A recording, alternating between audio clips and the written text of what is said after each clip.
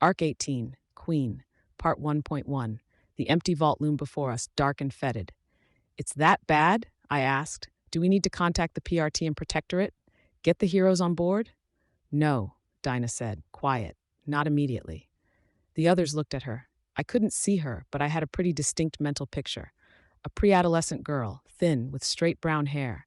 Cursory inspection with my swarm suggested her hair was tied into a braid, but many strands were coming loose. Unless a lot had changed since I'd last seen her, Dinah would be pale. My mental picture of her was of a girl that was almost ghostly. It said something that she was still able to command our attention with a few quiet words. 1.7% chance she does any serious damage before dawn. We have time. Thank you, I said. Useful to know, Tattletale said, but this is bad enough that we may have to go running to the heroes, eat crow, and ask for their assistance, get it sooner than later. Regent had followed Gru, Dinah, and I down the stairs. He peered into the darkness, then said, I don't think we'll have much pull with the white hats. Among other things, we've conquered the city, gave their heroes a series of spankings, gave the world-renowned Tinker a very expensive spanking, kidnapped one of their directors, and if I just heard you right, you just offed the replacement director. He stepped back, moved his mask, and whistled. I had to step back to see Rachel on her way from the entrance, her dogs following behind. I couldn't help but cough at the rancid smell from the vault, which made me cough more. Hospital, Gru said for the umpteenth time. Soon, I said. The heroes don't know we offed Calvert, Tattletale said. Yet, Regent added. My question stands. Do we need to contact them? I said. Maybe. I don't know. Tattletale shook her head a little. What do you know? I asked, because as far as the rest of us are aware, there's a teenage girl that's capable of tearing through 2 vault doors like they're nothing, and she's free, and she's pissed at us. Quite possibly at me, depending on how much she heard. Coyle sent the travelers to me for help. She's had some physical changes, Tattletale said. She traced one of the creases in the crumpled vault door with her gloved fingers. They wanted to get a better idea of what was going on, so they could maybe change her back. And when I asked about her before, you brushed me off. Don't like admitting I don't know something, she said. And I don't know the full story. They were working on the assumption that she's turning into an Endbringer. That gave us all a moment's pause. Rachel had just descended from the walkway in time to catch the last part.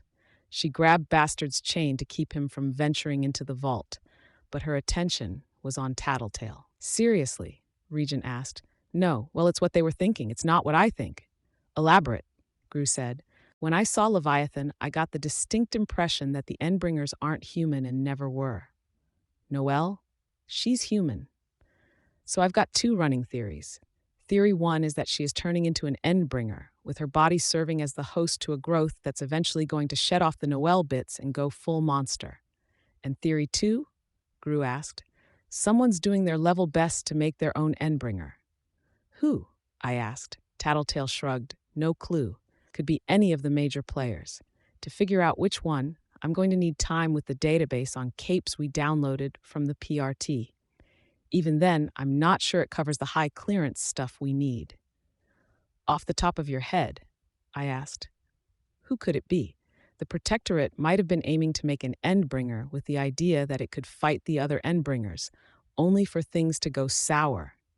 There's the group that made people like Gregor the Snail and Neuter. Tattletale looked at me. You remember that paperwork we found when we infiltrated the merchant's party? Cauldron.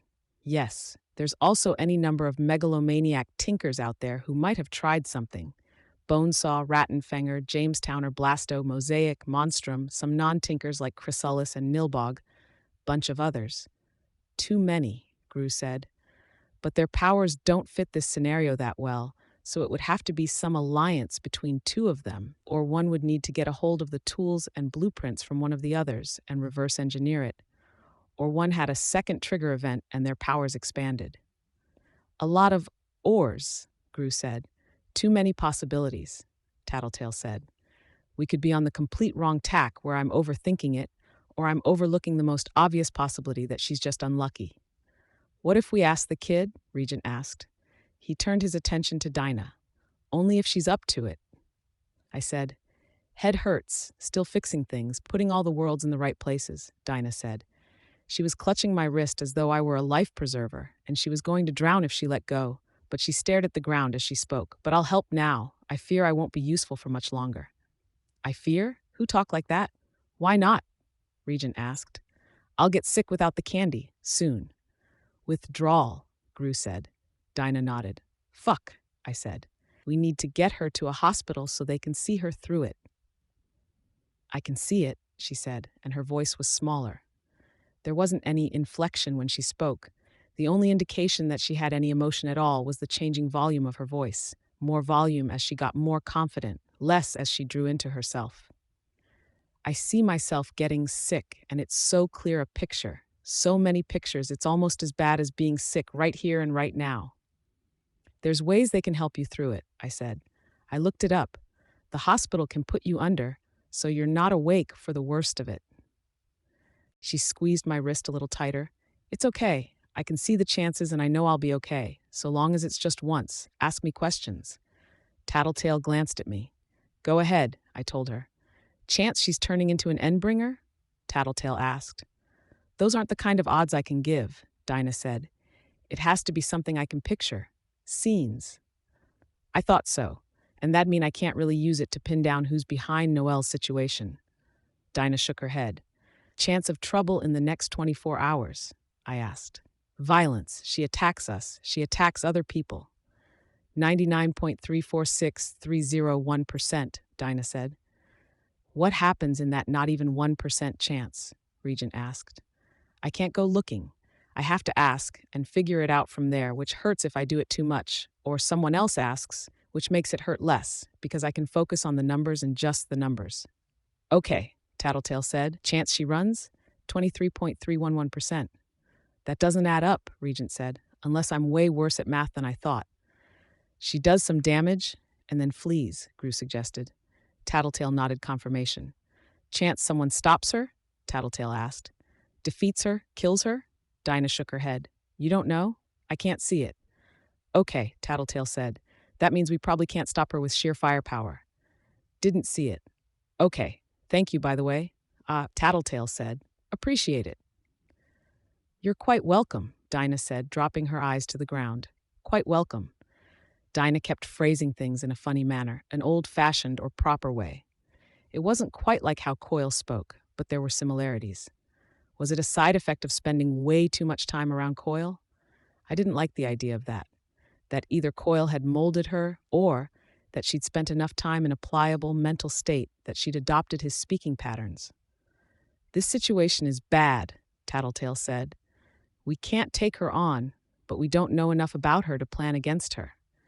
I was going to reposition everyone, so our territories covered the entire city, under the assumption that the travelers were leaving.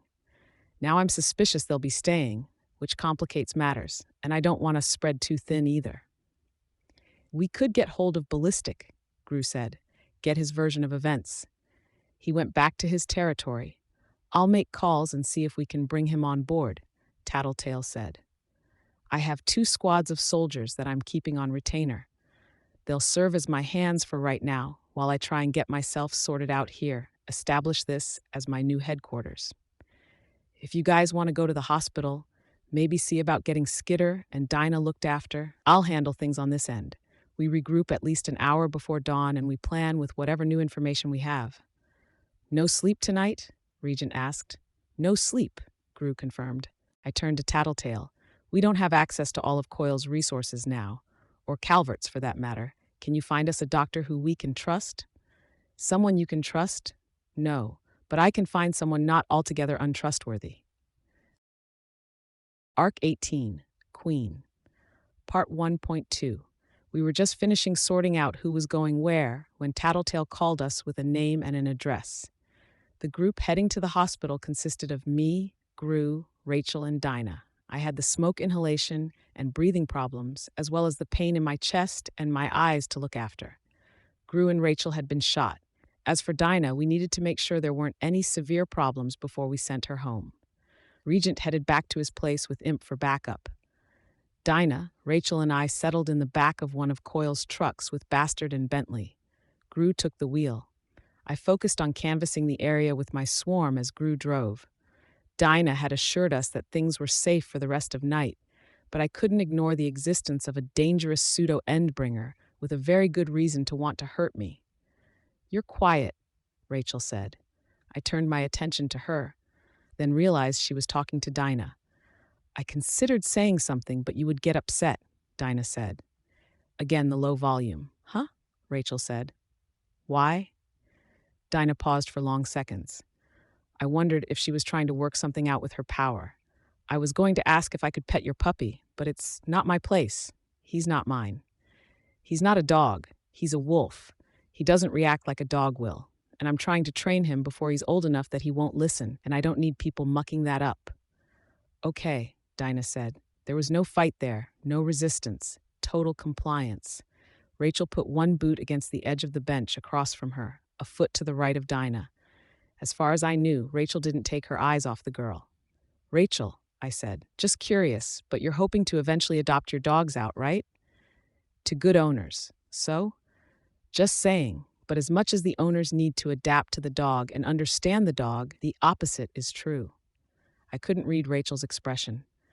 "The dog has to adapt to the owner?" she asked. "Right, and that means the dogs need a chance to get used to people. Dogs and humans have a partnership, right? So they need to meet halfway in that understanding, mutual understanding." Okay. Enough time passed that I wasn't sure if she'd picked up on my meaning. "You want to pet Bentley?" Rachel offered. "Very much," Dinah replied. "Bentley, gup." Bentley hopped up between Dinah and I on the bench. "Relax." The bulldog turned around once, then flopped down on the bench so his head was pressed against my hip. "Give him a sniff of your hand before you touch him," Rachel said. "Bentley's a good boy, but it's a good habit to get into with dogs. You don't want to surprise him and get bitten." I kept still while Dinah took Rachel's suggestion and extended a hand. Without standing, he twisted himself around until his oversized head was in Dinah's lap. Months since she's seen a dog, let alone touched one. How would that affect her in the long run? I hoped she wouldn't be in therapy for the rest of her life. I turned my attention to scanning the area, while Bentley reveled in the attention and affection. It was another 5 minutes before Gru stopped the van and we had a chance to get out. "Chance of trouble?" I asked. 15.33%, Dinah answered. "Can you tell me who causes the trouble? I only know we'll be in there, so I have to look at each of us, one by one, and then I see the number." "Okay. When there's trouble," she said, "it's you, 80% of the time." "Me?" I asked. She nodded. "Okay," I said. "I'll try to be good." With Dr. Q, the man Coyle had always referred us to, it had been one man operating solo. He'd known his stuff, but he'd been Coyle's man, and we couldn't trust him until things had time to settle down. This doctor's office had a staff, and they didn't even react as we entered. "What do you need?" a woman asked. She had a musical voice that was almost irritatingly sweet, condescending, like a kindergarten teacher or a character in a show for very young kids. Not to the point that I saw myself causing any trouble, but yeah. "3 of us took gunshots, but they didn't penetrate. Costumes stopped the hits, but I want to be sure there isn't lasting damage," Gru said. "The little girl needs a full checkup and maybe a brief stay while she suffers withdrawal from some unspecified drugs or drug cocktails. And we've got 1 case of smoke inhalation coupled with severe chest pain." "Understood. Your bill has been paid in advance. My mother and I will be looking after you," the young woman chirped. "Please come this way." We followed. The place was like any old doctor's office, but I noted statues and innumerable picture frames, and the floor was tiled. Going by my swarm sense alone, I got the impression the place was upscale. And it was empty. "You don't seem bothered to have supervillains coming through." "We've dealt with supervillains before," she said, and the way she said it suggested she didn't plan on elaborating. "You'll need to remove your costumes and masks. You can each have a separate room to disrobe, and we'll be seeing each of you in turn. Rest assured, your privacy and safety is our top concern." I could feel Dinah's death grip on my arm. I bent down and murmured, "Do you want a separate room?" She shook her head. I straightened and told the woman, "We'll share a room." "Neither of you are bashful?" "I'm blind," I said, "and no, I guess I'm not bashful." "Blind?" Gru said, his head snapping around as he looked at me. Rachel did as well. Tattletale didn't mention it? No, and you didn't either. I'm functioning. I probably won't when I can't use my power, but yeah. Is everything all right? The young woman asked. It's fine, Gru said, heading into one of the rooms. He stopped in the doorway, turned to me. We'll talk after. I bobbed my head in a nod, then led Dinah into an empty room. As far as I could tell, everything was as one might expect for a doctor's office, down to the jar of tongue depressors and a bowl of lollipops. How's your head? I asked. Headaches? Getting worse. But I'll get sick tonight. Before the headache gets too bad, then it won't really matter. Oh, do you have more questions? Some, but I don't want to burden you or make you feel like I'm using you. Go ahead. The end of the world. Did Coyle ask about it? Did he get more details on what happens? He would ask how the number changed, some mornings when he asked the usual questions, before Crawler came and I couldn't use my power for a while. He wanted to figure out what happened, but the only way to do that was to make guesses and see the numbers with my power.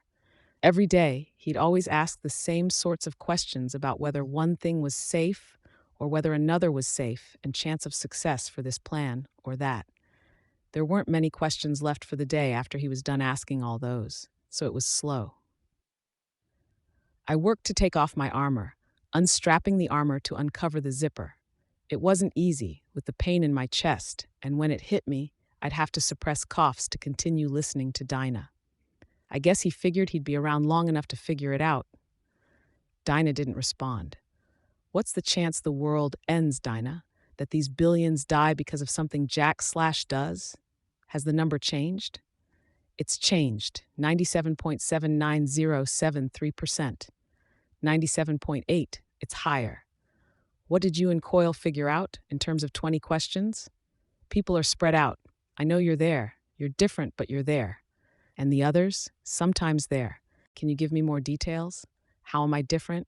Which of the others are there?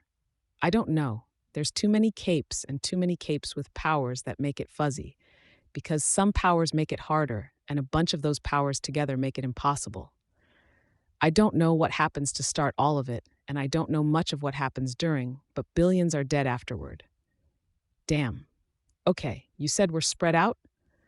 Yes. 5 big groups, lots and lots of capes from all around the world, and armies. Coyle asked a lot about that. He wanted to know about his chances for survival or the total number of casualties if he focused on one area over another. He wasn't interested in stopping it. He asked about that at first, but nothing changed the numbers enough. He said it was better to accept that it's going to happen and do what he could to minimize the damage. 5 major groups, I said. You don't know why? She shook her head. Do you know if it's like a natural disaster sort of mass death or death by violence or... I trailed off. Dinah was already shaking her head. All right, I said.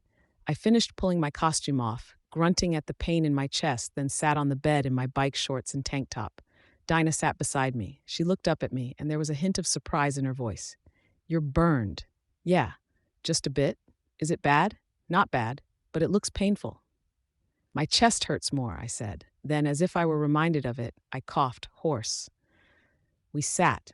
I could sense the doctor talking to Rachel, and heard Rachel's raised voice with the bugs I'd placed on her. I didn't envy the doctor for having to deal with her as a patient.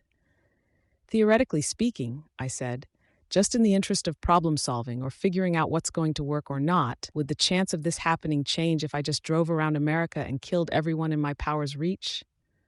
Not really, Dinah said. Damn, I replied. If she'd said yes, I could have narrowed it down to maybe the eastern United States or the West, then cut it in half again with North versus South, or narrowed it down to certain states. Home in on the person or people that the problem centered around, dealt with them one way or another. Except that wouldn't work. Would you? What? Kill all those people if you had to? No, I assured her. I'm not that kind of villain. You killed Coyle, didn't you? I saw. 32% chance it was you who did it, 5% chance you couldn't and asked someone else to, 60% chance you were dead. I killed him, I admitted, but that was a special case. Okay, she said, what I wouldn't have given to be able to read her expression. Does that bother you? I asked. She shook her head, but she said, It did at first, when I first saw that possibility. But I had a lot of time to wait, and eventually the idea of being rescued mattered more than his life did. That's pretty grim, I said. I didn't get a chance to say more. The female doctor was leaving Rachel's room, and Rachel was storming out. Both Dinah and I turned toward the door before the doctor had even touched the handle. The woman entered and hesitated a fraction when she saw us staring. Her voice was just as cheery as her daughter's. Hello, I'm Dr. Brimmer. Hello, I said. Have trouble with my teammate? She was uncooperative. I suppose we'll have to refund the amount that was already paid for her care. I hope that's all right. Everything indicated she was fine, health-wise. So long as she was fine. She perked up a little at that. Well then, who's first? Her, Dinah said before I had a chance to speak. The overall checkup went much as I'd expected. I was diagnosed with a fractured rib. The smoke inhalation was apparently something that should have been treated earlier, but I wasn't showing any lingering signs of mental or personality changes, and I wasn't dizzy, so she let me off with instructions to breathe deep. I got a cream for my burn and 3 bottles of eye drops for my eyes. Once every 2 hours, she said. And as for you, little miss, you seem undernourished. I haven't had much of an appetite for a while. Infection? Involuntary incarceration, I said. Ah, well, the woman's voice jumped up a notch on the cheeriness scale. None of my business. It wasn't me, I said. We weren't keeping her prisoner. Of course, I wouldn't act any differently if you had been. Really? I asked. Dinah grabbed my hand. I forced myself to shut up. Well, what drugs were you taking, sweetie? I don't know. Can you describe what you felt when you took them? Felt good. Calm. Relaxed. Very sleepy. Thinking through a thick soup. The woman was scribbling with a pen. She shook it to banish the fly that I'd landed on the end. And now, you're a little flushed. Was Dinah showing symptoms that I couldn't see? I'm hot, and my legs ache. I'm sweating, but that might be because I'm hot. That's all for now. Later, I'll be throwing up and crying. I'll be very tired, but I won't be able to sleep. You've been through this before? No, not much past this. This will be the first time, hopefully the last. I see. The time of your last dose? I don't know. I couldn't see a clock, but things start getting bad in 1.5 hours, Dinah said. They get to the very worst in one day. Can you put her in a coma? I asked. I read about it. No, I wouldn't feel confident in doing that without knowing the substances in her system. Then do a blood screen first, I said. If it's a question of money. No, Dinah was the one who spoke. Has to be the hard way. Why? I asked. Because there's a 70.159% chance that I relapse if I don't. The cravings get too bad and I can see more cravings in the future, and it gets to be too much and I go looking for some eventually. There was a hint of hysteria in her voice. I sighed. Okay, no induced coma. 1 bad week, Dinah said. 6 days. Okay then, the doctor said. Still chipper, strangely sounding pleased at this situation.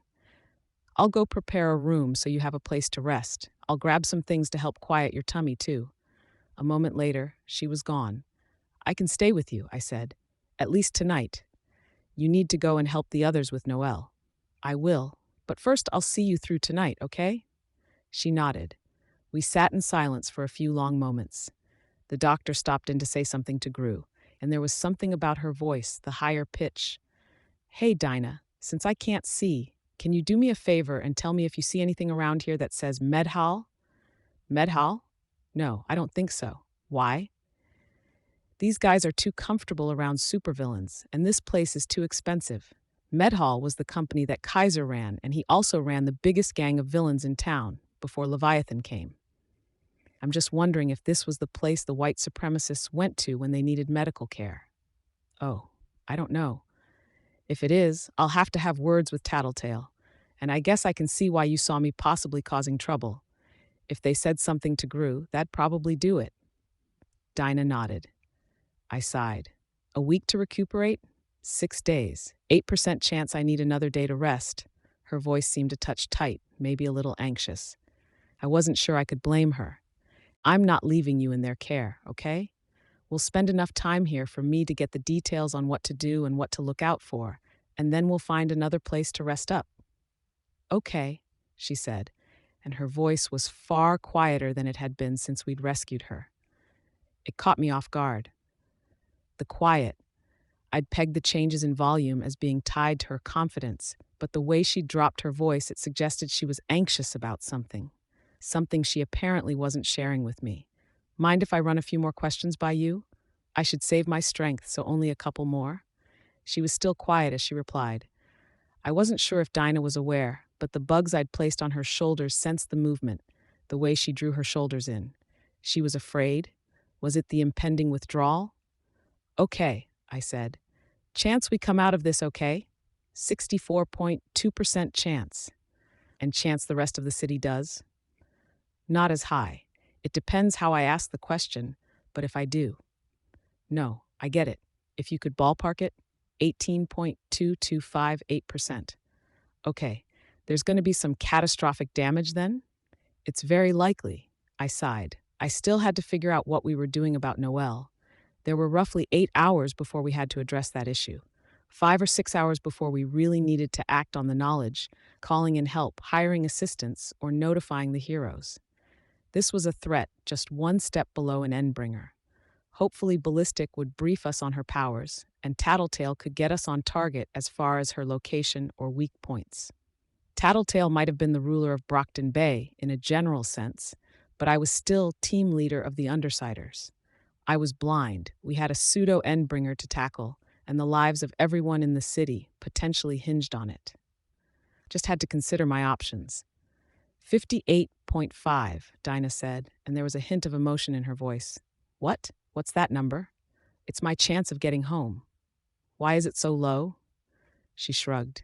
Did that mean she didn't know, or she wasn't willing to use her power to find out? Then I sensed her lean slightly away from me, and I got an inkling why. Me. It was so seductive when I thought about possible risk to my dad, to the people in my territory, to my teammates and friends, and even to me, to think about drawing on Dinah's assistance. With Dinah's help, we could avoid the worst-case scenarios. And maybe in some not quite conscious way, I was thinking about how to retain her help, one way or another. If she was sick, after all, I could look after her while dealing with the situation. Just a week of keeping Dinah close, drawing on her abilities to help everyone and to ensure her safety. With that in mind, and the way she'd clutched at me for security, I'd been assuming she'd stay with me for just a little while. She knew that. She saw the numbers changing. And just with that, there was a breach in trust. The savior wasn't quite what she'd expected. Dangerous, even. It explained why she was anxious. Dinah, listen, I said. I can guess what you're thinking. I don't want to be that person. I don't want to trick myself into believing it's right or better to keep you, that it serves the greater good or whatever, because that's a slippery, fast road to doing what Coyle was doing. She turned her head to look at me. We'll get you home as soon as possible, okay? Within 24 hours. And if there's more risk, if there's more danger to me or to you or everyone, I'll shoulder that, okay? I'll make sure we come out of this okay.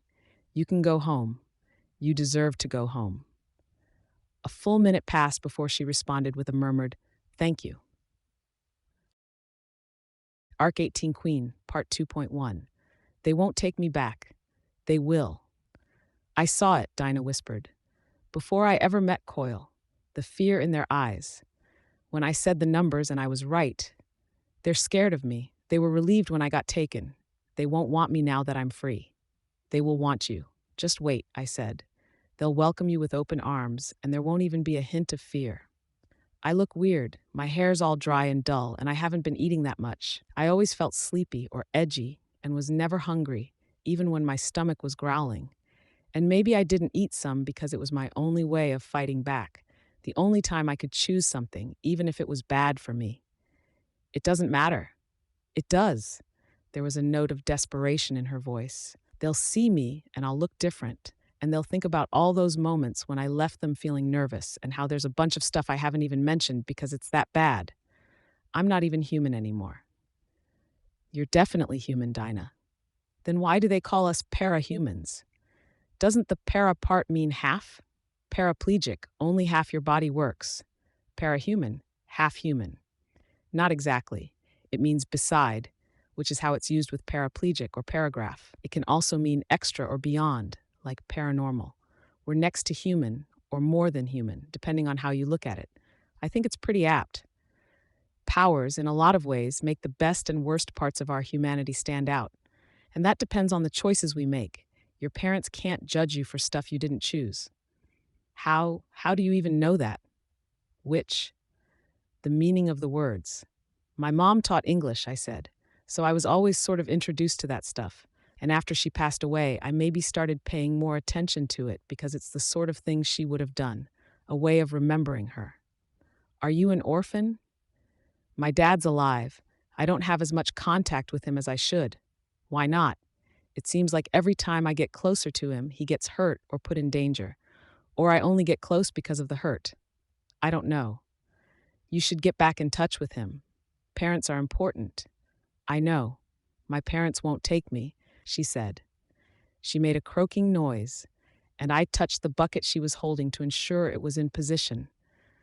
Held her braid so it wouldn't get in the way as she tried to empty her stomach of contents that were no longer there. I sighed, waiting until the worst of it had abated. When it looked like she might tip forward and fall with the puke bucket into the space between the back seat and the front seats, I caught her shoulders and leaned her back, carefully. How's the pain? I asked.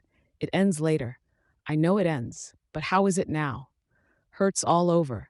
Painkillers didn't do anything. Yeah, I said. They couldn't give her anything narcotic, not with the way the doctor was suspecting that Coyle had dosed Dinah with a mixture of opiates and tranquilizers to keep her artificially content and mellow. They're not going to take me. It was becoming a refrain. They will, I said. I know you can't use your power right now, but they will. And even if they take me, it'll be weird because they can't ignore my power now. They pretended I didn't have one, pretended I was an ordinary kid, pretended the headaches didn't mean anything, like they pretended the heart disease wasn't a thing. Heart disease? You? Dinah shook her head. Not me. She didn't elaborate. Related to her trigger event?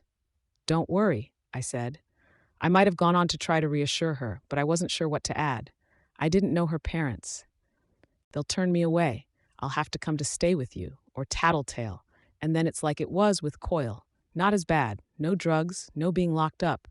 But I'll know I can never go home. She was shaking, I realized. Trembling. Dinah, listen. That's the drugs talking, okay? That's all it is. As relaxed as they made you before, they're making you rattled now while you're in withdrawal. She made an incoherent noise in response. I leaned towards the front seat. Do you have a brush? The driver, supplied by the doctor's office, responded with only one word, comb. Comb will do. He opened the glove compartment and reached back to hand me a small comb, not even as long as my hand. Here, I said, let's get you more presentable so there's one less thing to worry about. I pulled off the elastic that held her messy braid together and began combing it straight. There wasn't much time left and still so much I should be saying, doing, or asking. Do we come out of this okay? We'll come out of this okay. Can we stay in touch? I'm sorry I played any part in this happening to you. Either I didn't have the courage or I couldn't find the right words. Dinah wasn't in much of a state to converse either. I settled for tidying her hair, braiding it from scratch, and putting the elastic band in place. Maybe it wasn't as nice as it would be without the braid, but this would be easier to manage while she was recovering. Not even a minute later, I was holding that braid back while she hung her head over the bucket, the both of us waiting to see if she would start heaving up mere teaspoons of bile or if this latest spell of nausea would subside. I was avoiding putting bugs on her skin, but I was aware of how she was drenched in sweat to the point that it was soaking through her clothes. She was feverish, too. My swarm could tell the difference in her temperature, even through her clothes and scalp. The car pulled to a stop. Dinah startled, as if shaken by the realization of what it meant. Can you go on your own? I asked. Or maybe we could sit you down on the edge of the front lawn and beep to signal your parents? Go, she said. What? Go. I'll stay in the car. You see if... She paused. I wasn't sure if it was because of nausea or something else. If they want me? I thought about arguing, about assuring her that they would. Then I reconsidered. I got out of the car and crossed the front lawn to the front door of her house. I hit the doorbell, but neither I nor my bugs could hear a sound. No power, or it wasn't hooked up. I gripped the heavy iron knocker and rapped on the door. Two stray fruit flies found the parents in a bedroom on the ground floor. They stirred, one sitting up, but they didn't approach. I knocked again. The dad got a cast iron pan for an improvised weapon. It was almost comical, cartoonish. Through my swarm, I could almost make out his words as he assured his wife, "Don't know." Whatever started or ended the sentence, I didn't catch it. I stepped back before he cracked the door open, pan held like a weapon out of sight. He saw me and slammed the door shut in the next instant. I pushed the door open before he could lock it, winced at the pain that caused with my fractured rib. He moved as if to swing at me, then dropped his arm as he reconsidered in the face of the thick cloud of bugs that stirred around me. I wasn't sure how much he could see. There weren't any street lights or lights on inside, but I would be backlit by moonlight. "I'm not here to cause trouble, Mr. Alcott," I said, "and I don't mean to scare you." "What do you want?" "I brought Dinah." He froze. "If that's all right," I said. Not turning away from me, he shouted, "Anna!" His wife exited the bedroom to stand in the doorway, peering out into the hallway. She reacted as she saw me. "Extortion?" he asked. "We don't have anything. You can take anything we have here, but it's not much." "Not extortion. The man who took her died. I'm bringing her back." "Please," the mom said. "Where is she?" "Before I go get her," I said. "You should know. There's no sign he touched her. He didn't hurt her, not physically. He did everything he could to take care of her in a utilitarian sense, but she was still a prisoner." Without working eyes, I couldn't see their expressions. Horror, grim acceptance. "She was drugged, often and heavily. She's in the middle of recovery, and it isn't pretty. No narcotics, no painkillers, and no tranquilizers, maybe for the rest of her life." The mom made a subvocal noise. "She's an addict?" the dad asked. "Yes, and she's a touch malnourished, and above all, she's scared. I wouldn't have brought her yet, but I thought it was more important that I get her away from anyone who would do what Coyle did, using her for her power. I wanted to get her home." "She has abilities, then?" the dad asked. "Why else would Coyle take her and keep her?" "An ability, to be specific," I said. "Does it really matter?" The dad shook his head. "I'll go get her, then." I walked out to the car and opened the door next to Dinah. "They don't want me. They won't." "Come on," I said. I extended my hand. "Maybe we should wait until I'm not sick anymore. If they see me like this, they might have second thoughts." "They won't. And we agreed you should go home sooner than later. Come on." She put her hand in mine, and I could feel it shaking in the half-second before I got a firm grip. I supported her as she got out of the car, then walked her back toward the house. Mrs. Alcott made a noise somewhere between a moan and a cry as we approached the front door. I moved my bugs out of the way and let go of Dinah the second her mother embraced her, right in the middle of the front lawn. The father was only a step behind, dropping to his knees to wrap his arms around them. A family reunited. It was a rare thing I was finding, that a family was both intact and functioning. Too many of the people I'd interacted with so far were separated from the families they should have by death, by pain, misunderstandings, or abuse. I turned to leave. "Thank you," the dad called out. I almost stopped. Then I kept walking towards the car. "Don't thank me," I said, without looking back. I wasn't sure if I was loud enough for him to catch it. It didn't feel good, but it didn't feel bad either. I'd played a part in her being taken from her family. Maybe a small part, but a part. I'd done something to make up for that. The real sacrifice, the real atonement, would be dealing with what came next. Dealing with Noelle and the end of the world without using or abusing Dinah's powers. I wasn't sure I felt good about that. I'd gotten this far by making the most out of every resource I had available and by being smart about things. This was throwing away a resource, tying my own hands. The decision felt dumb, even as I knew it was the right thing to do. I climbed into the car. Settling into the middle of the back seat, I swept my bugs over the area as a matter of habit. 2 folded pieces of paper were stuck in the flap behind the driver's seat, where they hadn't been before. I picked them up, tried to view them with both my regular eyes and my bugs, then settled for tucking them into my belt. Had to get someone to read them for me later. "Where to?" the driver asked. "Downtown. I'll tell you where to stop. Arc 18, Queen, Part 2.2. The others were gathered outside Tattletale's new headquarters. The Undersiders were all there, Bastard and Bentley included. Ballistic was present as well, though I hesitated to call him a member of the group. There was also someone who I hadn't expected. Parian. My recruit after a fashion, the doll girl was dressed in a crisp new frock, accompanied by a giant stuffed penguin fashioned from cloth. "You're late," Ballistic said. "Had an errand to run." "Sent the girl home?" Tattletale asked. "Yeah." "Good," she said. "Feel better?" "Some," I replied.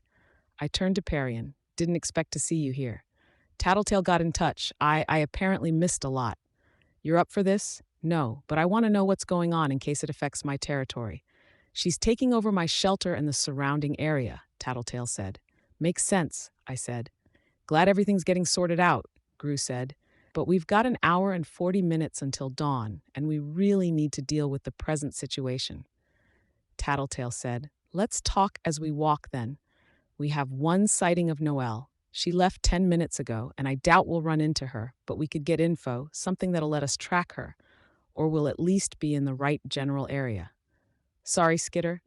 We found Atlas, but he's stashed halfway across the city, so transportation might be a little awkward." I only nodded. Parian took the penguin apart and created a longer, broader form, a dachshund in black and white. "This is so lame," Imp said. "How are you supposed to build a decent rep if you're caught riding a wiener dog?" "It's the only thing long enough," Parian said. "Snake? Too much wear." "If you don't like it," Gru said, "you can walk. It's functional." "You've fallen so far, man," Regent murmured, wry. "You used to care about these things. Because they kept us alive, kept our enemies off our backs. I don't care too much about anyone dumb enough to ignore the fact that we own this city but care about how we travel." "I could ride Bentley," Imp suggested. Regent commented, "You're calling him by his real name now? Didn't you call him Slobberjaws just a little while ago?" Rachel was looking at Imp. "Glaring? You're not riding him. You really care?" Imp asked. "Not about the name," Rachel said. "About respect." Imp groaned audibly, and Regent laughed. My bugs helped me catch the muttered exchange between the pair. "Why?" Imp asked in her most wounded voice. "Payback," Regent replied. Rachel was looking at me, the offer unspoken. I accepted it, reaching up to take Rachel's hand and using her help to climb onto Bentley's back, settling in behind her. We walked briskly alongside the cloth dachshund that bore the burden of the rest of the group. Gru, Tattletale, Regent, Parian, and Ballistic. "Everyone's kosher with me taking the seat of power?" Tattletale asked. "This isn't me being manipulative like Coil, but I do consider us partners. I want us working side by side, even if our roles are different." "Partner? You're in charge, aren't you?" Ballistic asked. "I'm headquarters, ops, management. Skitter's our real leader, our field commander. If it comes down to it, she can call the shots. I'll back her up." "If she's up for it," Gru said. "She's blind and neglected to mention it before the events earlier tonight." "It doesn't matter that much. I don't need my eyes when I can use my power," I said. "I'll have to take your word for it." "What are we up against?" I asked, aiming to change the subject. "Ballistic. Can you fill us in?" "It's why I'm here. Consider Noelle a triple threat," he said. "She's strong, she's got nothing to hold her back now, and she's smart. She was your team leader, right?" I asked. "She was the leader before all of this started." "Yeah. You have to understand, she's a natural tactician, and tacticians come in two varieties. There's the strategists that think things through, innovate, and analyze. Then there's ones that go by instinct. Noelle's the latter. Not to say she isn't good if given a chance to plan, but she can get a sense of the current dynamic on an intuitive level, play things by ear while making spur-of-the-moment calls. Those calls turn out to be the right ones, not because she's lucky, but because she grasps the situation so quickly that it looks like she didn't give it any thought at all." "She's quick-witted, then," I said. "Not exactly what I meant. Might be that I'm extrapolating too much from too small a sample of info. Far as I know, she's never been in a serious fight, but when you add that to the whole strong and desperate bits I just mentioned, it makes for a scary combo." "How's that?" Gru asked. "Right now, she's scared, angry, desperate, and frustrated, except all the dials are turned up to 11. Ballistic said. She can't hold back her emotions like she used to. She goes berserk at the drop of a hat, and this, losing what she sees as her last shot, that's more than a dropped hat. If she were a person who relied on her brain in a crisis, she'd be at a disadvantage because she's not in any position to think straight. The way she really operates, though, she won't be any less effective because of that fear and panic. I don't plan on getting in her way. I'm sitting out on this fight, for the record. You're out? You're not working with us? Gru asked. I'm holding territory, but I'm not a member of the team. Same, Parian said. Sorry. You don't have to be sorry, I said. But I think you're underestimating how bad this situation could be. I don't think we can afford to have anyone sit out. She's scary, Ballistic said. Let's settle for that. You don't get within Behemoth's range. You don't aim for the long fight against Leviathan. And you don't send everyone against the Simurgh at once, or you're screwing yourself over. Trust me when I say this is better all around if I skip this fight. She knows me, and she'll use me against you. You talk about her being clever, but she didn't seem that on the ball when we talked to her over the phone, back in your base, I said. You guys were lying to her about Tattletale, about Dinah, and other stuff. If she's that clever, why didn't she pick up on it? Ballistic sighed. Honestly, she put her trust in Kraus, in Trickster. He betrayed that trust, and he did it pretty damn well. I don't fault him for it exactly. She couldn't know the whole truth, or we'd be in exactly this situation, just at a worse time. But you do fault him for something, Tattletale said. He became team leader more because he's fast at thinking on his feet than because he's good at making the right call. He took it on himself to make a whole lot of wrong calls.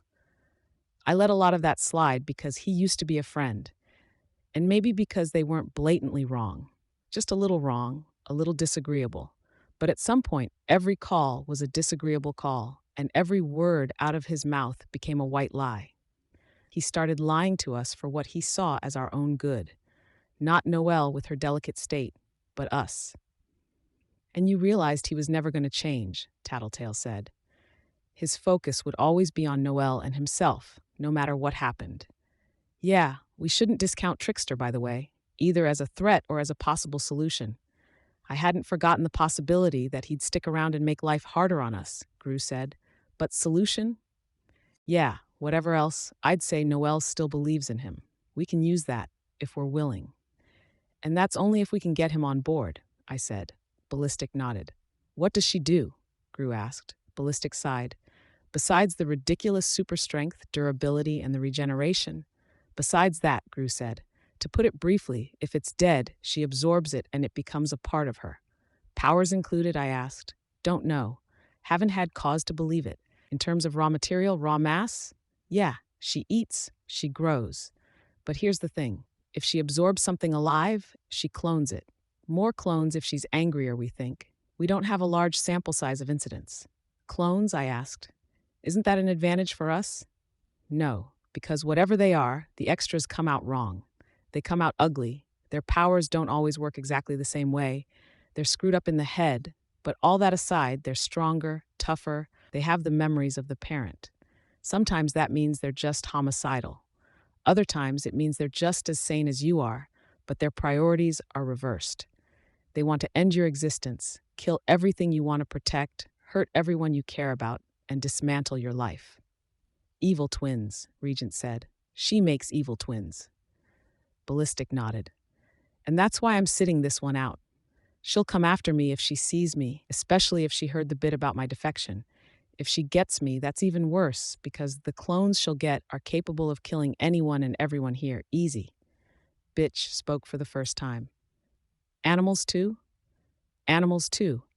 And microbes too, based on stuff she said before, though she might just treat them like she does dead material. I don't know. For all we know, it ties into some other power. Do the clones have an expiry date? I asked. Not as far as I know. Any time we've had to deal with them, we were pretty ruthless in putting them down. They sort of made a point of being too problematic to be left alone. They're still people, Parian said. No, Ballistic replied. They really aren't. Trust me on that count. I've got soldiers at key locations, keeping an eye out, Tattletale said. Just a few guys, and I'm paying them an astronomical amount. I won't be able to keep it up for more than a few days. Which is how you got this lead? I asked. She nodded. Okay, I said, good, but we'll need a way to deal with her. Ballistic, you said she regenerates? Not that fast, but fast enough. Her lower body is tougher, but her upper body isn't exactly vulnerable. I've seen her take bullets and barely even flinch, and that included one to the head. They do damage, maybe, but it heals too quickly for it to matter. And I think she's gotten bigger and tougher since I saw her last. When was that? Maybe a week after we got to this city. A while before Coyle put in the first vault door, there was just a garage door. I didn't want to risk getting too close, not with the lethality of my power and the damage she could do. Her appetite's increased, so it might be a pretty dramatic difference in strength from the last time I saw her out and about. You guys are going to have your hands full trying to kill her. I don't want to kill her, I said. Not unless we absolutely have no other choice. Ballistic turned my way, and he had a funny tone in his voice as he asked, How do you think you're going to handle this? Containment, I said. If I get enough spiders together, I could try to surround her in web. Not going to work, Ballistic said. It almost worked against Crawler. She's stronger than Crawler. Then we go to the heroes. We get their assistance, I said. Containment foam on top of my web, Vista to slow Noelle down, clock blocker to put her on pause. Tattletale told you, didn't she, that we think she's turning into an Endbringer. Why is lethal force okay against Leviathan but not against Noelle? She's still a person under it all, I said. She deserves a chance. You don't seem to care at all about the subject of killing a friend, Ballistic, Tattletale added. She's not my friend. She's not the person I knew. Maybe she has the same memories, fragments of the same personality, but that's only surface stuff. Because even the bits that look like Noelle aren't really anything resembling the original. She wouldn't be able to heal bullet wounds like she did if they were. Stands to reason the bits that think like her aren't either. Pretty cold, Tattletale said. Fuck you, Ballistic replied. He slid off the stuffed animal's back. I hope what I said was useful, and I wish you luck, but fuck you, you don't get it. Parian's animal had stopped, but Ballistic was already striding away in the general direction of his lair. Go on, Tattletale urged Parian. The stuffed dog started walking again. You told me I could protect people, Parian said. It took me a second to realize she was addressing me. How do I do that? We could use your stuffed animals. If she can't absorb them, then they're frontline combatants we can use. I don't want to fight. I really don't think we have a choice. You fought Leviathan, I said. Parian shook her head. I almost wish I didn't. I only did it because I promised myself when I was a kid, when I first learned about the Endbringers, that I would fight them if I ever got powers. That's why I did it, because I didn't want to betray the kid version of myself. Wouldn't your child self want you to do this? I asked. I don't know, but I didn't make any promises to myself about this. Tattletale cut in. Heads up, I don't think we're the only ones checking out the scene. Who? Parian asked. The Protectorate, the wards. If you're not up for a potential fight, this is the time to back off. The wards? Parian asked. Tattletale nodded. I'll stay. I won't fight, but I'll stay. I made my decision and I'll own up to it. It's at least one more body on our side, giving them less reason to pick a fight. We do this peacefully, I said. We need their help so we avoid confrontation. This isn't going to work, Regent said. Just saying. We'll try it anyways, I replied. I could sense the heroes well before we reached them, gathered by a ruined building. I used my bugs to get their attention before we appeared around the corner. Undersiders, Miss Militia spoke, rifle raised and pointed in our direction. The other members of the local hero teams were at the ready just behind her.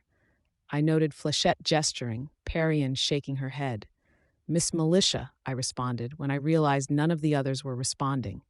Should have hashed this out with Tattletale. She can do the negotiating with hostile parties better than I can. You do this? She jerked her head in the direction of the wreckage, not moving the rifle. Her voice was hard. Indirectly, I replied. But not really, no. I don't know what that is exactly. I find that hard to believe, she responded. A hell of a lot of damage, reports of howling eerily similar to the reports we've had for Hellhound's animals, and let's not forget your penchant for kidnapping the good guys. Shadow Stalker, Pigott, Calvert. Kidnapping heroes? With my bugs, I did a head count. Someone was missing. How? Dinah said Noelle wouldn't do any major damage before dawn. Vista, I finished Miss Militia's thought. You're talking about Vista. Arc 18, Queen. Part 3. Miss Militia didn't respond. She stared down the length of her gun at Tattletale. I could believe that if we gave her cause, any of the rest of us were an instant away from getting shot.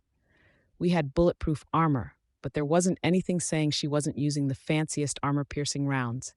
Her power supplied whatever hardware she wanted. We didn't take Vista, I told her. It doesn't make sense, Tattletale said. We'd take her, do that sort of damage, and then come back? Approach you guys peacefully? I'm beginning to see why Armsmaster was so frustrated with you, Undersiders. Every time we run into you, we're left in the dark, vast amounts of information missing from the overall picture. There's always surprises, so I'm paying very close attention to what you are saying. Case in point, you say Vista was taken and not murdered. I don't think she was killed, I said. Tattletale nodded. Brea, that's good to know, Miss Militia said. She sighed. When you're going on the offensive, there's nothing held back. You don't pull any punches, short of murder. And you apparently came damn close with Triumph, Skitter. Triumph folded his arms.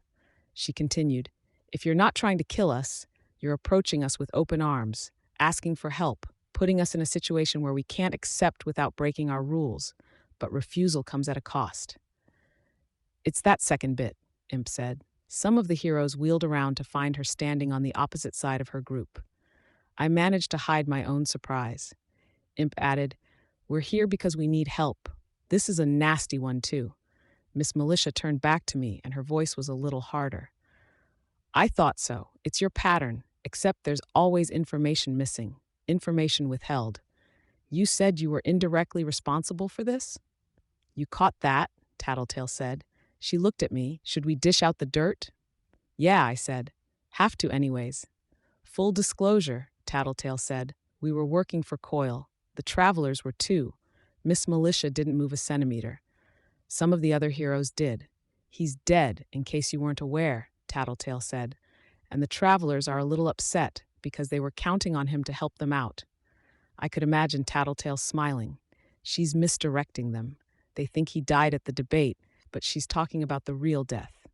The death at my hands. Miss Militia shook her head.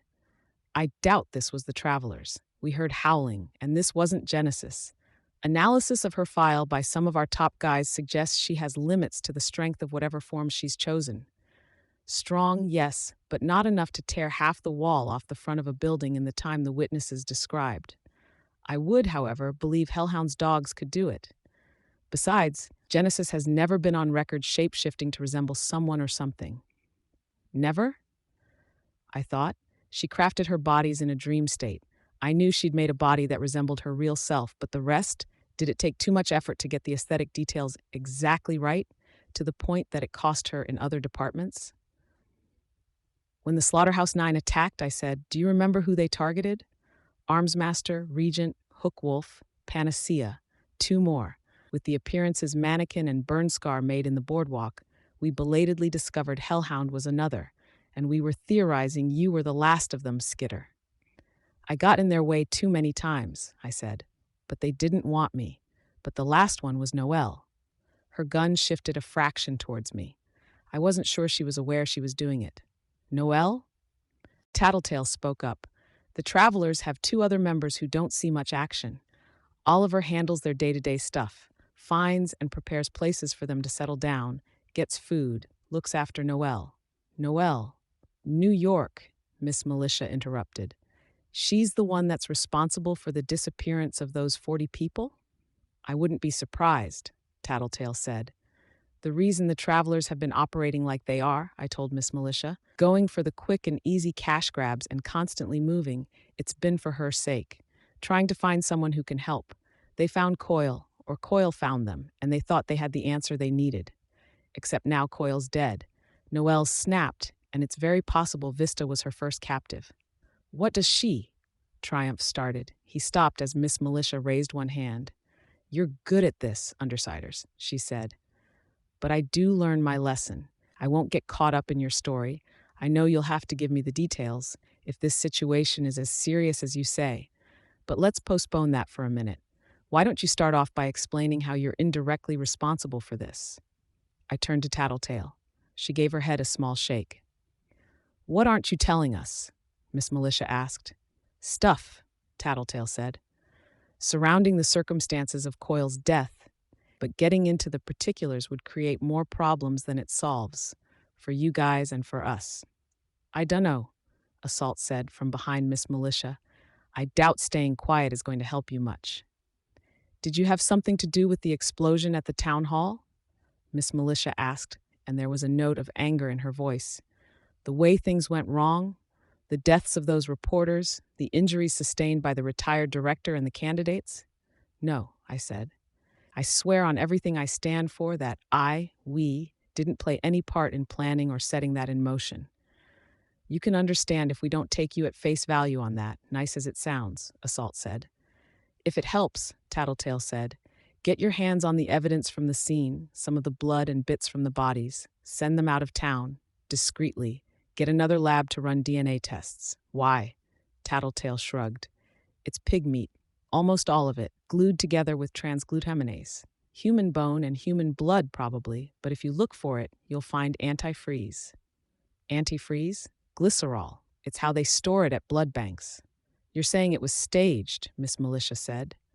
Despite the fact that we had wards on scene, innumerable witnesses. Despite that, Miss Militia straightened a fraction. And of course, we can't check it now.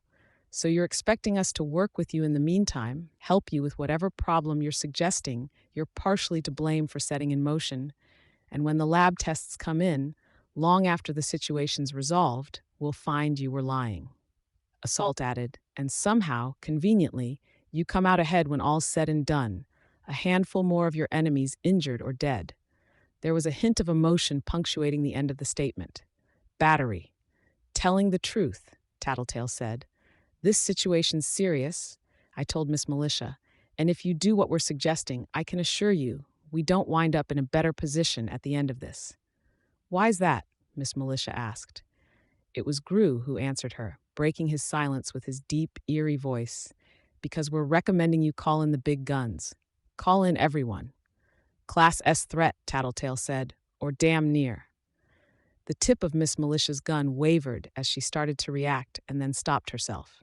Neither she nor any of the heroes moved or spoke for long seconds. When she did speak, she said, there's 6 Class S threats active in the world at large. The Endbringers make up 3 of them.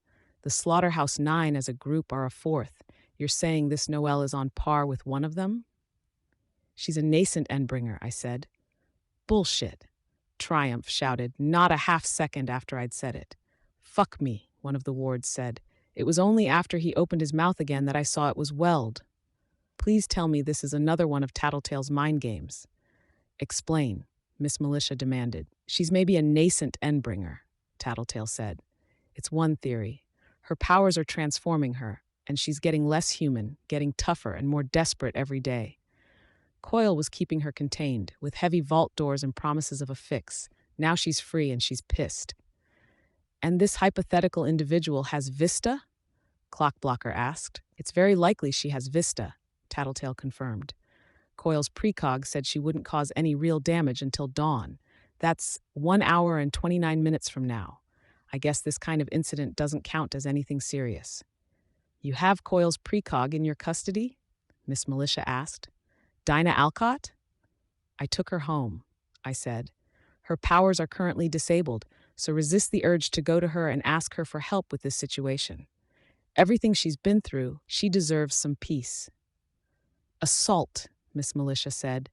Let's get some confirmation that at least some of what they said is the truth. Get in touch with the Alcotts. On it, he said. He drew a rugged smartphone from his belt and put it to his ear. I think it's time you guys offer the particulars on this Endbringer, Miss Militia said.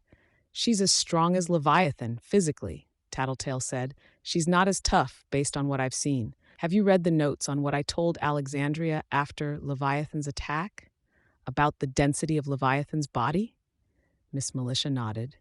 Higher density as you penetrate deeper to the core, to the point that it bends the rules of how molecules and atoms should work. It makes sense. Armsmaster had a molecule-severing weapon that couldn't cut through all of Leviathan's hand, and it explains why nearly all the damage we do is so superficial. Noelle doesn't have that yet. I'm not sure if she ever will. We don't know if she's really becoming an Endbringer or not. What I've seen of her was only partial. A camera feed with dim lighting on the other end, Tattletale said. But everything she eats gets added to her biomass, and I think she'll probably reach a critical point and stop growing, start fortifying what's already there instead. She's big? Weld asked. She's big, Tattletale said. And if she gets her hands on you, she'll eat you whole, spit you out along with a copy.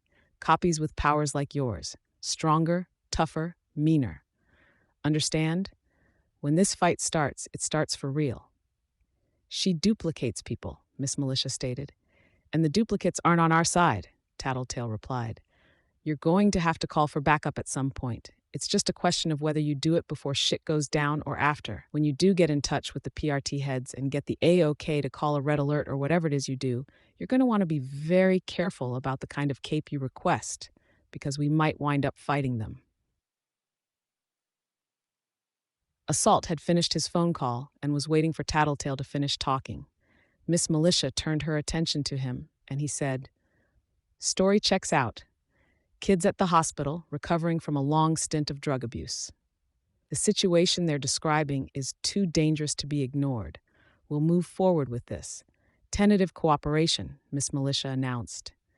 In exchange for our trust and our assistance, the Undersiders will give us one hostage. How about me? Imp offered. Her tone was light, joking. Someone who we can keep track of, Miss Militia said. Rachel Lint, Hellhound. If you'd please step into the van? Fuck that, Rachel replied. That's a disaster waiting to happen, Gru said. I couldn't help but nod in agreement. You, along with Skitter, are problematic due to the sheer amount of damage you could do in the enclosed space of a van. Tattletale's more damaging in other ways. It would help if we knew exactly what her powers were. Miss Militia trailed off, inviting a response. Not sharing, Tattletale said. And I just had my turn at being a hostage. Not sharing the details on that either, for the record. Regent's too dangerous. We don't know exactly how long it takes for him to achieve full control, and our records suggest he can regain control instantly. Even if we assume it takes an hour or more, we can't trust that we won't end up in a crisis situation where Regent's being kept in custody for an extended period and gets the opportunity to use his power on someone. Not to mention the possibility that he could call Shatterbird to his location. Separated from her dogs, Rachel Lint is the least threatening and most vulnerable member of your team. The optimal hostage, if you will. And she won't accept being separated from her dogs or being kept in custody, I said. I will. I can hand you my weapons and send my bugs away. Skitter, Gru said. No. Miss Militia folded her arms, unconvinced. I reached over my shoulder, slowly, and unbuckled my utility compartment. Tattletale grabbed it for me as it came free, and the straps fed out through the rings beneath the shoulder panels. She handed it to me, and I drove away the bugs I'd gathered inside. When they were gone, I sent away the bugs that were nestled in the midst of my hair, beneath each of my other armor panels and the skirt of my armor where it covered the scorched leggings of my costume. So many fucking bugs, Clockblocker said. They have to weigh as much as she does. No, not as much as you'd think, I said. I turned to Miss Militia. Satisfied? She extended a hand for the concave, spade-shaped piece of armor, her gun turning into a handgun in the meantime. Triumph, pat her down. Everyone else, get ready to mobilize. Assault, you'll be riding my bike. I'll sit in the van. Weld Clockblocker, Flechette, and Kid Win with me. I waited while Triumph roughly pat me down, running his fingers into the folds and crevices of my armor and beneath my belt. He found the 2 pieces of paper I'd folded and tucked inside, shook them out as if there might be powder inside, unfolded them, read them, then put them back the way I'd had them. I felt like saying something to him, but wasn't sure what. Sorry for attacking your family and nearly murdering you? It sounded almost taunting. Miss Militia led the way to a containment van, and I followed, feeling oddly lightweight. She opened the back, indicating we should gather inside. They arranged themselves with Clockblocker and Weld sat to either side of me, Miss Militia, Flechette and Kidwin opposite me. The door slammed shut as Kidwin got himself seated. I had only a few bugs in place to get a sense of their positions. Few enough that I might have lost track of who was who if I wasn't careful. Using one of these bugs, I did a minor peripheral sweep. They didn't have weapons pointed my way, but Flechette and Kidwin did have weapons on their laps, a crossbow and laser blaster. "You're shorter, looking at you like this," Clockblocker said. "Tall for a girl, but not tall." "Sorry," I said. "You didn't get rid of all your bugs," Clockblocker commented as the truck started moving. He was looking in the direction of the patrolling mosquitoes and no Siums. He noticed. "Not all," I agreed. "Why not?" "Because I'm blind and I'm utterly helpless if you take all the bugs away," I thought. "Too much of it's automatic," I said. "I got in the habit of using my power to survey the situation, and now it happens even without my thinking about it." "Thinker one," Weld said, "because your bugs let you sense things to the point that you might be a short-range clairvoyant." "That's about what the director said," I replied. I heard a click, and Bugs moved to the source of the noise to investigate. Miss Militia had my utility compartment in her lap, and she was holding a handgun. Mine. "Only one shot remaining. 2 reasons that might be the case," she said. "Saving it for yourself, or it was used and you haven't reloaded." "The latter," I replied. "Who have you been shooting?" "Your director. Mannequin. And shot through some boards so I could break them." "Oh, long story. I haven't really thought to reload it. I don't use the gun much." "Obviously," she said, but she didn't elaborate. "String? Can you leave stuff where it is?" I asked. "I'm curious why you have coiled string in your backpack here," she said. "It's a utility compartment, not a backpack. It's so I don't have to have the spiders make it in the middle of a fight." "Spider silk," Kidwin spoke his realization aloud. Miss Militia continued. "Pepper spray. Change purse with cotton swabs. I see, it's to mask the rattle of spare change. And smelling salts, needles.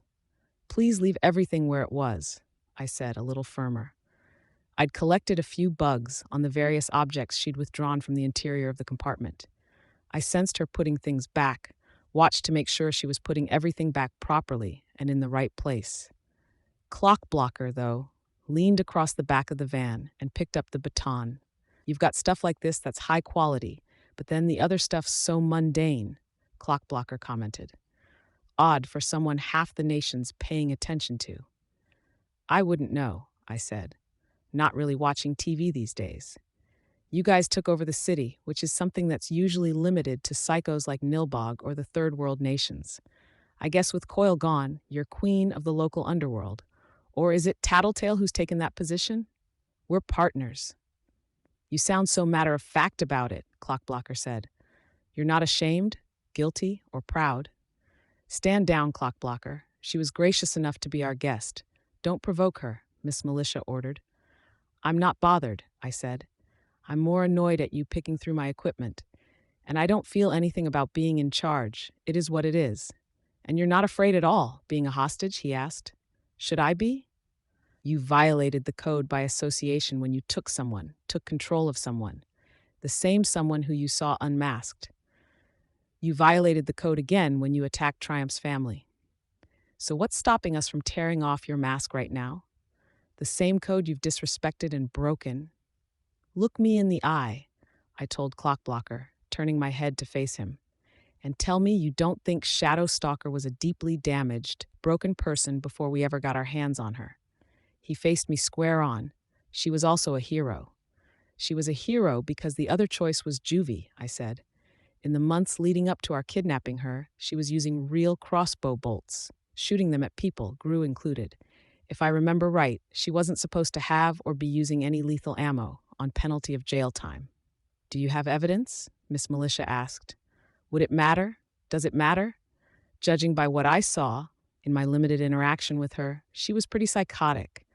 There's no way you guys spent all that time with her without something crossing your radar. The night we took her, I baited her out and she tried to cut my throat." "I understand where you're coming from," Miss Militia said, "but again, I have to ask for evidence. I can't take you at your word. There's procedures to be followed." "Procedures that tie your hands," I said, "and they protect us at the same time." If you're looking for a reason why we're in charge, I said, turning towards Clock Blocker, that'd be a good place to start. You guys knew you had someone bloodthirsty and fucked up working beside you. You accepted it, probably accommodated her, probably cut her slack in other areas, because I doubt she was an angel outside of costume either. I let that sit with them for a moment. Yeah, I said. I shifted positions on the bench. We aren't limited by oversight and bureaucracy, and we don't pretend our lunatics are kid-friendly. And without that oversight, you're free to kidnap people like her and subject her to torture, Clock Blocker said. That's enough, Miss Militia said. She wasn't quite as sharp as before, but her words were somehow more effective. We rode on in silence for a few long moments. You smell like smoke, Clock Blocker said. Clock Blocker, Miss Militia said. I reserve every right to adjust your patrol schedule if you won't stop engaging Skitter. I'm really okay, I told her, keeping calm.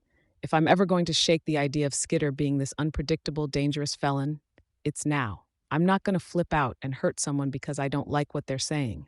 When I said I shot some boards, it was to escape a burning building. Coyle wasn't lying when he said he set your headquarters on fire, Weld commented. He was, I replied. This was something different. Fuck it, give me shit patrols, Clock Blocker said. I'm not going to just sit by and obey orders when I have a chance to get answers. Clock Blocker, Miss Militia said the name in a warning tone. That's the kind of attitude I'm talking about, I muttered. Recognizing when the bureaucracy is hindering more than helping, pushing against it. I can respect that. Don't compare me to you, Clock Blocker said. Okay, I said, smiling a little behind my mask. I won't. I'm wondering how the fuck you can justify doing any of the shit you've pulled and act high and mighty. I won't deny I've done stuff, I said, but I somehow doubt it's the same stuff you're thinking about. But I had reasons for everything I did. If you want to tell me what you think I've done, I can try my hand at explaining myself, provided you're willing to hear me out. Clock Blocker, Kid Win said. Listen to Miss Militia. This is the kind of stuff that goes on your record. Clock Blocker shook his head. Fuck my record. Let's start with the takeover. Justify that. It put me in a position to help people visit my territory. People there are healthier, happier, safer because of what I've done, except the ones Mannequin and Burnscar killed. I didn't have a ready reply to that. No comment? I tried, I said. I did what I could to help the people in my territory. Maybe my being there did more harm than good. I don't know. But I tried to help. Let's call that one a draw then. What about how things turned out with Panacea and Glory Girl? I already quizzed her on this, Flechette said. I want to hear it from her myself. That was Jack, not me, I said. Flechette nodded, snorted just loud enough that she knew I'd hear it. I thought she'd say that. But you were one of the last people seen with Glory Girl. You were sighted in Panacea's company, Clock Blocker said. I tried to help her, talk to her. We invited her to join the Undersiders because she was in a bad headspace. She needed other perspectives beyond her own. But she finished giving Glory Girl medical care after Crawler's spittle had burned through half her body. She refused our offers to help and refused Tattletale's suggestion that she fix what she'd already done to Glory Girl's head. Tattletale knows the full story there, though I have suspicions. The next time I saw her, she was talking to Jack, and he was getting to her, fucking with her head. Stuff happened. I went after him, and it was the last time I saw her. She had a freak out, you know, Clock Blocker said. She was in a bad headspace, sure, but she was a good person. Healed people I really care about when she didn't have to. That's why I'm pressing you on this stuff, no matter what Miss Militia might put on my record or do to my patrol schedule. Because Amy deserves to have someone stand up for her in her absence. I'm sorry she freaked, but it wasn't my fault. It was bad. She took Glory Girl with her, you know. When Gallant died, Vista saw the body. When Aegis was mashed to a literal pulp by Leviathan to the point that he couldn't function anymore, when he died despite his power, I got to see the remains to verify for myself. But Victoria Dallin was still alive, and they didn't let us see. A select few adults and family members got to see her. They carted her off to a parahuman asylum, and none of the rest of us got to say goodbye because the end result was that fucked up. I didn't know. I'm sorry, I said. But that wasn't my fault. Fine. I'll concede a point for you then. You tried, maybe. One not. What about Battery? I was with Jack and Bonesaw, affected by the miasma, thought they were my friends. Battery was giving chase.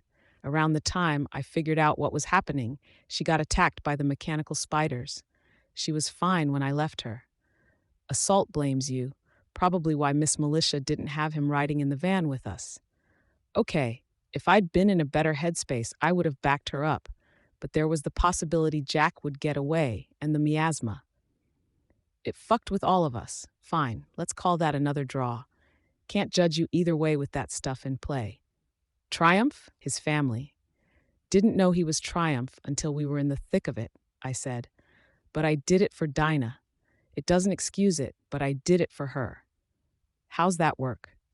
To get into a position where I could free her, I had to get close to Coyle. He'd already clued into the fact that I was planning on betraying him if he didn't let her go.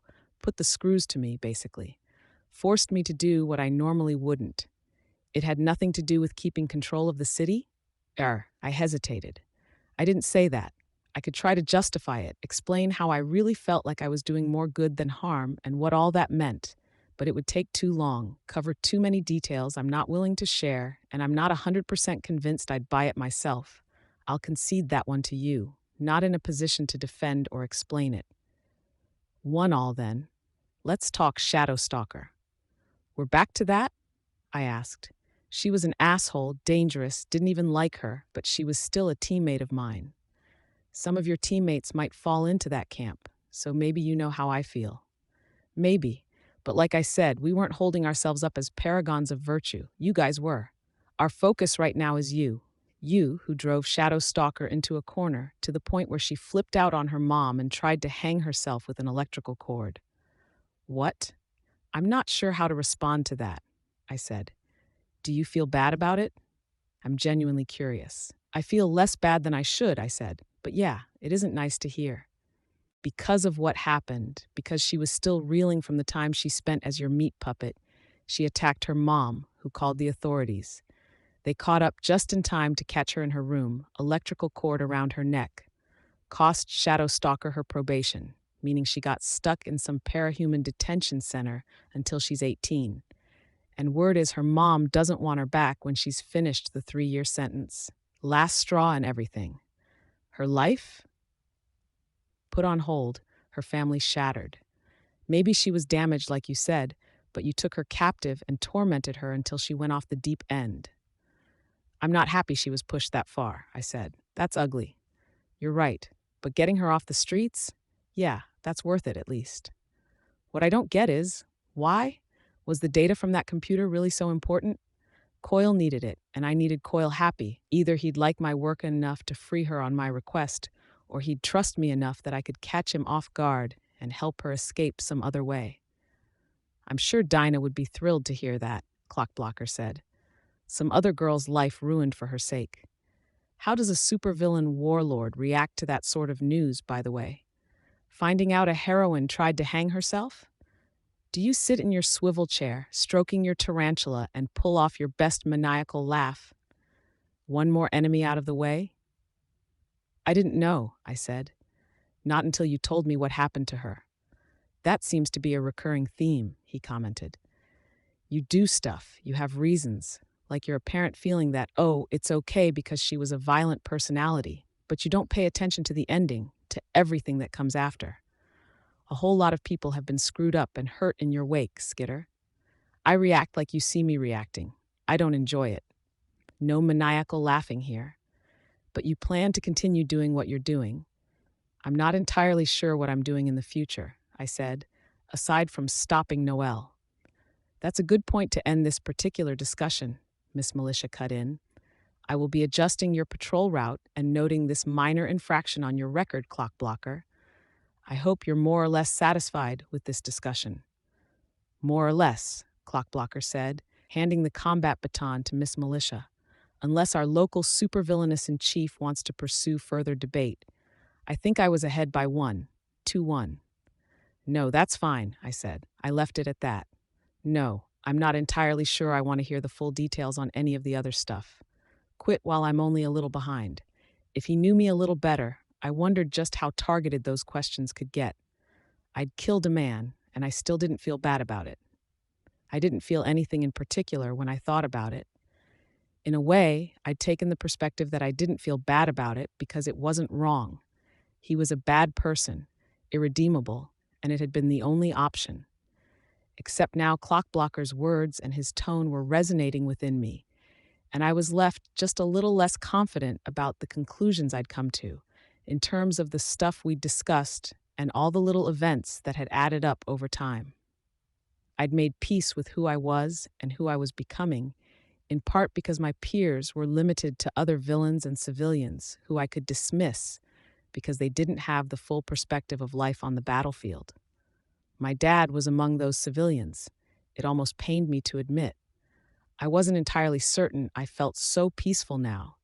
Most things, I couldn't imagine I'd really do them differently, given the circumstances and the knowledge I'd had at the time, but the decisions weren't sitting quite so easily as they had been. It was several minutes before the van stopped.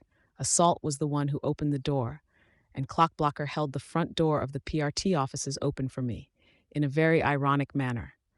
My team was already waiting in the lobby. I'd entered once as a prisoner and thief, once as an invader and kidnapper. It was an eerie thing to be entering as ally to the good guys when I'd never felt further from being one. Arc 18, Queen. Part 4. We had to take the elevator in 2 trips due to the size of our group, and that meant splitting us up. The heroes were too wary to leave any number of us unsupervised, whether it was on the ground floor or upstairs. I entered the elevator in the company of Parian, Regent, Bitch, Bastard, and Bentley, Miss Militia, Weld, Clockblocker, and Triumph. It seemed to be an advanced design, the elevator offering so smooth a ride that I might not have been able to tell it was in motion if it weren't for the bugs elsewhere in the building. We exited at the 3rd floor. I could use the bugs that had gathered near the waste bins or in the walls to try to get a sense of who and what was around me. I recognized the area as the site where I'd entered via Trickster's teleportation. Desks, cubicles, computers, and paperwork. I could sense some people heading into back rooms to rouse people who were sleeping in the office, on benches, and in chairs. All of the officers and out-of-uniform PRT operatives were gathering to look. One of them stepped forward from the rest of the crowd. "Deputy Director," Miss Militia said, standing straighter. "I'm too cynical to think this is an arrest, or to hope that it's anything more than another ruse," the Deputy Director said, "and I can't help but note these villains aren't in restraints." "It's not an arrest, and I hope it's a trick," Miss Militia replied. "You hope it's a trick?" the Deputy Director asked. "Because I like the truth even less. A new Class S threat." Every officer in the room reacted, a general murmur punctuated with swearing and exclamations. "Who?" "An unknown. Possibly a 4th Endbringer, not yet fully grown. I'd like to get in contact with PRT thinkers to verify." "Waits," the Deputy Director called out, over the noise from the gathered police. "Doyon, get on the phone. Patch them through to me as soon as you get hold of someone." "We should wake people up," Miss Militia said. She glanced at the nearest clock. "It's 4:24 in the morning. If this is real, we'll want the heaviest hitters ready to deploy at a moment's notice. There's a chance this may be our one chance to kill her." "You're killing her?" I asked, quiet. "No," Miss Militia said. "Nothing's set in stone, but there's a chance it may be our only opportunity and our only option. If we're going to do it, I want to do it successfully." "No word from Director Calvert?" the Deputy Director asked. One of the guys in plainclothes spoke up. "He's gone silent, sir." I didn't miss the fact that nearly a third of the local officers glanced my way. We were apparently the prime suspects, which wasn't wrong per se. The Deputy Director ordered, "Militia, join me in the Director's office. Triumph, see to it that the villains are detained and separated. Interview rooms 1 and 2 for Regent and Skitter. Conference room for Hellhound." I could sense Rachel shifting position. "If I may make a suggestion, sir," Miss Militia cut in, "I think we should put Skitter in the conference room. She and Tattletale are our main sources of information."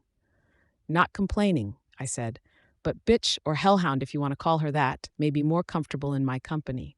Her dogs are their normal size. If she uses her power, you'll be able to see. Miss Militia already saw to it I was disarmed. This sounds like you're positioning people for a maneuver, the deputy director said. No, just trying to keep things as copacetic as possible, I said. I'd okay it, Miss Militia said. Fine. Hellhound and Skitter in the conference room. The deputy director paused as the elevator opened with nearly all of Brockton Bay's remaining parahumans. Tattletale to the conference room. Parian in the legal room. Grew and Imp in interview room 2. Put police tape and a sign on the door with a notice of Imp's stranger classification to remind people why it's shut and staying shut. Hey, relax, Imp, Grew said. You want to confirm this is all right, Skitter? So long as my teammates go free when trouble starts, I said. But yeah, I understand the paranoia, and I think we could break out if we had to, I thought. I didn't say that part. This sucks, Imp commented. Suck it up, Grew responded. Come on.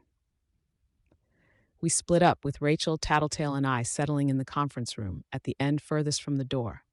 Triumph stood watch, and the blinds were left open, leaving us visible to the countless officers who were now on their computers and phones. There wasn't one of them who wasn't casting us suspicious glances every minute or so, or peering through the windows of the interview rooms at Regent, Grew, and Imp. I also noted the fact that there were nearly a dozen P officers fully suited up in their combat gear, complete with the full-face helmets, the chainmail mesh-covered body armor, and containment foam sprayers. They kept out of the way. If I was using my eyes and I didn't have my swarm sense, I wouldn't have known they were there. Sorry, by the way, I told Triumph. The fuck you apologizing for? Rachel grumbled. She'd settled into a chair, feet on the table, Bastard curled up in her lap. One hand dangled, resting on Bentley's head. I attacked his home, remember? Didn't know it was him, but Trickster threatened his family. A fight broke out and I nearly killed Triumph. They know? Triumph asked. You shared the details already? More or less, I said. Bitch doesn't care and isn't the type to use it against you, and Tattletale would have figured it out anyways. Tattletale nodded. Fuck, Triumph swore. Weld was right. Anyways, I said, there were better ways to do it, so I am sorry. Didn't need doing in the first place, Triumph said, sighing. I was prepared to risk my life the day I graduated from the wards. Knew what I'd be getting into. Week I had clearance, I watched all the video we have of the Class S threats. Leviathan, Simurg, Behemoth, Slaughterhouse 9, Nilbog, Sleeper. I knew what I was getting into, so I'm not shocked or horrified at the attempt on my life. What gets me is what you did to my dad. Set his career back years, if it's even recoverable, by forcing him to take that stance. The whole thing, start to finish, was unnecessary. He'll recover, Tattletale said. I'd argue his career was already pretty fucked after the way things went down here. Not saying he was to blame, or that he wasn't, but it's hard to graduate from mayor to governor when your legacy is a flooded ruin of a city. It's not that bad, I said. Tattletale shrugged. Not if you're here, but the photographers and reporters who are getting pictures and video footage of Brockton Bay aren't going to take pictures of the barely affected areas. They're going to get the beaches, the south end, and the crater, because that's what sells. The people outside the city only see the worst bits. When we're talking public perception, it's not what is, it's the picture that's painted. And the picture is of a handful of scary and powerful supervillains running a fucked up city, Triumph said, which is about to get more fucked up if you aren't pulling our legs. So yeah, not a good legacy for my dad. We have no reason to pull your leg, I said. Getting access to something else that's confidential? Covering your kidnapping of Vista so you're clear to use Regent's power on her later? Why would we want her? Rachel asked. She's strong. Bitch's question is a good one, Tattletale said. Yes, Vista's strong, but why would we want her? It'd be putting ourselves at risk for no particular gain. If we wanted raw power, we'd have kept your cousin. There's nothing left in the city that we want or need, so it's not like we really need her assistance to get a job done.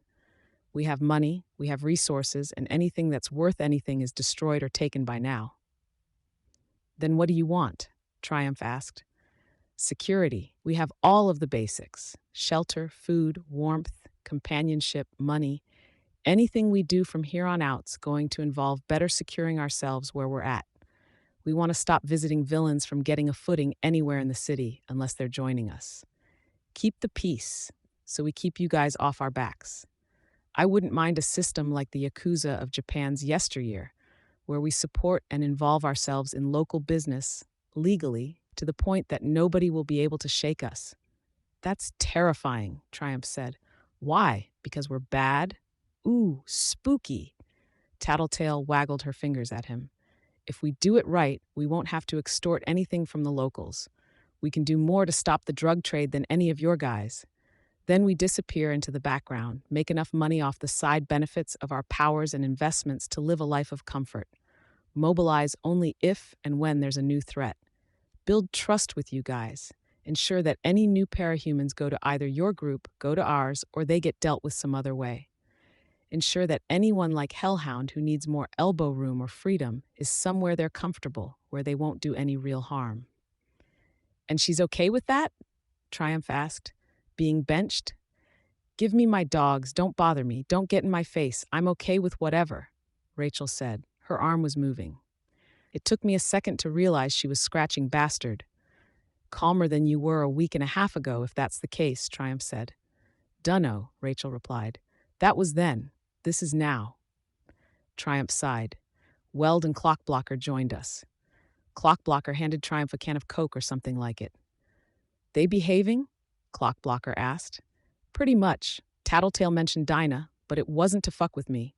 We were talking about their master plan, if you can call it that. Not much else. Clockblocker looked at me. Skitter and I had a discussion on the way over. And you won't have another, Miss Militia cut in. She'd stepped out of the director's office next door and into the doorway. We're not here to socialize. We got in touch with some thinkers. 11th Hour says he gets an 8. Appraisers read says we're purple. Rule for any pre-situ call is we get 3 points of reference. Going by thinkers alone, that means a third thinker. The first they were able to get in touch with was Hunch, your old teammate, Weld. Didn't think he rated yet, Weld said. Chief Director Costa Brown gave the A-OK, and Hunch says it's bad. Altogether, we're calling this a threat level A. No shit, the undersiders are for real, Triumph asked. Tattletale didn't wait for him to get an answer. That's threat level S, S-class. The chief director of the PRT determined it was an A-class threat. Bullshit, Tattletale said. S-class. I know Appraiser offered a purple velvet diagnosis for his previous ratings on Endbringer attacks, so that's not the reason it's so low. 11's score of 8 has to be above the 75% mark, and an answer as vague as Hunch's is going to be a 75% exact, as per Section 976, Article 71. That's 3 values that have to be above the threshold for declaring a threat level S situation. How the hell do you know all that? Weld asked. Tattletale waved him off. The chief director made the call. We're standing by it, Miss Militia said. We're talking Class S, even if you ignore pre-situation verification. Section 975, Article 57. Classifying high-level duplicators and villains who operate to any exponential degree. Nilbog and Simurg both count, and Noel does too. If the powers generate more instances of power generation or recurring effect in an epidemic pattern. She's not a self-duplicator, Miss Militia said. And yes, she's creating powers, but they're copies of other people's powers. They're not exponential or self-recursive in effect. You're splitting hairs. And, Miss Militia said, she doesn't create more powers on her own. She has an intrinsic requirement of needing contact and time to absorb. She doesn't meet the criteria as they stand. Still splitting those hairs, Tattletale said. Her threat level zooms up to S as soon as she gets her hands on anyone who can enable something like that. Like, say, any tinker. I don't know why we're even discussing this when you seem to have our operations manual memorized and you're capable of realizing it for yourself, Miss Militia said, but it doesn't bear dwelling on. The difference in our response to a Class A crisis and a Class S one is minor at best. Some tertiary protocols change. We won't necessarily have Alexandria, Legend, or Eidolon assisting, and there's no penalties for anyone who subscribed to the critical situation roster if they sit this one out. Which they will, Tattletale said. You're ignoring the fact that people are inherently selfish. It takes something to shake them from that reality, and that's not common. I think you're underestimating the inherent goodness of people who dedicate their lives to heroism. I know for a fact we have ample volunteers already informed on the situation. They're en route. If the heroes aren't showing in full force, others won't either, Tattletale said. And there's no epidemic protocols with a Class A. We have one tinker, Miss Militia said. Kid Win. Armsmaster is no longer on the premises. We have no duplicators. The risk is one we can control, either through the organization of our forces or turning any combatants with problematic interactions away. Epidemic protocols are unnecessary. Armsmaster escaped, you mean, Tattletale said, and it won't be that easy. Maybe not, but that's the word from above. I'm not interested in debating this further, Tattletale, Miss Militia said. She turned her head slightly toward me, clearly expecting me to comment along the lines of what I'd said in the containment van about authority tying one's hands. When I didn't rise to the challenge, she said, "We're having a strategy meeting in a matter of minutes. The first phase of the response will be teleporting in momentarily, but our best mass teleporter died in the Leviathan attack, and the process is slow. I'll be releasing the rest of the Undersiders to join you soon." "As soon as you have enough extra bodies to watch us?" Tattletale commented. "Yes," Miss Militia said, terse. She looked at the three young heroes who had gathered at the wall by the door. "Be good, excuses or no excuses. It looked bad when we had the last incident with a break in the truce. Don't let Tattletale provoke you, don't provoke them." "You can't blame them if they get emotional," Tattletale sighed. "It's only natural, 3 young men, 3 young women, a possibility of Capulet Montague forbidden love between hero and villain. My warning goes for you too, Tattletale. I already instructed Triumph to shout at the first sign of trouble." "I'll be angelic," Tattletale said. "Good. You should also know that Parian is leaving. She asked me to tell you and to let you know she'll be at her territory." "Parian was gone?" "Shit. I wouldn't have let her go," I said, "for a lot of reasons." "It's unfortunate, I agree," Miss Militia said, "but we're not in a position to stop her, short of fighting her. She was adamant about not wanting to participate in this fight. Flechette is escorting her back." "And however Noelle found Vista, she might find Parian and Flechette and target them the same way," Tattletale said. "Maybe. They both have devices to alert us. In the worst-case scenario, they can inform us if something's happened. Now, if you'll excuse me, I need to prepare." Miss Militia didn't wait for a response. She was already striding down the hall, gesturing to get someone's attention. Someone too small and too young to be a cop. The 3 boys at the other end of the long table started talking among themselves. "This is falling apart before it begins," Tattletale commented. "I get the impression Miss Militia's spooked," I said. "She's tense." "Anyone would be," Tattletale replied. "Doesn't help that the last Endbringer fight ended her predecessor's career." I nodded.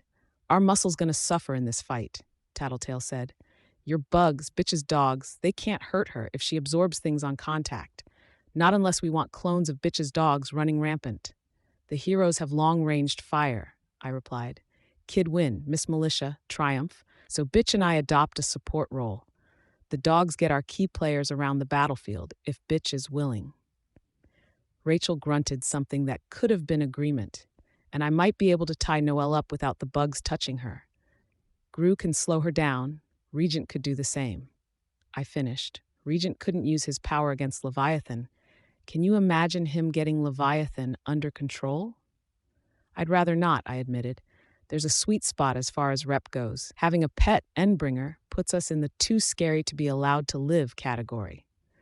We'd have to do what the Slaughterhouse 9 do, win frequently enough against high odds that people can't afford the losses."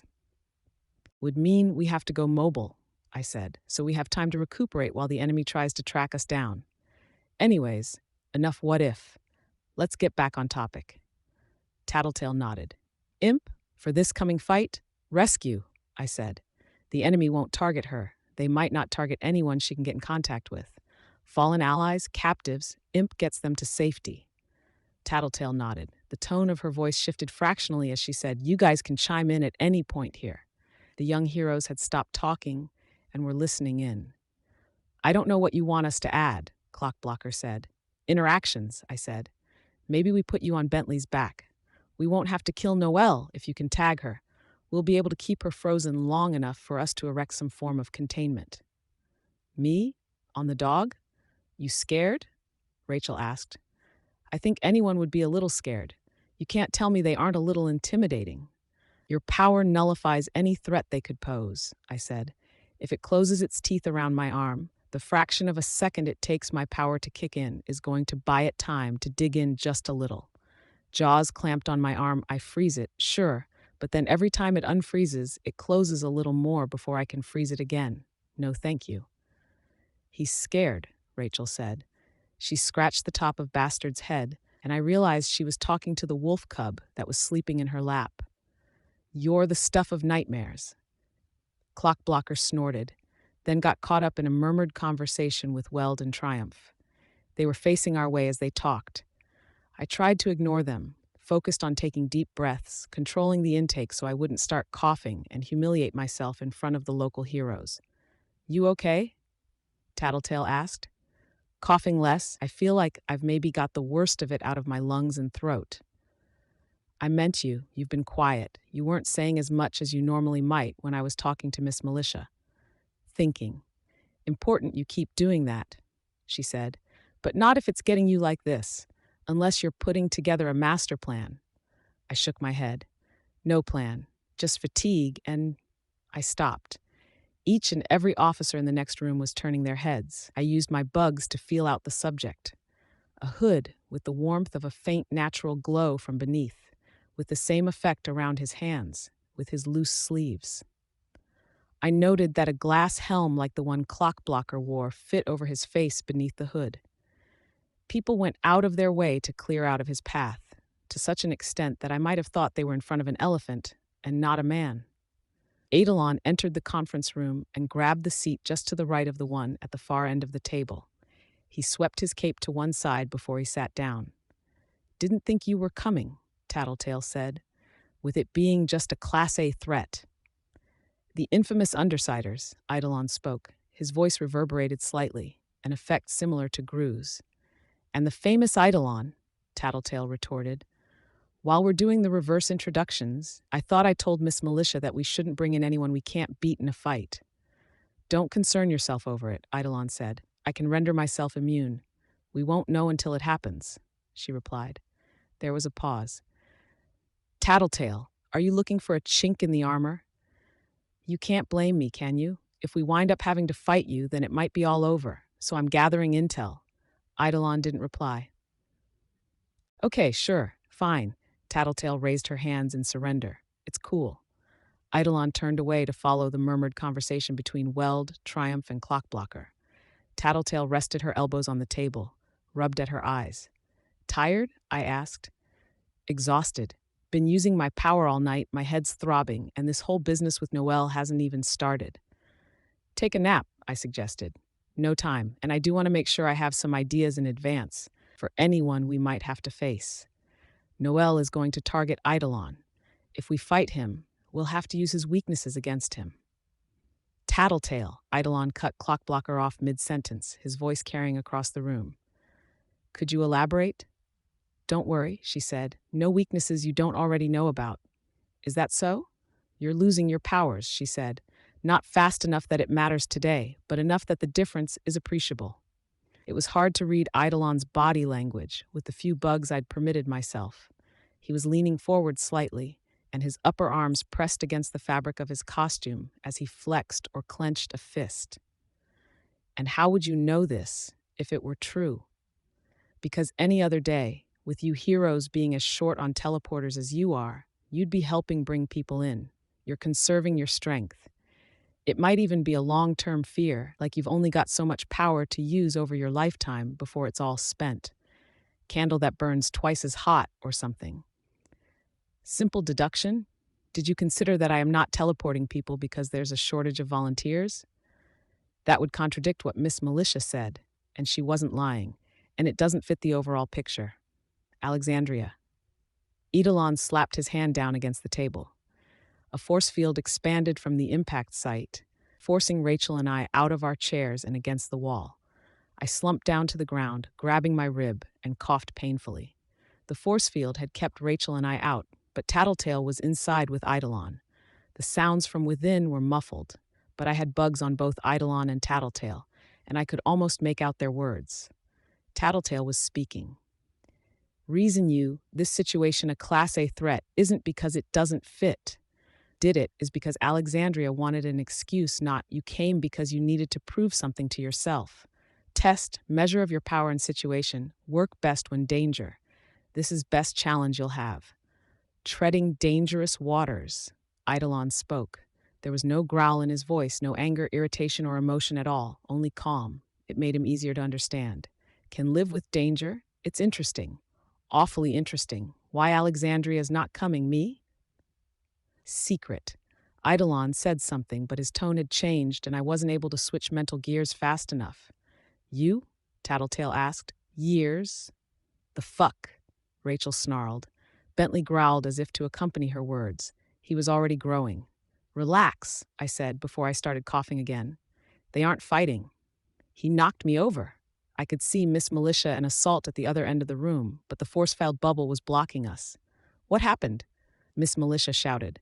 I tried to respond, coughed instead. My voice was weak with the fresh rawness of my throat as I did manage to utter a reply. Eidolon flipped. Eidolon attacked, Rachel yelled. Did she provoke him? Miss Militia asked. Her gun was raised. No, I managed only a whisper. The force field winked out. Eidolon was still sitting. He hadn't moved except to slap the table with his hand, but Tattletale was standing. Just wanted to have a private conversation, Eidolon said. I'm sorry. I'll be getting some fresh air. With that, he stood and strode out of the room. He made his way to the stairwell, and I could track him moving to the roof. I picked up my chair and sat, still coughing intermittently. Rachel was still standing, and her dogs were still growing. I gestured for her to sit. She just glared across the room. I gestured again, but the force of the motion made my chest hurt, and I started coughing. Before I recovered, Rachel sat with an audible thud. She kicked her boot against the edge of the table, hard, and left it there. What did you do? Miss Militia asked. She was facing Tattletale. I could see the other undersiders behind her. Was just commenting that it seemed odd he wasn't helping you guys out with teleporting people in, Tattletale said. You said more than that, Weld noted. I'm tired, he's tired, we talked it out. All copacetic, Tattletale said. She leaned back and stretched. I'm not so sure, Miss Militia said. Skitter, are you all right? Recent injury, I managed. We'll be fine in a minute, Miss Militia nodded. Not much sympathy, but I couldn't blame her. Then let's get things underway. Everyone, please get seated or find space to stand. Gru, Regent, and Imp joined us, and Gru set his hands on my shoulders as he stood behind me.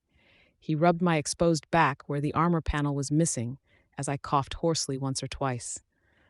I counted the people in costume with my swarm. It wasn't nearly as many reinforcements as we'd had against Leviathan. I saw Chevalier and Murden, but didn't recognize anyone else. There were the wards and protectorate members from Brockton Bay, with perhaps 20 more. Tentative ratings, based on what we know, we have her down as a brute 8, a changer 2, and a combination of striker and master with a rating of 10. Too low, I heard Tattletale murmur. I suppressed a cough, managed only a choke. It drew more attention to me, and I couldn't shake the feeling that everyone was already paying way too much attention. I was wearing my older costume and somehow felt more juvenile, more exposed. I didn't have the covering of bugs over the exterior of my costume like I was used to either. Her ability allows her to create clones of anyone she touches. The PRT office believes she's a Class A threat, but Tattletale's expectation is that this individual has the potential to become an Endbringer. We're moving forward with extreme caution. Our primary issue at the moment is that we can't yet locate her. She has one hostage, a young member of the wards. The girl was attacked en route to her home. Locating our target quickly is paramount, but we should also be careful to avoid giving her a chance to use her power on us. For the time being, we will be operating with the same protocols and plans that we employ against Hadhayosh. Hit and run, maintain a safe distance as priority number 1, and employ continuous attacks. We'll be dividing you into teams. Miss Militia stopped short as an officer pushed his way through the people near the door, Chevalier included. He handed Miss Militia a phone. She turned around and pressed a button on the wall. The faux wooden panels separated to reveal a widescreen television. It flickered on. Her? Kid Win asked. That's the Class S threat? She's bigger than she looks, Tattletale commented. I was disappointed I couldn't see. I tried looking at the screen with my bugs, but they saw only a rectangular glow. Quiet, Miss Militia said. It's a webcam feed. I'm setting it so we'll be transmitting audio only. Hello, Noelle. Who is this? Noelle asked. She talks, I heard someone whisper. Miss Militia said louder. The gun woman. Who else is there? Other local heroes, Miss Militia replied. Oh, there aren't more? The Undersiders didn't get in touch with you? Noelle sounded funny. Her voice was hollow, almost disappointed. It's just us right now. Because I smell more, Noelle said, which makes it hard to believe you, but you can lie if you have to. You can smell us. Not you, but it doesn't matter. Noelle's voice broke. She stopped. Are you there? Miss Militia asked. I'm here. I was telling you it doesn't matter. I only called because I killed her, the space warper. I'm so bad with the names. So many names for you capes. I only ever paid attention to the powers. You killed Vista, Miss Militia said. Why? Because I could. Because I was hungry, and I'd already used her up, see? There was a brief pause, then a number of gasps and breathless words all at once. One of my bugs caught a noise from Clock Blocker, deep in his throat. Gru leaned close, whispered in my ear, 5 Vistas. All but one of them have faces more like masks than skin and muscle, hard, rigid, wearing borrowed clothes, not costumes. The 5th one might be taller than I am, and her bones look curved. I nodded. There was a thump from the microphone on Noelle's end, presumably as she turned the camera back to herself. Just wanted to let you know that. I'm sorry. This isn't like me. It's the stuff that's growing on me. I have my memories, and when I think, it's always my thoughts. But it feels like it's taking over my subconscious, and when it wants something, the hormones and adrenaline flood into my body and my brain, so I feel what it feels, twists the way I think. Why Vista? She was alone, and could smell how strong she was. Read about her online, too. Internet was all I had for a long time. Now I've got them. They're pretty obedient, and it's nice to have company. I haven't had any physical contact with anyone for a while, and they like giving me hugs, except the 6th. 6th, Miss Militia said, not as obedient. She ran off, gibbering something about killing her family. Miss Militia thrust her index finger toward the door, and the wards were gone in a flash, running for the stairwell. Can we negotiate? Miss Militia asked, her voice oddly calm given the ferocity of the gesture and the threat against one of her colleagues' family. Not really a negotiation, but I can offer you a deal. What's the deal? Kill the Undersiders, or hand them to me so I can torment them before I kill them.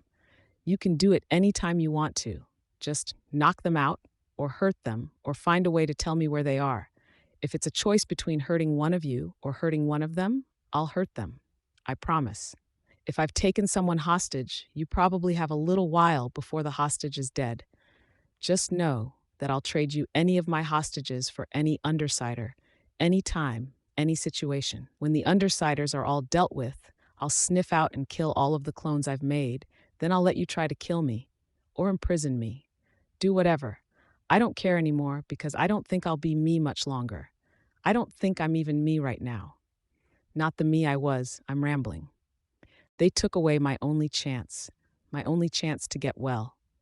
Until they've paid for that, I'm going to make this hard on you, heroes. I don't think I can die, and I don't think I'm that easy to stop in other ways. I'll hunt you down, I'll copy you until you're all used up, let your copies ruin your reputations and your lives, and then I'll eat you. I'll do it to each of you, one by one, until you realize it's easier to go after the Undersiders than to come after me. Give me my revenge, and this ends. Arc 18, Queen, Part 5. The television screen went dark, transmission over, damage done.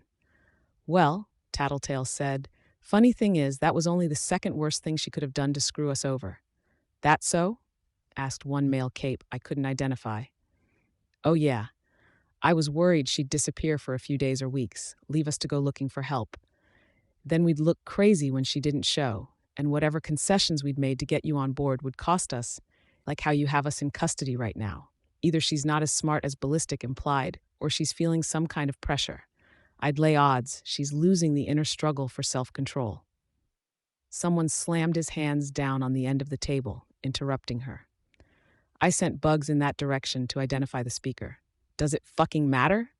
My bugs traced his armor. Assault. It matters, Miss Militia said. This monster killed one of the good guys. One of our best. We let it slide when the Undersiders took Shadow Stalker. We accepted it when the 9 got to Glory Girl and Panacea. When they killed Battery, we let the Undersiders take the director, and they may have taken the man who's replacing her. Are we really going to ignore the most obvious option here?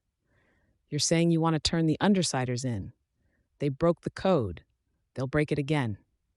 And now we're effectively on trial, Tattletale said. When we should be hunting her down. Which may be exactly what she wanted, Gru added. You may be giving her too much credit, someone said. I was having trouble keeping track of who was talking. There were too many people in the room, and gathering more bugs would potentially give someone cause to think I was massing a swarm in anticipation of a fight. Not to say I wasn't. I'd been collecting a swarm, hiding them in shadows and beneath cars. I drew them closer to the building, as surreptitiously as possible. It was strange to have more awareness of the world beyond the local PRT headquarters than I had of the room I was currently in. Did you miss the part where there were 6 vistas? Tattletale asked. She's a pain to deal with, trust me. If anything, you're underestimating Noelle. I'm forced to agree. Let's not underestimate any opponent, Miss Militia said. I'm going to put in my recommendation right here, with full knowledge that there are several people present who outrank me, and I will extend my full cooperation if they should decide on a different route. I think we should put old issues aside and accept any assistance the Undersiders are willing to offer. With what happened with Vista, it's all too apparent how this situation could get out of control, with each of us fighting friends. She paused, and nobody cut in. Miss Militia continued. We treat this situation as we would an Endbringer attack. Our side is smaller than we might hope for, but our enemy is more vulnerable. She looked to one man, and I realized she was checking with the deputy director, her superior, so to speak. He offered a single nod. I agree, Triumph said. My bugs were still on him from earlier. But we'd need you on board, Assault. Assault was standing, hands still on the table. He didn't respond. We can't get the Undersiders on board if they're wondering if we'll backstab them, Triumph said, calm. He wasn't someone I'd anticipated as an ally here. You mean like they backstabbed us during the Leviathan attack? Assault asked, his voice a growl. Broke the truce? What? I couldn't stop myself. My voice sounded so small and feeble between the recent spell of coughing and the lack of bugs to augment it. I wished I could have conveyed more of a presence. How to word it so it didn't sound like feeble protests? I think you've been grossly misinformed. Fuck me. I sounded like Coyle. Would Battery want you to put your feelings and prejudices before duty and the safety of this city? Assault slowly turned to Miss Militia. You want to play that card? I'll play it. And if the Undersiders decide to play it fast and loose with the rules again, I'll be right there beside you, ready to see them answer for it. We've talked about that before. Nothing came of it, Assault said. This time, Miss Militia said, given precedent, the stakes and the dangers posed by villains unwilling to follow the written and unwritten rules of the Cape community, I'd be willing to argue and testify for a kill order. I felt a chill. A kill order. It was what they had in place for the Slaughterhouse 9. No holds barred, official heroes would be allowed to shoot us on sight. Any villain or vigilante that came after us would be allowed to go free with only a brief questioning for the paperwork after killing one of us. To top it off, anyone would be able to donate or post amounts for our heads. Amounts would be added to running totals. We'd be waiting jackpots for any bounty hunter or assassin looking for a big score. I wondered if any of Coyle's wealthier investors or contacts would hold a grudge. There were any number of arguments against her statement. We'd done good. Even Clockblocker had been willing to argue that the calls I'd made weren't entirely without merit. I could have pointed out that any number of people in my territory would argue I was a force for good, and that it was ludicrous that we were the ones being held to this standard when they'd been at fault for Armsmaster's breaking of the truce. Armsmaster, who had gone free because of Hero's prerogative. But that same bias meant things had been twisted around, and apparently popular sentiment held us at fault for the breaking of the truce. It was an unpleasant surprise. Hell, to give us the one last chance, lined with a situation where there was every possibility of friendly fire, it was tying our hands, putting us at mortal risk one way or another. I'm willing to accept that, I said, suppressing every argument and every bit of indignation I was feeling. I looked in the general direction of my teammates. If my team is, you're the boss, Tattletale said. She was quick enough on the draw that I suspected there was a reason she'd said it. Yeah, Gru said. My bugs caught Imp and Regent nodding. Rachel's response was last. Whatever. Well then, Tattletale said. Now that that's settled, in the spirit of being allies, I have some news. News? One of the unfamiliar capes asked, a woman with a deeper voice. Good news? Oh, it's terrible news, Tattletale said. Noelle's lying. About what? Miss Militia asked. About Vista being dead. That's terrible news? Is she in danger? Triumph asked. I sensed him leaning forward to get a better view of Tattletale, past the crush of bodies at the end of the room. No, I can't say how Vista's doing, because I don't know the specifics on Noelle's power, but she was trying to mislead us, talking about how she'd use us up. Too much stress on it. If she'd only said it the first time, I'd be more inclined to think it was part of her stream of consciousness, but then she hammered it in, used it to threaten us. It felt forced. Didn't ring true. Can we believe her? This from another unfamiliar cape, a man. It was apparently directed at Miss Militia. She's frequently correct, Miss Militia said. Vista's alive, and Noelle's trying to keep that secret. What's so terrible about it? Triumph asked. Because it means she's capable of producing more clones. She's capable of keeping Vista captive somewhere, continually producing agents to sow destruction and apply the kind of pressure she was talking about, and she's lucid enough to recognize that fact. How the hell do you keep Vista captive? People, Tattletale said. Then let's wrap this up fast. Essential details only, Miss Militia said. Any objection to me taking point? Eidolon's not usually comfortable with it, and I'm the ranking parahuman in Brockton Bay. There was no dissent. Then we're splitting up into teams. Stick with the teams you arrived with. Best to fight alongside people you know. Standard stranger countermeasures are in effect with the clones. I'll assume they retain the memories of the original, based on what she said about the clone going after Vista's family. They do, Tattletale said. Then we're restricted to visual ID checks only. No passwords. I already got in contact with Dragon. She's on a mission and will only deploy here if it's absolutely essential. I caught a sigh from Tattletale. But she's set the armbands up for the coming conflict. They'll display a green screen up until you remove them, and the screens will flash and identify other armband wearers at a range of 50 meters. Be vigilant. Keep track of every one of your teammates. Maintain a visual. No splitting up. Chevalier, take your team. Follow after my wards. If she can detect capes, we'll need to assign her a thinker classification, and we'll need to assume that any isolated groups are at risk. Undersiders? Take Murden's wards and pursue Flechette and Parian. Ensure they aren't intercepted. The rest of us will track down Noelle. Any indications about her location from the video? Yes, but there's no point, Tattletale said. You know her location? I know her location as of the time of the call, but she'll be moving already. Where? The West End. By the mountains. She went from just east of downtown to the West End? Miss Militia asked. I'd stake money on it, but again, it's no use. It doesn't make sense in terms of timeline, someone said. He sounded slightly nasal. The distance covered. Think about it, Tattletale said. Vista, Miss Militia supplied. She had Vista's power, and she will have that power at her disposal for the duration of this conflict. And Noelle's fast, Tattletale said. Put those points together and she's highly mobile. Ergo, she isn't going to be anywhere near where she was. Good intel. In the interest of finding her, I'd like you to accompany my group, Tattletale. No can do. No? I was just about to say I was wanting to stop by my headquarters. I have a few theories on how we could handle this situation, and one off-the-wall idea that needs some verification before I do anything about it. Nothing that puts any of us at risk? No. It mostly involves the other travelers, but I think it's worth pursuing. If she comes after you, Tattletale cut her off. She will. I'll join the Undersiders and the Chicago Wards as far as going to Ballistic's territory to fill him in, ensure he knows that she may come after him. I'll see if I can't bribe him into coming with me. It'll be a narrow window of time where it's just me, him, and hopefully his flunkies.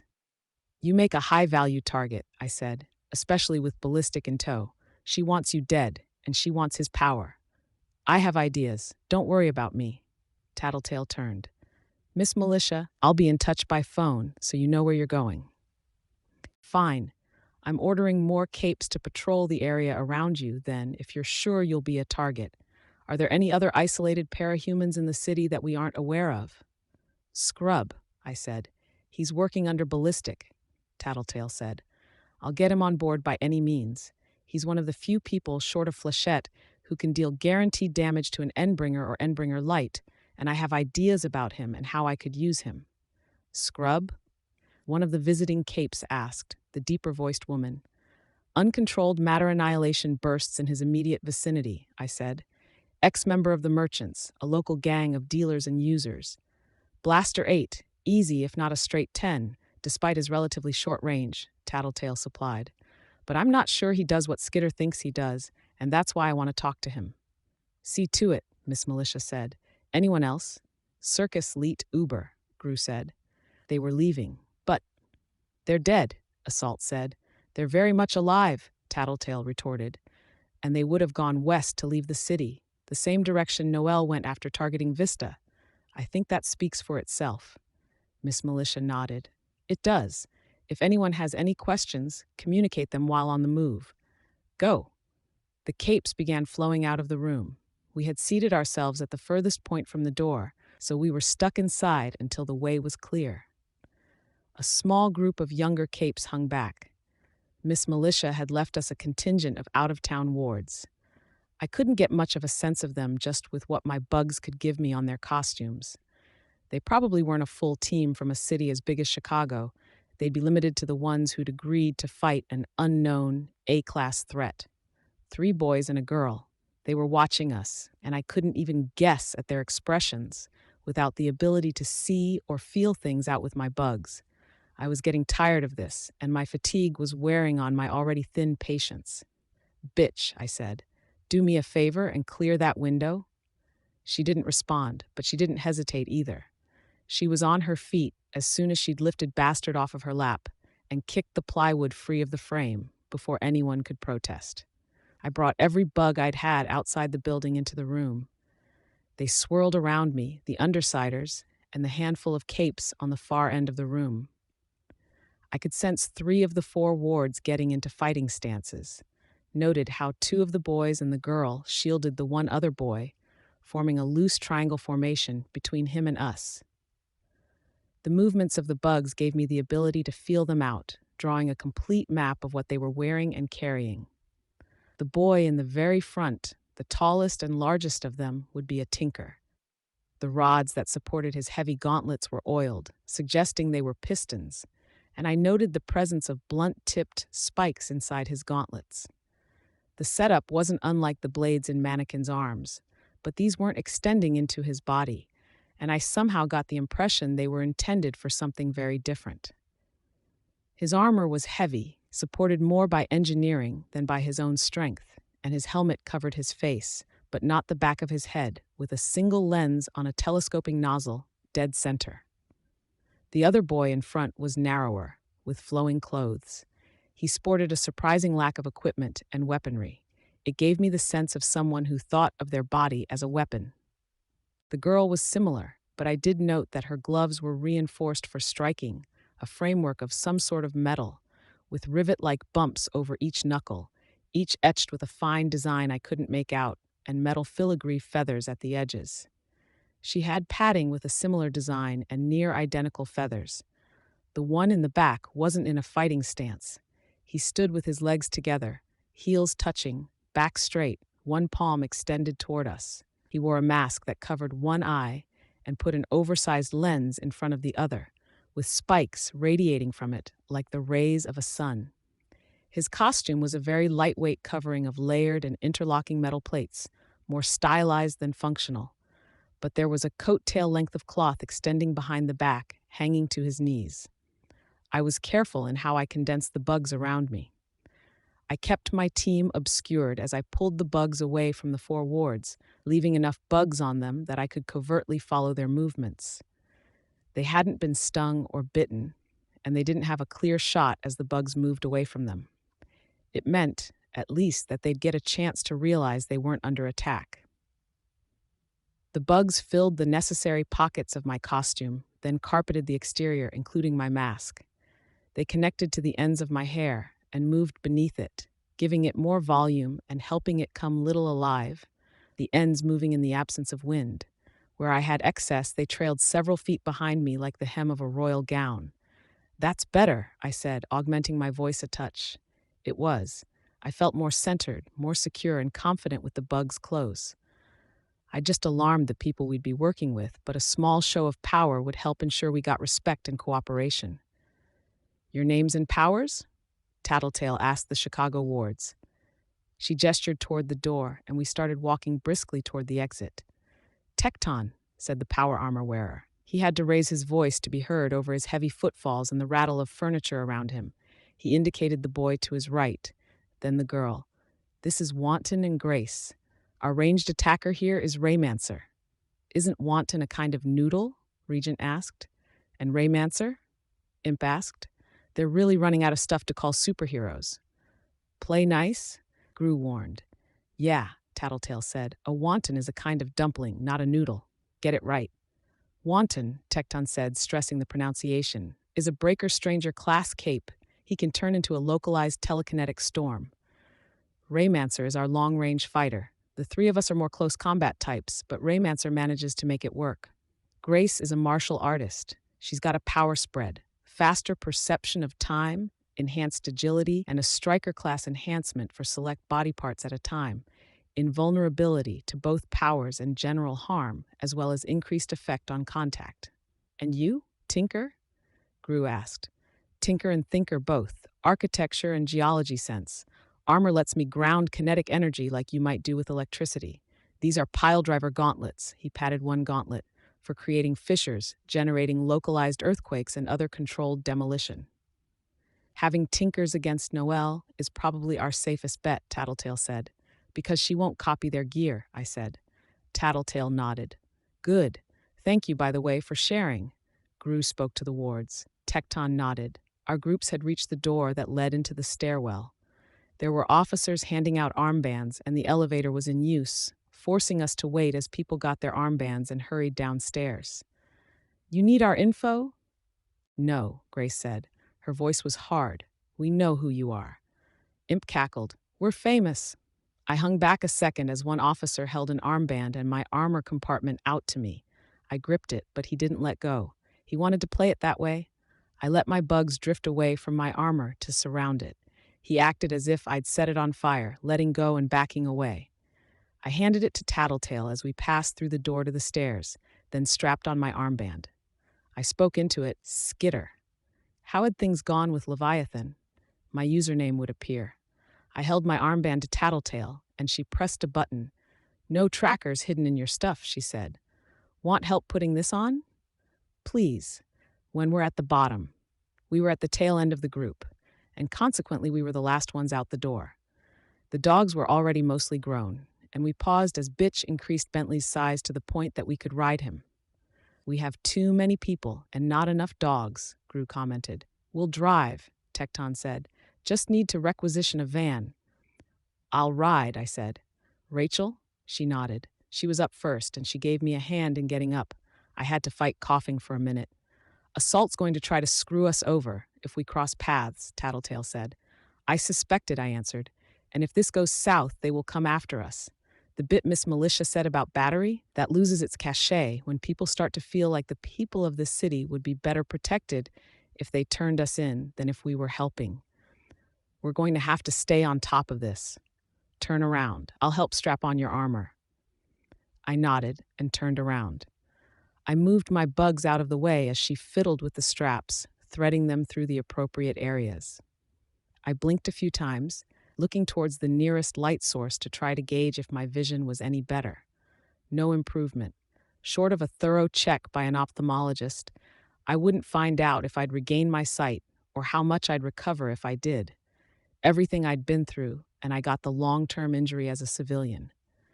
Within 2 minutes, the wards had pulled a containment van up beside us, with Tecton behind the wheel and Raymancer sitting in the passenger side window, holding the headrest of the chair inside to help maintain his position.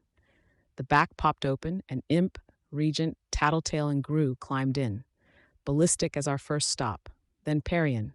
I winced at the pain in my side as Bentley started running, and maybe collect Atlas while we're in this area of town. Tattletale was right. This situation being classified as a level A situation instead of a Class S situation wasn't doing us any favors. I just had to note how things were different from Leviathan's attack. There were no air raid sirens. People weren't being evacuated. Helicopters flew overhead. I could hear them, even if my bugs didn't reach that high. I knew Miss Militia had assigned us capes for the inevitable event of Noelle sniffing us out and coming after us. I didn't sense them on the ground, so I could only assume they were in the air. Was it better that people weren't being evacuated? They weren't on the streets, in the line of fire, if the Psychovistas or Noelle came after them. It meant we didn't need to deal with unpowered clones. But it also meant that there were that many more people here if things went south. There was a potential kill order on our heads, and there were innumerable heroes in the city who had reason to throw us to the wolves, or to Noelle if they thought the situation called for it. The stakes were higher, and there was a lot more room to fail. Noelle just needed one lucky maneuver to go from Class A to Class S threat in moments, and we weren't getting half the backup the situation deserved. Not to mention that I was worn out. Physically, emotionally, I felt like I'd been pushed to the limit, wrung out, and then pushed to the limit all over again, and that was just dealing with Coil and rescuing Dinah in the past 24 hours. If I got into the past few months, or how the very way I thought had changed, I felt a touch dizzy just thinking about it. No, it wasn't dizziness. My surroundings really were off kilter. The buildings around us and ahead of us were stretching and shifting en masse. Trouble, I informed Bitch.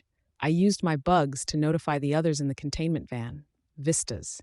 I had to sweep my bugs over the area before I could find any of them. One was perched on a rooftop 1 block ahead. She wasn't in costume. It had been dumb of me to expect them to be in costume. I hadn't even considered it, but Noelle wouldn't spit out anything but the people themselves. The bugs noted the hardness of her face, more like a mask than flesh, her angular, almost artificial chin, and the thin hair on top of her head. The others, too many places to check. I found another, 3 blocks over, making a beeline towards us. Noelle had ordered them to space out, to catch us if we crossed her perimeter. Bastard yelped to my left, skidded to a stop. Rachel seemed to read something in his response, because she pulled Bentley to a hard left, veering straight into the van's path. She was going to hit it? I had to adjust my grip, lifting my leg out of the way before she could follow through and have Bentley body check the vehicle. I sensed Raymancer dropping from the window to his seat as the dog hit, only an inch away from serious injury. The van turned and skidded to a stop, and I fell, rolling. A block ahead of us, a building toppled. I ducked my head low and covered it as dust and debris rolled past us as a thick cloud. The building wouldn't have hit us, but the debris and dust might have left us incapacitated long enough for the Vistas to act. We'd ground to a halt, and sure enough, the pseudo-Vista on the rooftop was slowly starting to work on the buildings around us, thinning walls and twisting supports. She was spreading out the work and laying the groundwork for future collapses, I realized. The second Psycho Vista, busy trying to close the distance by folding the space between us and her and stepping across the shortened distances, was raising the street between 2 buildings, creating a steep incline that even Bitch's dogs would struggle to climb, cutting off one avenue of retreat. And I was aware of a third one. The tall Vista Gru had described. She'd stretched like taffy, her bones curving to the point that each was more a crescent than straight. Narrow, so thin it felt like she'd break, with a face twisted into a perpetual distorted scream, She was picking her way through the rubble of the fallen building. Her power was twisting the largest pieces of rubble around her until they were wisps, chunks of concrete slowly corkscrewing in space until they were nothing more than dust. 3 of them. And Noelle nowhere to be seen. Not in my power's range of 4-ish city blocks. She'd be going for the others. For ballistic, or Parian. These troops were only to slow us down, buy her time to make another move, find another set of powers. Fuck me. Noelle was employing the same basic tactics I did, sensing the opposition, strategically deploying the offensive troops, acting as the heavy hitter and problem solver in the center of the chaos her minions generated, working towards complementary or wholly different goals than the swarm. Worse, she was better at it than I was. She was faster, her senses reached further, and the individual at the center of her army was a nightmarish force unto herself. We couldn't afford to get caught fighting, not while Noelle hit our other allies. Still flat on the ground, I choked back the next spell of coughs and touched the button on my armband. We need reinforcements, fast. Arc 18, Queen, Part 6. Help is on the way, Miss Militia's voice came over the armband. 3 vistas, I said, and Noelle is probably north of our location, going after. Skitter, Tattletale shouted, interrupting me. Lose it. What? The armband. Toss it. I pulled at the straps. As I gathered bugs onto the armband to get a better sense of what I needed to do with the straps, I could tell that the entire thing was swelling, distorting. I could hear the screen crack. I pulled it free and threw it, simultaneously climbing to my feet and scrambling away. Gru, cover it!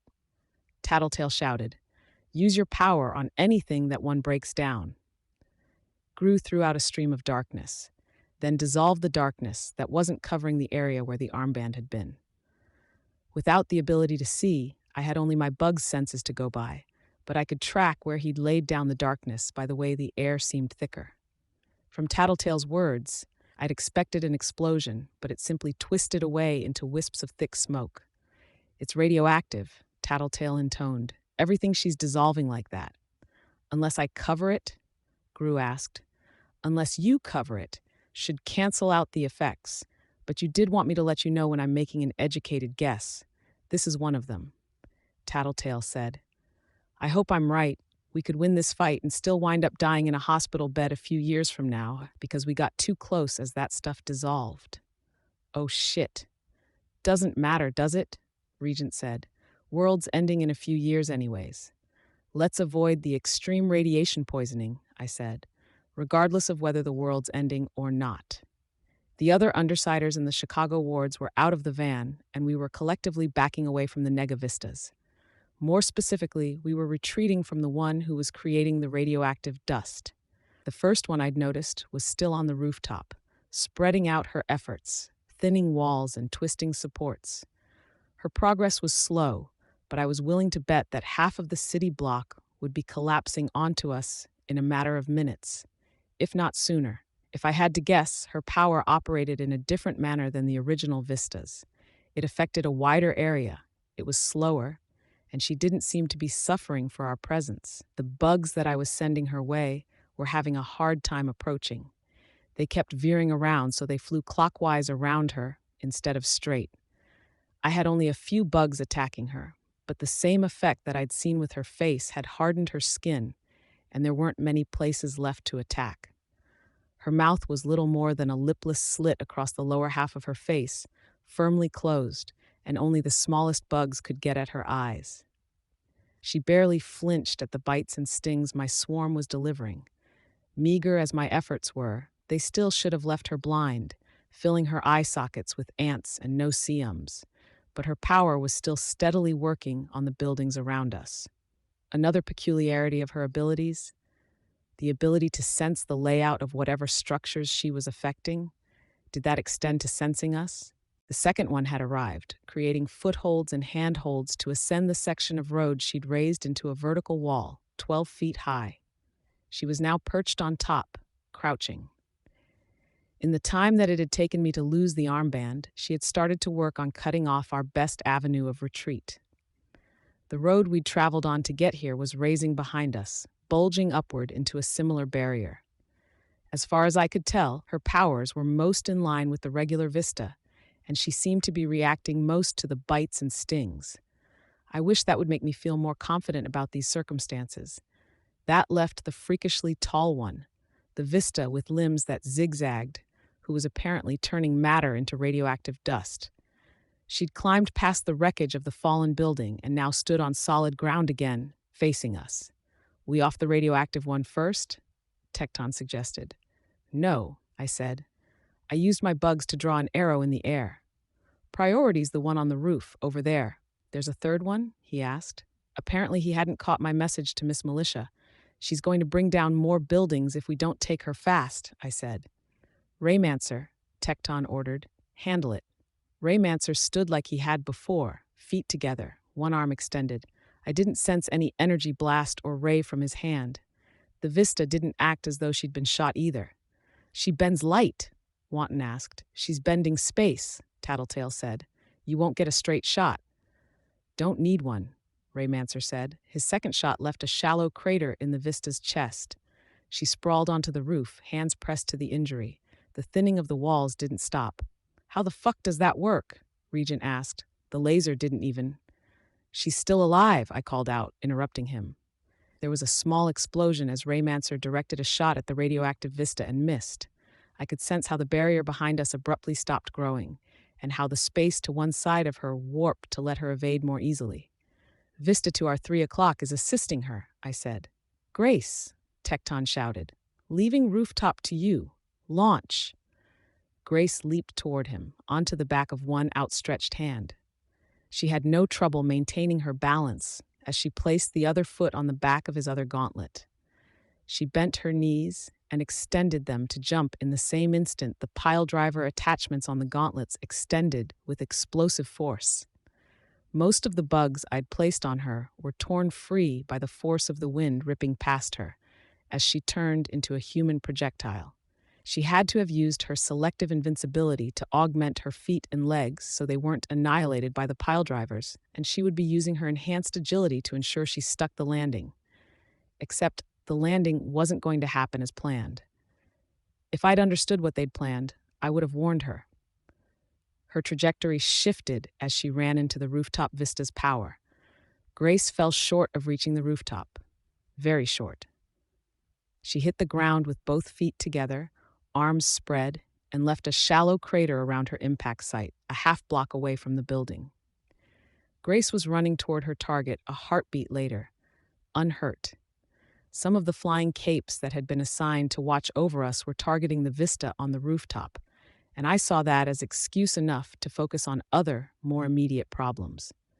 Rachel and her dogs went for the Vista to our right, with Regent doing what he could to hamper their target's movement, forcing her to use her power to maintain the distance from the beasts, which left the rest of us to face off against the radioactive one. "One on the rooftop's occupied," I said. "Now we can fight her."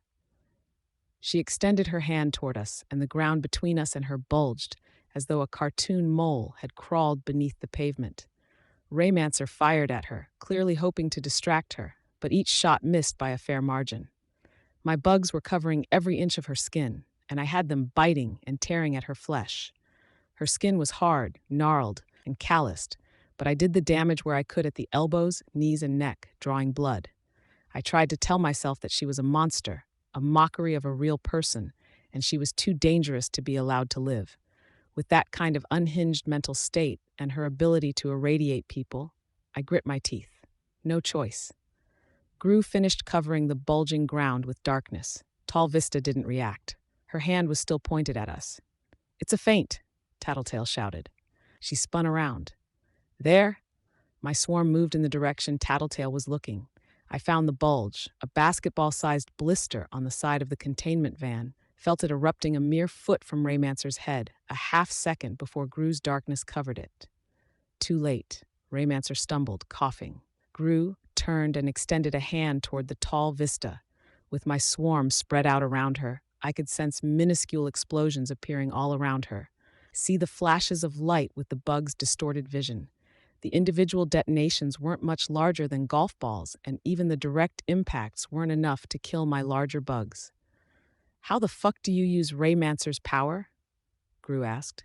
You copy powers? Wanton asked. Thought you guys read up on us, Tattletale quipped. Gru, focus the beams with the lenses. The beam appears from the center, so line them up to refine the beam into something more effective. In case you haven't noticed, I've only got the one lens there. Lenses? My bugs weren't sensing anything. Wanton was closing the distance now that the other Vista was distracted trying to avoid Bentley and Bastard, still hobbled by Regent's power.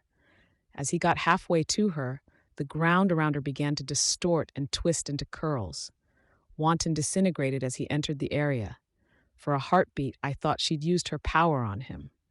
When the debris, dust and chunks of building began stirring and orbiting a central point that continued his general trajectory, I realized it was his power.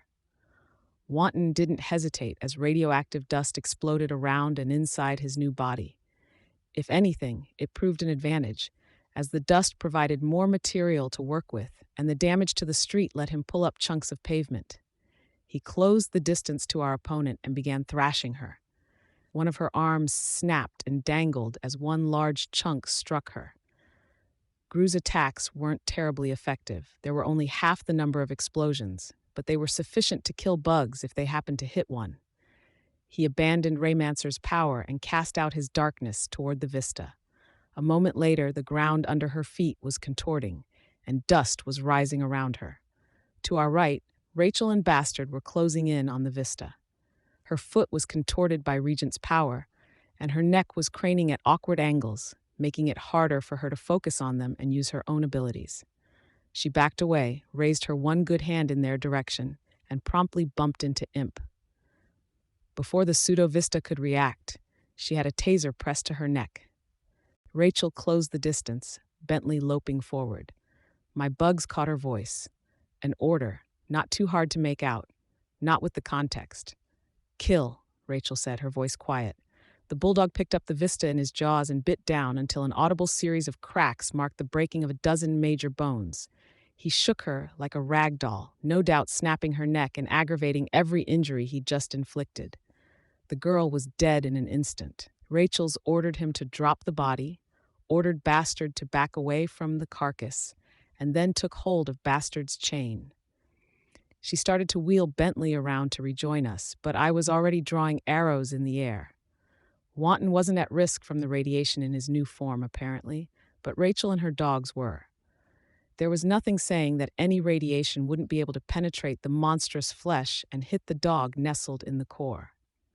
Kicking Bentley into an all-out run, she led Bastard in an all-out toward the one on the rooftop. No hesitation, no apparent remorse. Rachel and I had grown closer, to the point of maybe being friends on top of being teammates. Whatever rifts had formed between us were largely mended, and she trusted me as a leader. With all that in mind, it was sometimes hard to remember that she was still Rachel at the core of it. If her psychological wiring didn't give her any real empathy for her fellow human beings, it wasn't about to give her any for human-esque beings. Tecton slammed one gauntlet into the ground, creating a crack that rushed toward the taller vista. It exploded in a geyser of debris and dust as it reached her. She staggered, then staggered again as Gru landed a shot with Raymancer's power. She tried to raise one hand to defend herself, but the thin, curved bone of her upper arm had been shattered. Her broken arm dangled in front of her. With the topographical map my swarm provided, I noted the presence of thick veins standing out on her arm, where the weight of the dangling limb pulled the skin tight against the shattered bone. I barely thought about it, sending my bugs to the area, biting deep into the largest one, working together so that one hornet might pull one way, a beetle pulling another, to better rend the flesh or positioning it for a stronger bug to bite into. She jerked in reaction, and blood began flowing. Beads of it at first, but the skin was pulled tight and the bugs were relentless. It virtually tore between the combination of damage and strain. A small river of blood flowed, intermittently spurting. That would be an artery, not a vein. Fuck me.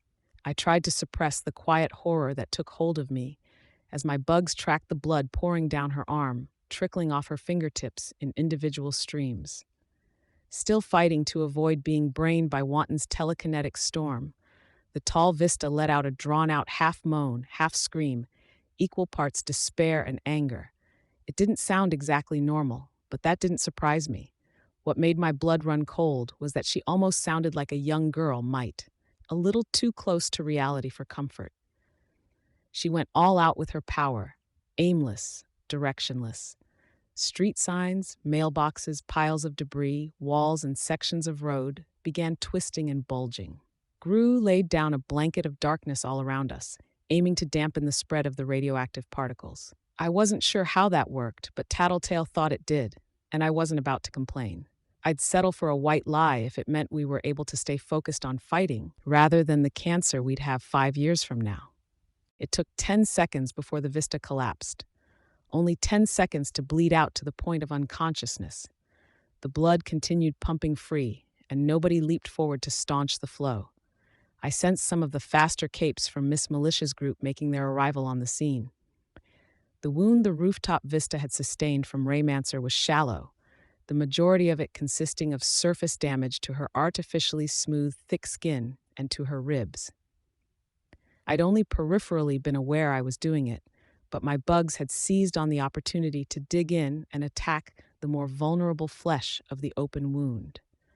She barely seemed to care, focusing her efforts on diverting incoming fire and trying to distort the rooftop to force Grace to fall off.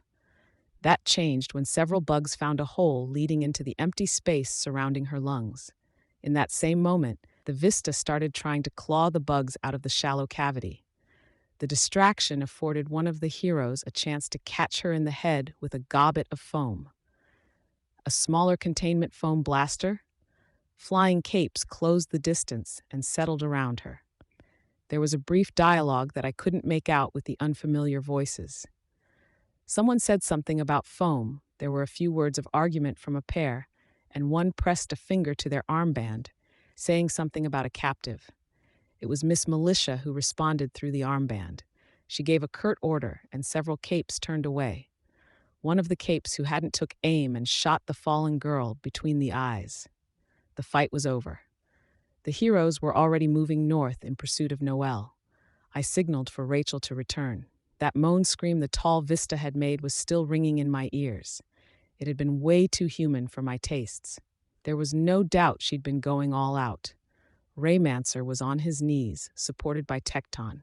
He'd taken a hit of the dust straight to the face. If Tattletale was right, he'd just taken a lethal dose of radiation.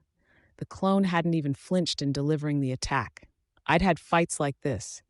Dealing with the Nine had been much the same, had demanded we hold nothing back, had involved enemies who didn't hesitate. The difference was that the Nine had demanded it because anything less wouldn't cut it.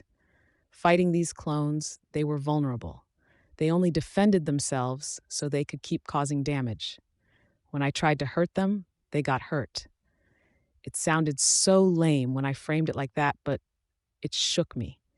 Even knowing they were deranged, that Tattletale had confirmed they weren't really people, I couldn't ignore how brutal we'd been. My actions. The clones weren't innocent, but they were innocents. If that made any sense, and I knew I'd have to do it all over again the next time we ran into a clone. Tattletale touched Gru's arm, and he banished the darkness around us. "I'm going to die," Raymancer said, his voice barely above a whisper. "There's a good chance." "Yeah," Tattletale said. "Hey," Tecton said, "don't be a bitch." She didn't respond. Instead, she touched her armband. "Raymancer down. He needs immediate medical attention for acute radiation poisoning. Quarantine this location. You'll want stuff for radioactive decontamination, mobile showers if you've got them.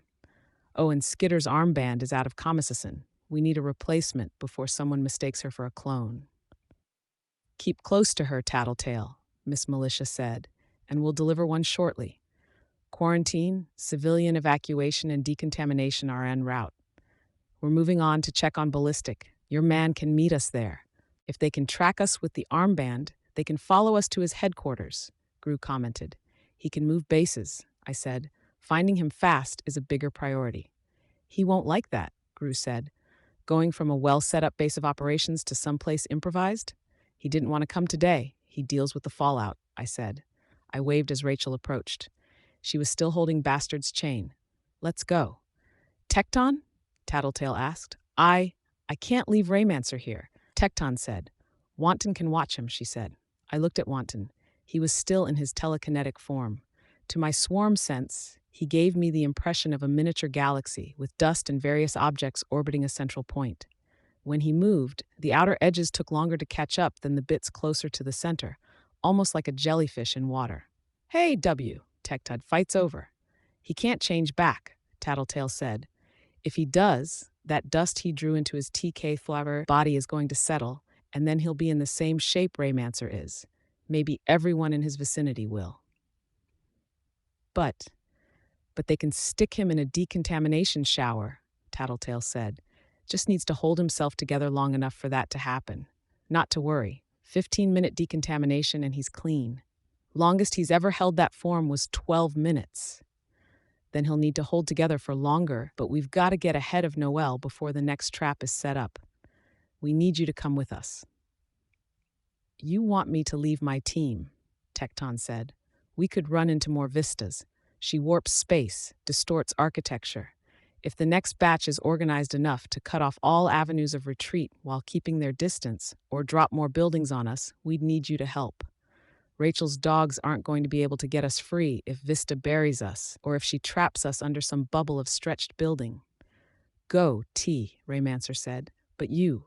I'll get looked after, and I'll give Wanton he encouragement he needs to break his old record. Get Grace and go. You heard the man, Tattletale said. You want to drive? You go ahead, Tecton said. Driving with the suit is a hassle. All the better, Tattletale said, cheery. Tecton didn't reply as he got into the van. I climbed onto Bentley's back. The van had to take a detour, given the 3 sections of road that had been raised as barriers and the one fallen building. Bentley wasn't so disadvantaged. We crossed the ruins of the toppled building. I could smell the thick, metallic scent of blood in the same moments that his hot breath wafted past me. I wondered if I should be in the van. I could communicate with Tattletale and Gru if I was, and it would mean I wasn't experiencing an agonizing pain in my side every time he set his feet down with too much force or leaped an obstacle. That said, I wasn't sure I wanted to turn Rachel away if she was being friendly. The van stopped to pick up Grace. They traveled down a different street, moving parallel to Rachel and I. So fast? Tecton asked. I couldn't make it all out. I caught the tail end of Tattletale's reply. A trap. I drew out letters on the dashboard with my bugs. Trouble? She shook her head. I didn't catch what she said. She repeated herself. Ventative measure. Preventative measure. She was picking up the speed so any other enemies that were lying in wait would have less time to spring any surprises on us. I scattered the bugs, left a brief okay, and then removed those. I caught Tecton saying something, but couldn't make it out. His mask didn't help. I redoubled my efforts to check our surroundings and find any possible clones of Vista, Uber, Leet, or Circus. We caught up to a group of the faster-moving heroes who'd flown ahead. They were dispatching another Vista. She was shorter, thicker in the arms and legs, with a neck as thick around as her head was. The space around her was twisted into jagged shapes, with some raised into points. 2 of the capes had been injured but were still fighting. We rode past, and the van with the others gave chase. The flying capes weren't moving with purpose. They were roving the area, going west to east and back again as they moved in a general northerly direction. We were nearly at Ballistics Base when a digitized voice sounded over the armband. Not Miss Militia. Dragon's AI. We have a sighting. All cooperating capes are ordered to stand down. Remain at your present coordinates until further notice. Stand down? I tapped Rachel on the shoulder, and she pulled Bentley to a stop. The armband buzzed again, but it was Miss Militia's voice this time. Eidolon has found our primary target. He has requested that all capes in the area remain in position. I caught Tattletale pressing the button on her armband. She asked, why? Whatever program was managing communications, it didn't see fit to convey Tattletale's message. The van caught up to us. Tattletale rolled her window down and opened the back. The others climbed out to join the conversation. Grace folded her arms and hung back. What's going on? I asked. Don't know, Tattletale said. But if Eidolon is fighting Noel, Regent finished her sentence for her, we might not have to worry about the end of the world happening in 2 years. Why is Miss Militia letting this slide? I asked. She has to know the risk. Everyone has to know the risk. She's letting this slide because Eidolon outranks her, and she has no choice, Tattletale said. And he's doing this because he's got an agenda. An agenda? Grace asked. Yeah. He's the top hero in the Protectorate. His agenda is doing the right thing. Is this what you guys do? You analyze the situation until you've twisted it into a scenario where you just have to do something? Yeah, Regent said. We're really good at it too. Ha ha, Grace said without any humor. Look, I said.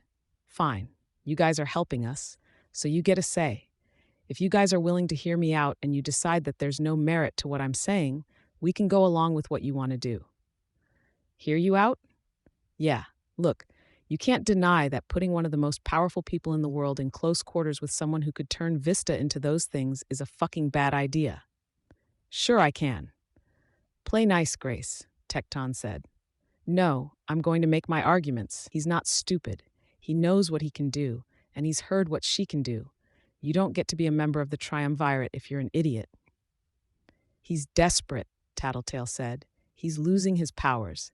He knows putting himself in dangerous situations makes his power stronger, like how one of my teammates gets a little stronger when outraged, and another gets a little stronger when feeling protective. Fighting Noel is nearly as dangerous as fighting Endbringers. Endbringers. When Leviathan had attacked, it had been destruction layered on top of more destruction. Noel was being pretty damn subtle for someone who could tear vault doors apart and generate an army of superpowered soldiers. Even in terms of the overall impact of her assault, as far as I knew, it had been limited to one fallen building, 2 injured capes, and 1 in critical condition. It felt like too little. Then again, the sun wasn't up. Dinah had said Noel wouldn't do any real damage until dawn. Would things get worse? How long until sunrise? I asked, cutting Grace off just as she started to voice a response. 9 minutes, Tattletale answered. Dinah said the situation doesn't start getting really bad until dawn. I trailed off. You think this is why the situation goes south, Gru said. It's a possibility. Tattletale pressed the button on her armband. This is really bad timing on Eidolon's part, Shit's due to go down at sunrise. Can you call him off? Remind him? There was no indication the message went through. Fucking computer, she said. Let's go. No, Grace said. You said it was our call. I don't buy the argument. We stay put. Tecton? I asked. He was still in the passenger seat. I don't know. Are you willing to disobey the order and have Miss Militia okay a kill order on you? Try to okay a kill order on us, Imp said. Oh, well then, Tecton said. That's not a problem. I thought about the possible scenarios that could unfold. Deranged Vistas had been brutal enough. Deranged mutant Eidolons? Yeah, I said. If it comes down to it, I'm willing. Be it on your heads, Tecton said. Get in if you're coming, Tattletale said. Get out if you're not. Tecton hesitated, but he stayed in his seat. Tecton? Grace asked. They believe it enough to go this far. They've either got an unhealthy amount of conviction or they're insane. Or both, Imp said.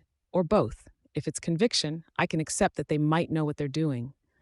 The same argument you made about Eidolon being an upper echelon member of the Protectorate applies to them. They didn't get here by being terrible at what they do. They did get to the point where they're about to get kill orders put out on them, and you stand to get in trouble with the wards. What's the worst they could do? As a tinker, I'm a protected species. Not like they're going to fire me. If these guys are right, they might need our help. If they're wrong, maybe I get in a bit of trouble. I'm willing to take that bet. And if they're trying something, or if they are insane, then it's better I'm along for the ride, isn't it? Grace didn't respond. Instead, she turned around and walked away. When she reached the back of the truck, she hopped in. You fucking owe me, Tech. She slammed the one door closed, as if to punctuate her irritation with the situation, leaving the other open for my teammates. Tattletale dropped her armband out the driver's side window. The rest of the Undersiders discarded theirs.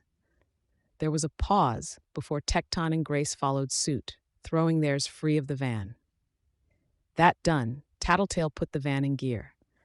It was already starting to move by the time Imp and Regent had climbed in and slammed the doors behind them. With Tattletale's ability to identify Eidolon's general location and my ability to narrow the result down with my bugs, it only took a few minutes to find them. The issue was that we only had a few minutes to begin with. Eidolon was in the air, flying a safe distance above Noelle. And Noelle, I couldn't get a read on Noelle. My bugs disappeared into her as they made contact, their signal distorting and cutting off. It left me with a hazy picture. She was big, African elephant big. I didn't get much more than that. They were talking. Eidolon had his hands folded into his sleeves, like an ancient sensei, legs dangling, his costume billowing around him. His voice was calm, quiet, in stark contrast to the hot breath that billowed around Noelle as she panted with no less than 5 mouths. 4 of the mouths were considerably larger than the one owned by the rough human shape on top. I only caught 2 words as he spoke to her. Coil was one, cauldron was another. Arc 18, Queen, Part 7. He's talking to her about cauldron and coil. I'd signaled the others to exit the van, and we were gathered around Bentley and Bastard. Cauldron? Tecton asked. Cauldron worked out a formula that could give people powers, and the capes with monstrous features are the failed results, I said. The case 53s, Grace said. Tattletale nodded. I raised my finger to my lips, to where my lips were behind my mask. Really? I wound up sliding my hands beneath the sides of my mask to plug my ears. I'd hoped to shut out other sounds and allow myself to focus. It wasn't too helpful. Tattletale murmured something to Gru, and he surrounded us with darkness, leaving a clearing so we could communicate. It took me a second to realize why. Were he and Tattletale hoping to mask us from Noelle's other senses? Rachel's dogs could smell through the darkness, couldn't they? It wouldn't stop Noelle if she really was smelling us, saying he knew them. Noelle said, "Is that a question?" I was having trouble discerning tone. "I'm saying exactly that, Noelle," Eidolon replied. "Very beginning. Coil involved. People who made you like this." I don't believe. No. Eidolon just said Coil was involved with Cauldron, and that Cauldron is responsible for Noelle, I informed the others. Another of Coil's schemes? Gru asked. But why would he make Noelle? What does that serve, really? He didn't make her, Tattletale said, but the rest is very possible. I'd spoken because I was worried I wouldn't get a chance later, between fatigue affecting my memory and the possibility of an imminent fight. I'd missed some of what Eidolon said in the process. Help you. I've had too many. She said one word that was too complicated for me to make out. Of help. Can't get my hopes. I was disappointed in how limited these senses of mine were. They were useful, but the tactile nature of my swarm sense left me blind as to people's changes in expression, and listening in like this, I could only catch the individual speech sounds, working out how they fit together into words while trying not to fall too far behind. I wished I'd devoted more time to trying to figure out my swarm sight and swarm hearing. Eidolon said something, and I couldn't decipher the word. He paused, so I grasped that there was some meaning there. Ended with tiv or shiv, prerogative, alternative. It connected just as he started speaking again. Do you want to die? Yes, Noelle's answer was clear. I'm red to die too, Eidolon said. There'd been another longer word in the middle there that I couldn't afford to stop and work out. My danger sense tells me you alone. No, Noelle said. She bumped into more of my bugs as she shifted position, moving one large leg that was likely so thick around that 3 people together couldn't have reached around it with their hands meeting. The bugs disappeared from my power's senses. Why don't you us? Eidolon said. Introduce. It only made sense as a question. Why don't you introduce us? Show my hand. Why not? Eidolon said, and I missed the tail end of it. Another question. I was starting to get a headache, trying to process all this. Something peeled away from Noelle's side, and when it bumped into my bugs, they weren't absorbed. The stature, the length of the hair, another vista. I thought maybe Noelle had produced another clone, but others started to emerge from the surrounding architecture, peeling away from nearby walls as if they'd been inside the surfaces. And they weren't all vistas. I noted the presence of what had to be a circus, disproportionate and thin, with a hunched back, using her knuckles to walk. There was another vista, 2 large figures who might have been Ubers, and on the 2nd floor of the building behind Eidolon, there was a narrow young man, shirtless, with a gun bigger than he was. Leet. Not expect you to. A trap, Eidolon said. He hadn't budged, and as far as I could tell, his tone of voice hadn't changed. Noelle didn't reply. From her vantage point, she had to be able to see through the open, glassless window behind Eidolon, see the Leet silently setting up the gun. Trouble, I said. Gru banished the darkness. Trouble? She's ambushing him. There's a Leet with a gun inside the building behind him. Tinker made, has to be. Eidolon knows what he's doing, Grace said. And if he doesn't? Tattletale asked. If that gun just happens to be able to punch through any invincibility or whatever it is he's given himself? He's better than that, she said. He's Eidolon. He's human, I said. Humans make mistakes.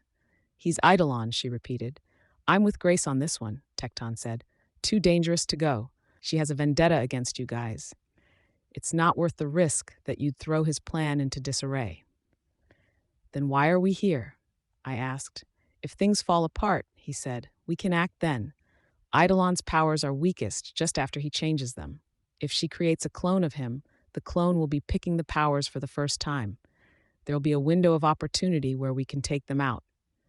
Assuming we can get close enough, Gru said, and there's a good half-dozen capes around her, I said.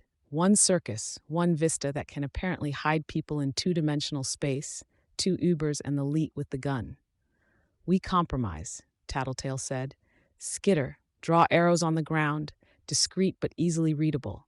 Point the way to the Leet, okay? The rest of us hang back and we wait to make sure we can get Eidolon out of a bad situation if one crops up. I started to draw the arrows.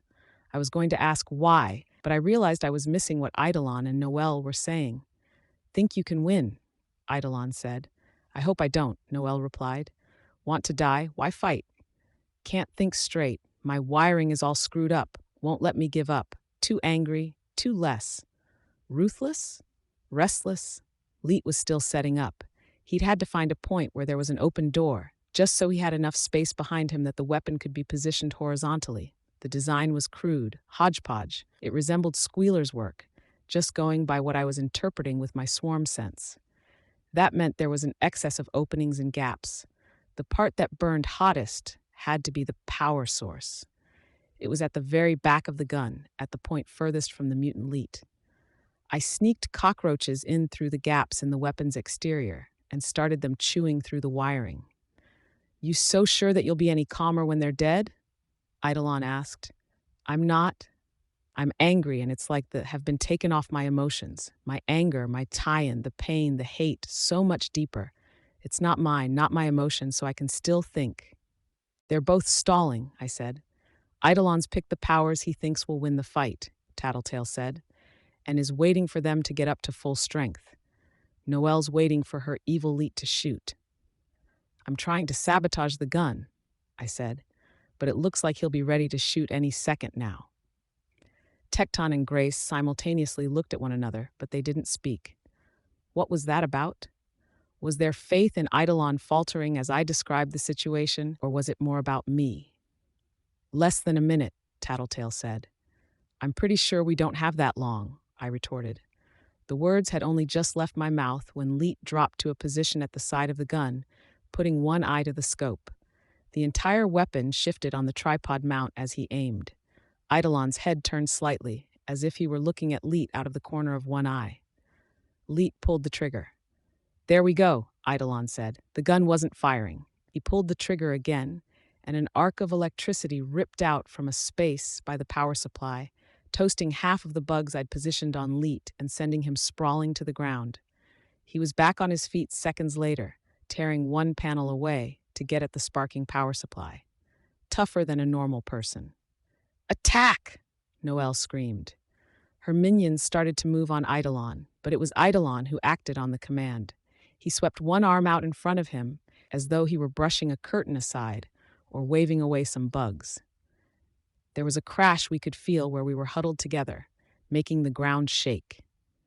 In that very instant, Eidolon had killed the vast majority of the bugs I'd placed in the area. It took me a second to process what he'd done. The bugs that were still alive were unable to move, pressed hard against the ground to the point that they were sinking into the soft earth. Even the more durable cockroaches had died where the ground wasn't soft enough for them to be pushed down into it. Through the few surviving bugs, I could get a sense of what was happening. Tufts of weeds that had stuck up between slats in the pavement now laid flat against the ground, as though they'd been starched and ironed in place. The effect only lasted a few seconds. I tentatively moved more bugs into the area to do an inspection, found the air both dense and strangely warm. The ground had shifted, and both the pavement and the concrete panels of the sidewalk had cracked. Chunks of rubble had been pulverized, piles of debris pancaked against the ground. Plywood, siding, and wood paneling had been torn from the faces of nearby buildings, rendered into unrecognizable fragments of wood and plastic. Each fragment had been mashed flat or shoved into cracks and crevices. The Ubers and the circus were dead, pulverized against the ground with their limbs broken in multiple places, their chest cavities and skulls cracked like eggs. The vista was nowhere to be seen. Eidolon hadn't moved, and a tentative search told me that Noelle was still standing. My swarm noted the presence of blood dripping to the ground beneath her massive body. Eidolon said something, but I didn't have enough bugs in the area to hear him. He just crushed everything around her, I said, almost as if he dropped a house-sized invisible anvil around her. Around Imp? Tattletale asked, gripping my arm. Around Noelle, I said. What do you mean, Imp? The building where Leet was. Tattletale started grabbing my arm. Did he hit it? No. Turn the arrows around. Give every warning you can. We just sent Imp in there to deal with Leet. I did as she asked, using every bug I could to draw warnings, turning the arrows to point to a retreat. Damn it, Gru said. Why did we send her in there? We need to get in there in case anyone. Stay, Tecton warned. Evacuate your teammate, but don't get in Eidolon's way. There was another crash. Once again, the vast majority of my bugs in Noelle's vicinity disappeared. Only a small few who were lucky enough to be in the right place and tough enough to endure the pressure survived. The bugs who had been flying above Noelle sank into her flesh. Through them, I could sense her advancing, moving one massive leg forward, relaxing, and letting the pressure Eidolon was generating slam the limb into pavement with enough force to crack it. Then she moved another leg forward. Eidolon floated higher, maintaining the same relative distance between himself and her. She dropped lower to the ground, as though she were succumbing to the pressure, then leaped in the same instant the last of the bugs who'd sunken into her flesh were absorbed. I couldn't follow what happened next. There was another crash, another earth-shaking rumble, and even the bugs who'd survived before were obliterated, leaving me utterly blind. I moved a few bugs closer to gauge if the effect was still active, and they died as though they'd moved beneath a falling hammer, going splat against the ground at the effect's edge. Behind Eidolon, Leet had finished fixing the gun, helped by the fact that the electricity had killed my saboteur cockroaches. In the same instant, he moved to take position by the trigger. Eidolon turned around, raising one hand in his direction, and Imp was there. She drew her knife across the Psycho Leet's throat. Eidolon froze as Leet staggered and slumped against the windowsill, blood pouring from the open wound. I felt a momentary confusion. Leet was dead? Eidolon seemed to be reeling as well, but he recovered faster. He wheeled around to strike out with the effect again. Leet's dead, I said. How? Tattletale asked. Throat slit. Imp, she's not listening to instructions. Did Eidolon attack Leet? I shook my head. She released my upper arm from the death grip she'd been maintaining since Eidolon had attacked. It wasn't like her to get that upset. She usually had more information to work with, so she had a better idea of what was going on, but that couldn't account for her full reaction. I wished I could read her expression. Leet slumped almost entirely out the window. In a dying gesture, he feebly reached out for the end of the gun, gripping the barrel. When he fell from the window, he kept hold of the gun. The tripod skidded, and momentum coupled with Leet's weight pulled the gun after him. Eidolon glanced over one shoulder at the body falling from the second-floor window, then soared straight for the sky. I was already sliding from Bentley's back, heading toward the ongoing battle. The movements, Eidolon's reaction, everything spoke to something deliberate, something devastating on Leet's part. The weapon's power supply detonated on contact with the ground. I didn't have many bugs in the area to track it, only experienced a momentary sensation from the bugs in the area, much like I sensed when they were burned or electrocuted. When the sensation disappeared, they were gone, dead.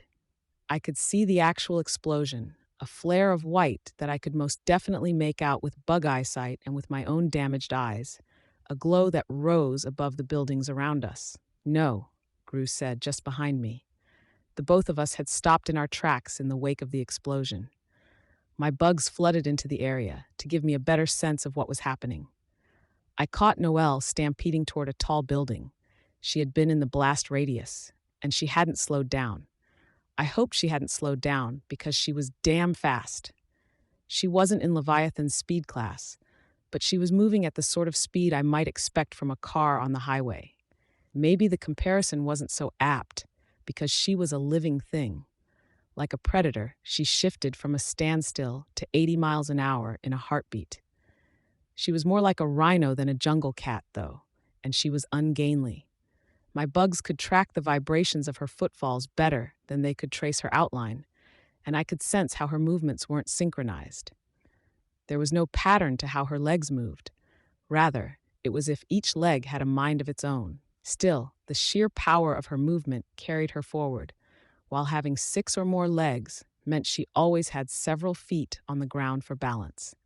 She reached the base of the tallest skyscraper in the area and scaled it just as fast as she'd moved over ground. Chunks of concrete were pulled and clawed away as each of her feet found or made footholds. The debris fell in her wake, but her movement was steady and unfaltering. Eidolon turned her way, laid down that same pressure he'd applied earlier, tearing a full third of the building to the ground. A large part of the upper floors cast straight down, torn free of the building's housing. The debris moved straight down with such force that it punched through as many as 5 or 6 of the floors below. Noelle was already moving out of the way as the attack landed, circling around to the other side of the building, still climbing. She reached the top before the dust from Eidolon's destruction rolled past us. I held my breath. I couldn't afford another coughing fit. We made our way to the spot where their fight had started. Where Eidolon's power had struck, the pavement had depressed until it was a good 2 feet lower than where we were standing. Imp, Gru breathed the word, stepping down to the depressed pavement and breaking into a run as he headed for the explosion site. Tattletale gave me a hand in stepping down as we followed. It wasn't necessary, but I didn't turn her down. The explosion had shattered one exterior wall of the building and scorched the inside. My swarm fanned out to search the building's interior. It didn't take long to find her on the 2nd floor. She was so caked in dust and debris that I'd almost mistaken her for a piece of wreckage. 2nd floor near the back. Stairwell is this way.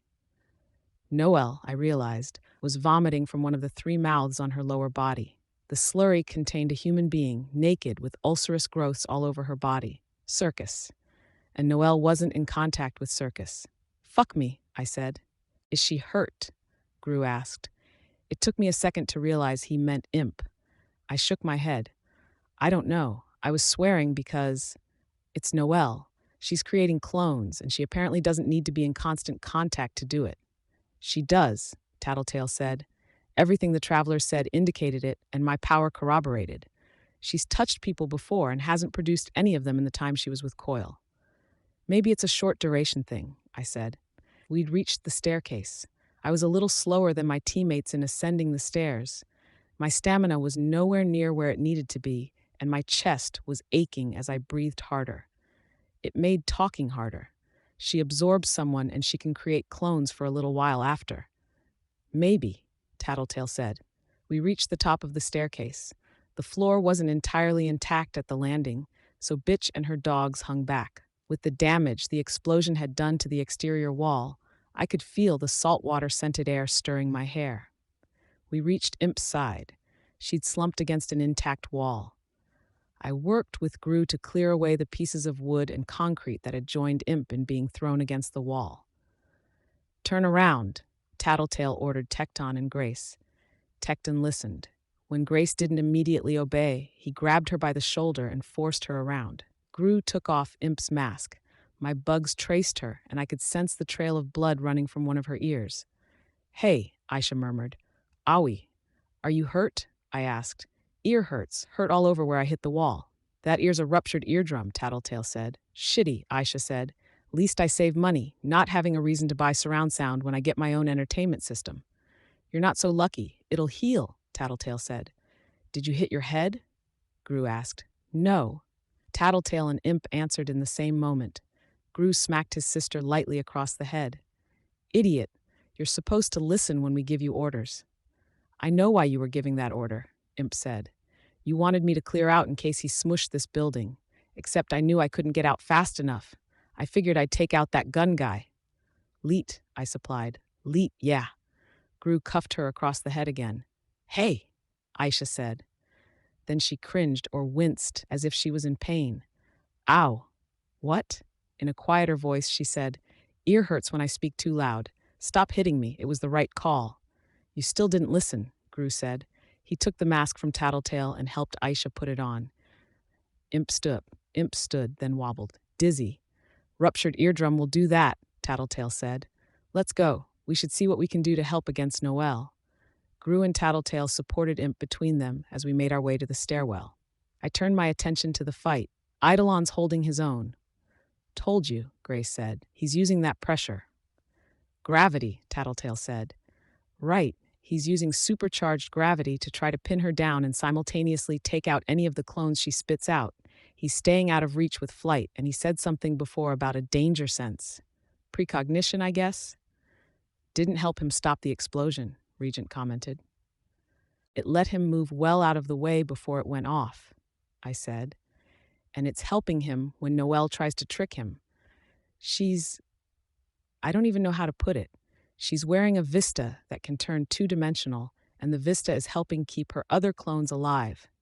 Whenever Eidolon moves like he's about to drop that gravity magnification on them, she folds Noelle's clones against whatever surface they're touching and then pastes herself into Noelle. Can we help Eidolon by taking the vista out? Gru asked. I don't know how we'd get the vista without attacking Noelle, I said. Eidolon can hold on to about 3 serious powers at a time, Tecton said. If he's packing flying, danger sense, and gravity manipulation, that's it. Sometimes he does 4, but 2 or 3 of them are usually pretty minor. Enhanced accuracy, whatever. Unless the flying's an extension of the gravity manipulation, Tattletale pointed out. I'd guess he's maintaining a kind of power immunity, in case Noelle manages to close the distance or one of her underlings tries to hit him from range. I could follow the fight as Noelle leaped to another rooftop. Being airborne, she might have been vulnerable if Eidolon had been able to devote his full attention to her, given how it wasn't possible to dodge while midair. But she'd timed the jump to coincide with a killer circus's pyrokinetic attack on Eidolon. The hero destroyed the circus with a use of his gravity power, and I could guess that the same power had destroyed any incoming fireballs she'd thrown his way, because he wasn't even touched by any hot air. The top floor of the building the circus had been standing on was still collapsing as he directed another gravity slam in the direction of Noelle's landing point. She was already moving on, leaping to a building face that Eidolon wouldn't have a line of sight to. The degree of mobility the pair had meant it was hard to get bugs in a position where I could follow what was going on. I moved the bugs up through the various buildings, spreading them out as best as I could. In tracking the movements of the bugs through the buildings, I got a sense of where Eidolon had done damage and where the civilians were. He's doing a fantastic job of avoiding hitting any civilians when he uses his powers. Told you, Imp said. Mimicking Grace's tone, in the same moment Grace said, Of course. Imp laughed, then winced at the pain it caused her. Could be an extension of his danger sense, Tattletale suggested. We'd reached the stairwell, and the others declined to go back for the van. Imp and I got on Bentley's back. I sat behind Imp so I could help keep her from falling. We weren't broadcasting it to Tecton and Grace, but I wasn't in great shape myself. Even if Bentley wasn't the most comfortable way to travel with a cracked rib, it still beat running. I pointed the way, and we headed for the site of the battle. I wasn't exactly sure what we could do. This was a fight between titans. Eidolon had hit Noelle 1,000 times as hard as any of us were capable of, and she hadn't even slowed down. I was getting increasingly worried that there was some factor here that would decide the battle, something I should grasp but wasn't.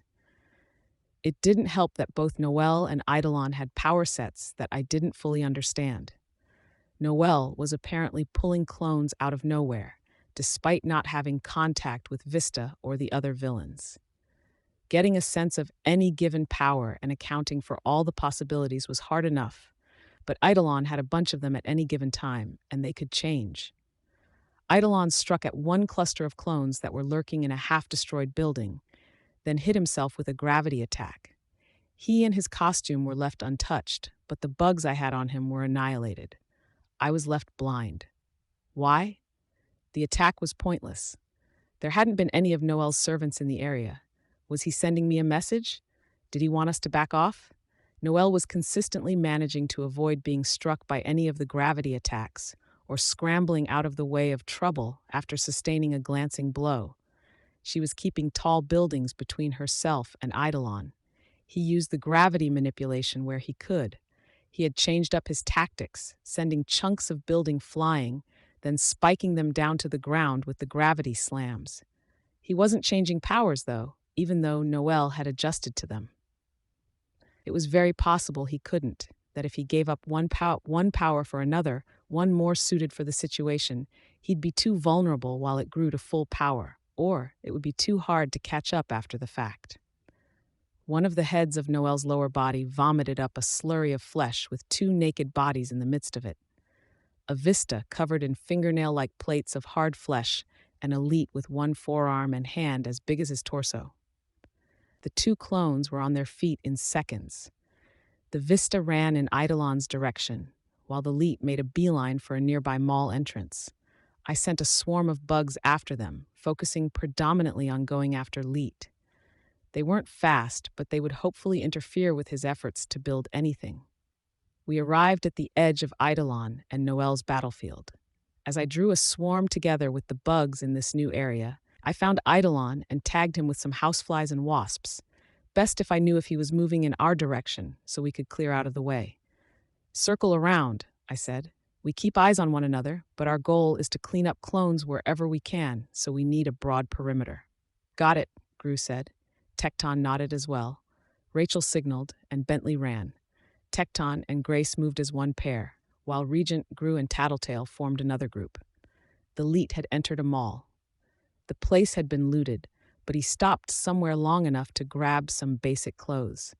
He wrenched a piece off a clothing rack and used the ragged end to cut a sleeve off and open up the shoulder enough that he could fit his oversized left hand through it. The activity bought my bugs enough time to catch up to him. As they attacked, he started thrashing. I was in the middle of changing my focus to other things when I noticed something curious. A rat. The rat itself wasn't so unusual, large for its size, maybe, but it had moved in the same general direction as my swarm, and it was wet with fluids. The vomit? I'd been flying bugs over surfaces at a height sufficient to catch humans.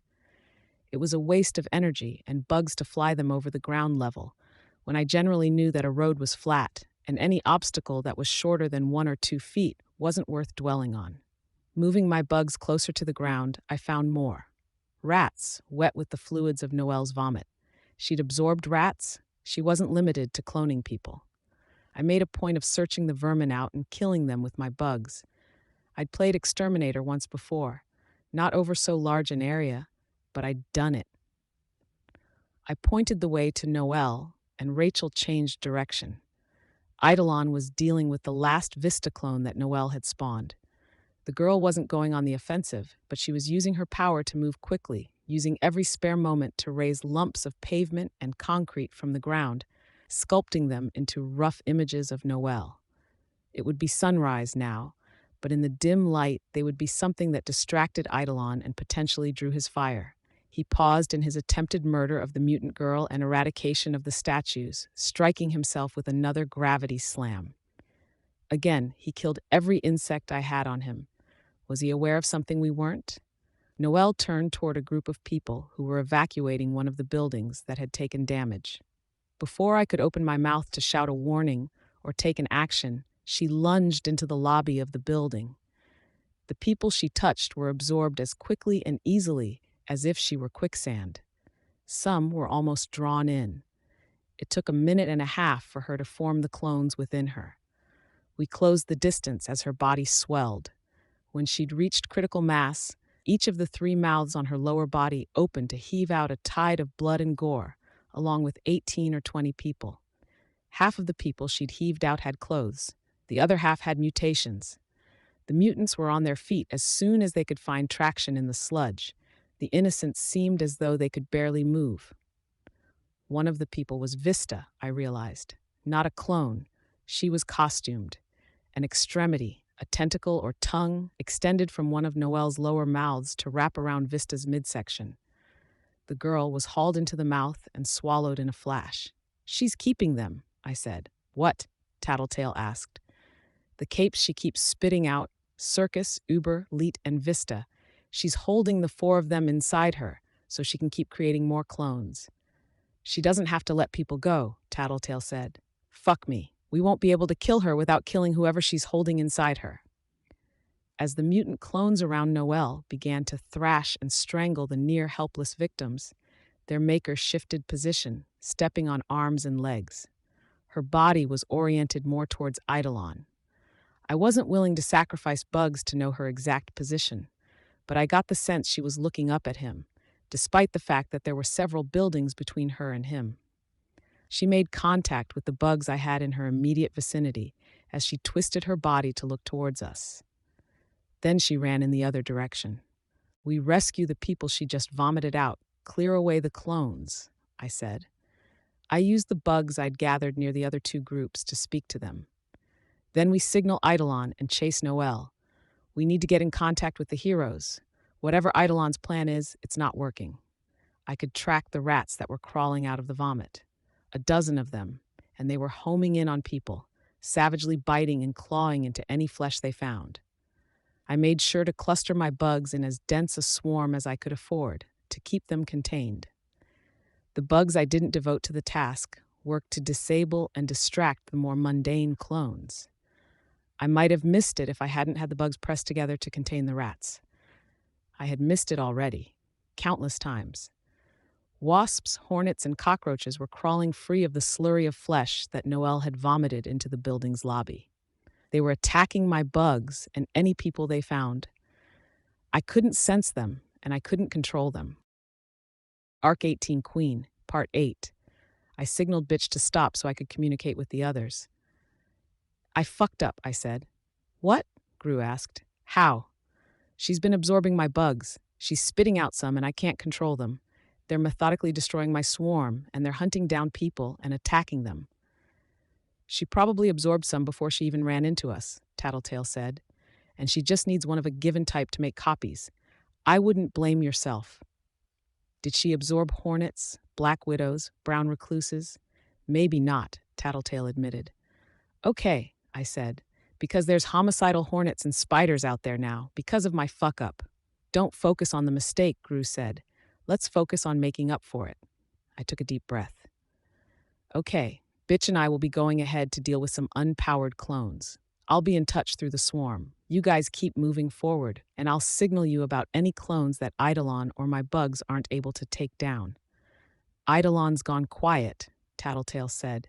"He might be changing powers, chasing at a distance to safely keep track of her while he adjusts." "I'll try to signal him," I said. "Let him know we're here and that we're engaging Noelle if and when we've managed the clones and we see an opportunity." "Hopefully he doesn't accidentally wipe us off the face of the planet," Regent joked. "Hopefully," I echoed him, except I wasn't joking. "Then I'll suggest that this can be where we part ways," Tattletale said. "I'll take Imp. I can do more good with a phone and computer, and she's no good to anyone right now."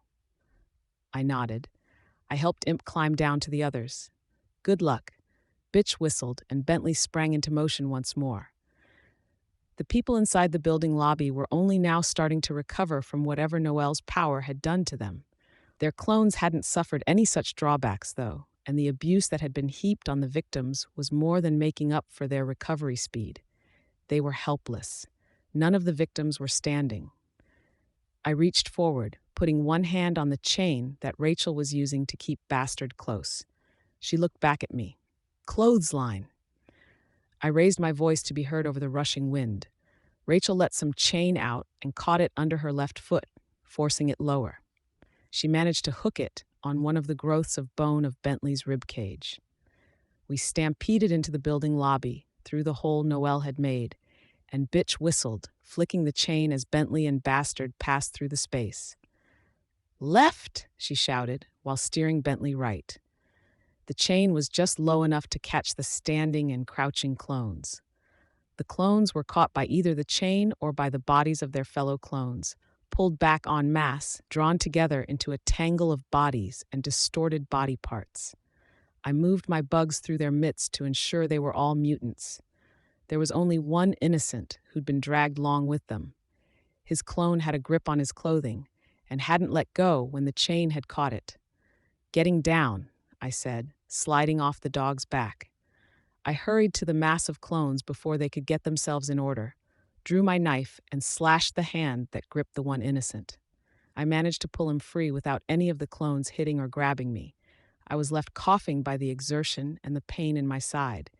Bitch steered Bentley to put his bulk between me and the clones. I got him, she said. I'll handle the others, I told her. Right, she grunted the word. Bastard, hurt him.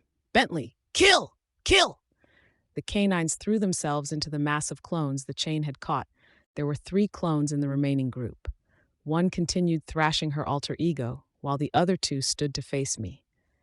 I held my knife in one hand, drew my baton with the other, and flicked it out to its full length. Not nearly as threatening as either of the canines, but I'd make do. It was odd that Rachel was having Bastard hold back, being limited only to a hurt command. Come to think of it, she'd had Bentley do the killing when fighting the Vista clone, too. My rib throbbed even now, just from riding Bentley and hauling the one victim out of the mass. I was left breathing hard, though the exertion had been mild. My stamina wasn't a tenth of what it might otherwise be, to the point that I was worried I might get dizzy, start coughing, or wind up too tired to fight if it came down to a straight hand-to-hand brawl. I couldn't afford to take it easy, though.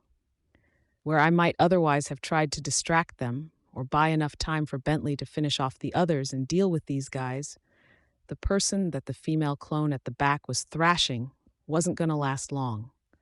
The 2 who were facing me were both men, both bigger and tougher than they might have been as humans.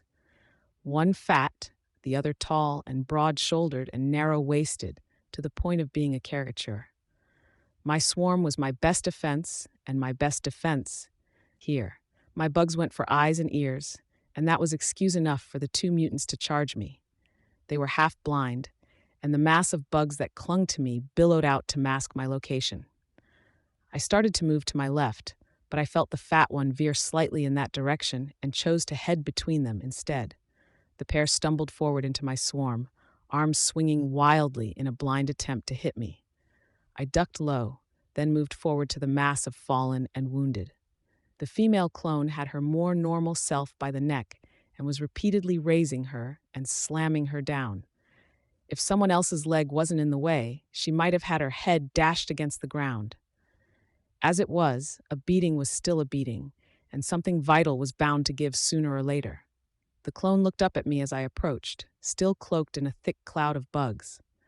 I realized why she hadn't stood to face me. Her left leg was gone, barely a flipper. She raised her arms in self-defense, and I batted one aside with my baton before stabbing her just above the collarbone. They're not people. They're mockeries. The small, helpless sounds she made as blood bubbled around the throat wound weren't helping my attempts to assuage conscience. Damn Noelle. Damn her for making me do this. You leave Steph alone, the fat clone bellowed. The words caught me off guard as much as the fact that he'd seen the attack. He charged, and I swiftly backed up, bringing my weapons to the ready. He didn't come after me. He stopped by Steph, the one-legged clone with the fatal throat wound. You care about her?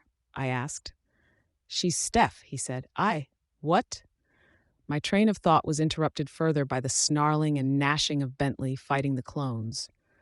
One tried to break away from the group to come after me, but Bentley caught him, striking him flat against the ground with both front paws, like how a cat might pounce on a mouse. She's Steph. She's Steph. Of course I care. Fucking bugs. He lashed out with one arm, as if he could hurt the swarm, drive them away. His arms folded around the clone Steph. I pulled the attacking bugs away, leaving only enough to track his movements. I wasn't sure I wanted to open up a line of dialogue, but my conscience couldn't afford to let me not. But what about the person she was beating up? You don't care about the real Steph. Ignored me, looked down on me because I was fat. Fuck her. He spoke with such force that my bugs could feel the spit flying from his mouth. She's still Steph, isn't she? Bitch. Brushing me off. Made it so we were friends, not boyfriend and girlfriend. Bitch, he said. He let the mutant clone Steph drop limp to the ground, clenched and unclenched a fist. Fuck her. Fuck you for killing Steph. Why do this? Why hurt people? I'm a soldier, he said, his words dull. It's what I am. I sensed his girth, used my swarm to sense his equally heavy alter ego. You don't strike me as a soldier. It's what I am. Is he a soldier? I gestured in the direction of his other self. No, fat fuck could never be a soldier. Kill him, dig my fingers into that gut and rip and tear until he dies. Strangle him, no willpower. Hide from the world behind that disgusting fat. Choke the life out of him. He's useless anyways. Waste of air, waste of a life. Projecting much? And when he's dead, what will you do? He moved toward me, and I backed away a step, bringing my bugs closer to him. He went still again, glanced around. Kill others. Kill Dad and Mom and Sammy and the cats. Kill teachers and classmates and burn my house and burn the school. Fuckers. All of them. Looking down on me. His words struck a chord, and it was the closest experience I'd ever had to the sort of flashback that happened in the movies. I could remember being in the school bathroom dripping with juice, being so frustrated, so angry, so hurt that I just wanted to lash out. Was that all he had left? Was that all he was? And if they all die? Kill others. Burn this fucking disgusting city. Burn this fucking country. Keep burning, keep killing. Do you really think that'll make anything better? No. Then why? Is there any way I can get you to stop? No. Won't stop. I'm a soldier. Whose soldier? Hers? Noelle's? The monster who spat you out? No. And you? I asked, turning so my back wasn't to the broad-shouldered one in the midst of my swarm. He didn't answer. He charged for me instead. The obese one took the opportunity to come after me from a different angle. Again, I drew my swarm around me, put each of my bugs on the offensive to distract, and used my swarm sense to figure out where they were moving, getting out of the way. Ducking low, I felt a sharp pain in my side. I grunted in pain and barked out a cough. The cough made me need to cough more, which only helped inform them of my position. The coughing fit took the strength out of me at a time when I needed to move most. Swinging blindly, the fat one struck me across the face. My mask absorbed the worst of the impact, and I stuck my knife out in his general direction, sticking it into the general area of his chest, hitting bone rather than anything substantial. Bugs fucking hurt, he growled, apparently oblivious to the pain of the knife wound. Stop it! He swung again, but I managed to get out of the way. With the stinging, biting insects in his eyes crawling into his mouth and nose as he talked to gag him, I managed to distract him enough that I could safely retreat. My entire body shook as I suppressed coughs, and I dropped to one knee to try and catch my breath. I hoped that being closer to the ground would mean I didn't get hit. I was too breathless to move out of the way if he swung a punch at me. The broad-shouldered one stepped close, his cheeks wet with the vitreous fluids of torn eyeballs and blood where my swarm had dug in deep. I suppressed another cough and slid my knife's blade against the back of his knees. It might not have cut deep enough if he'd been wearing clothes, but he was naked and there was nothing to stop the knife. He collapsed just in front of me.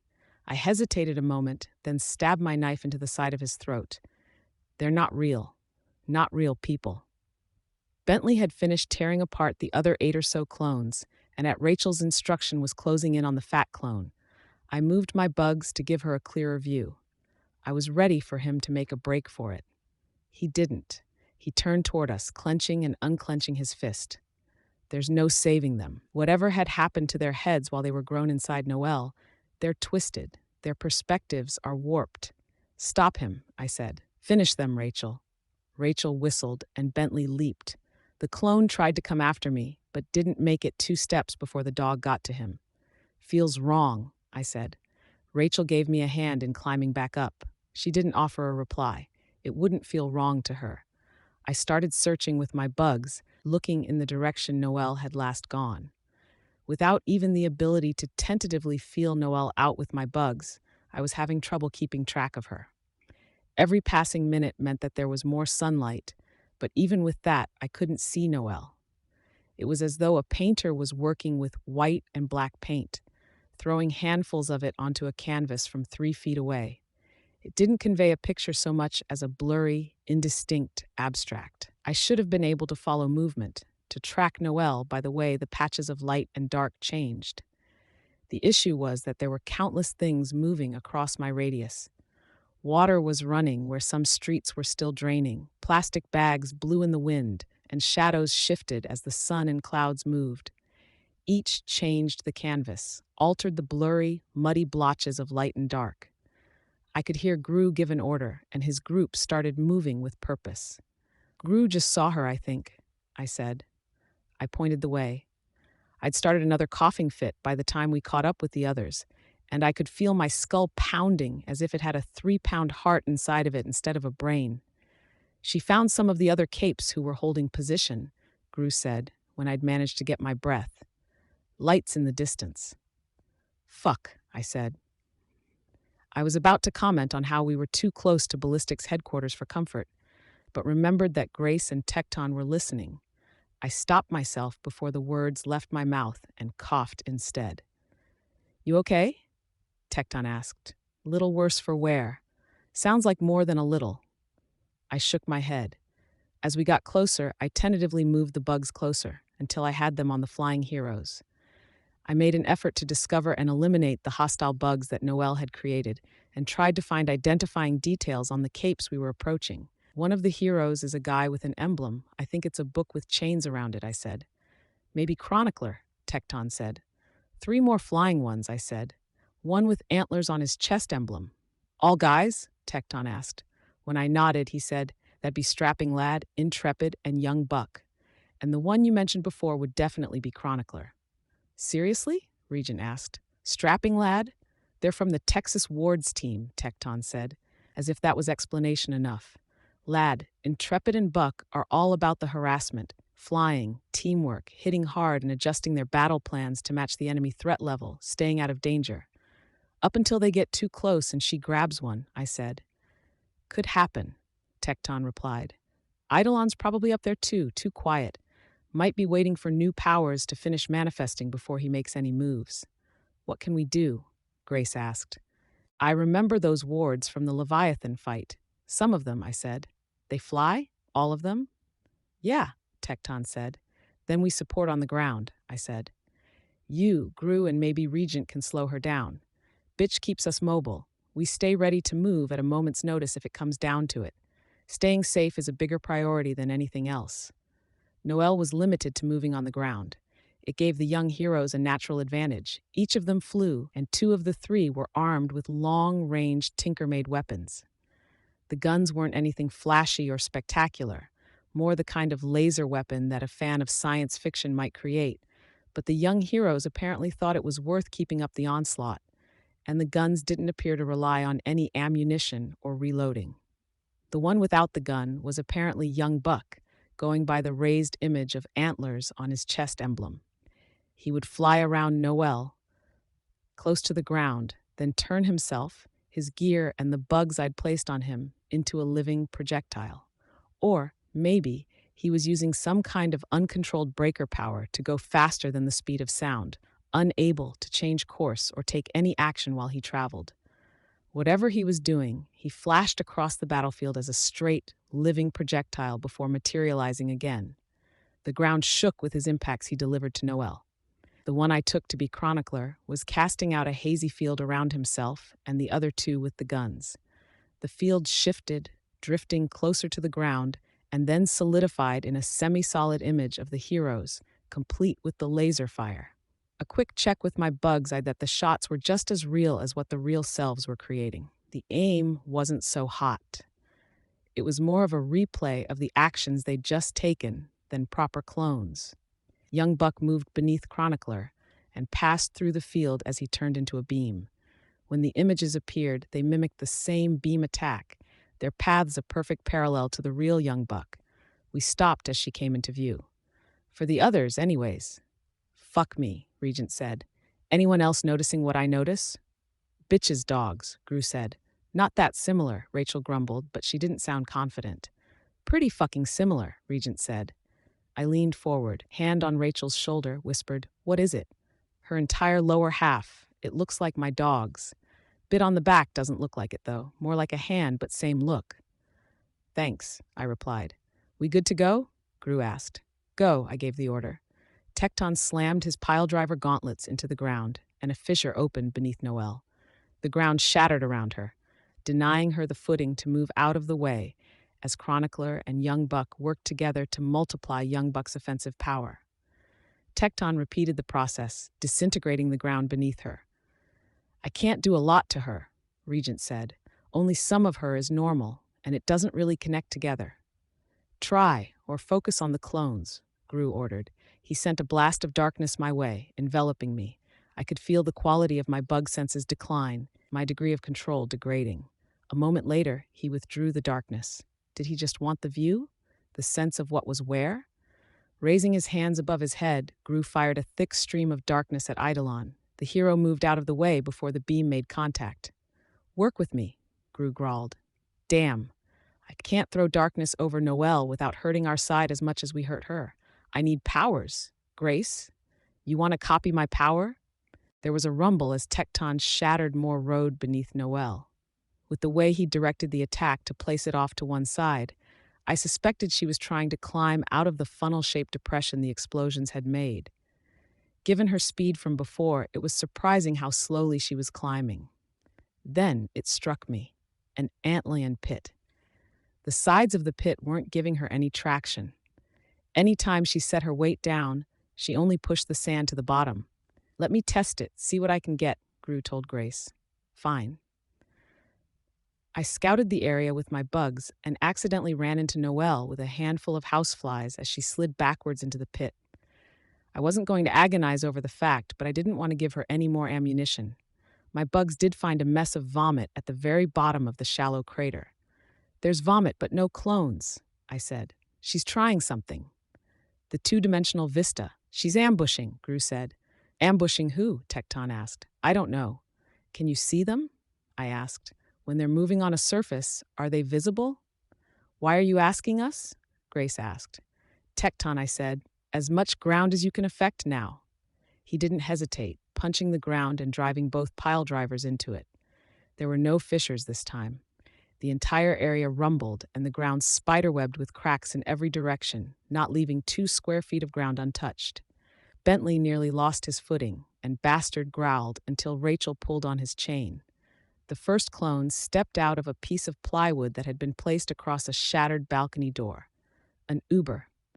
He pulled the plywood free and disappeared into the apartment, swatting at the bugs that I'd set on him.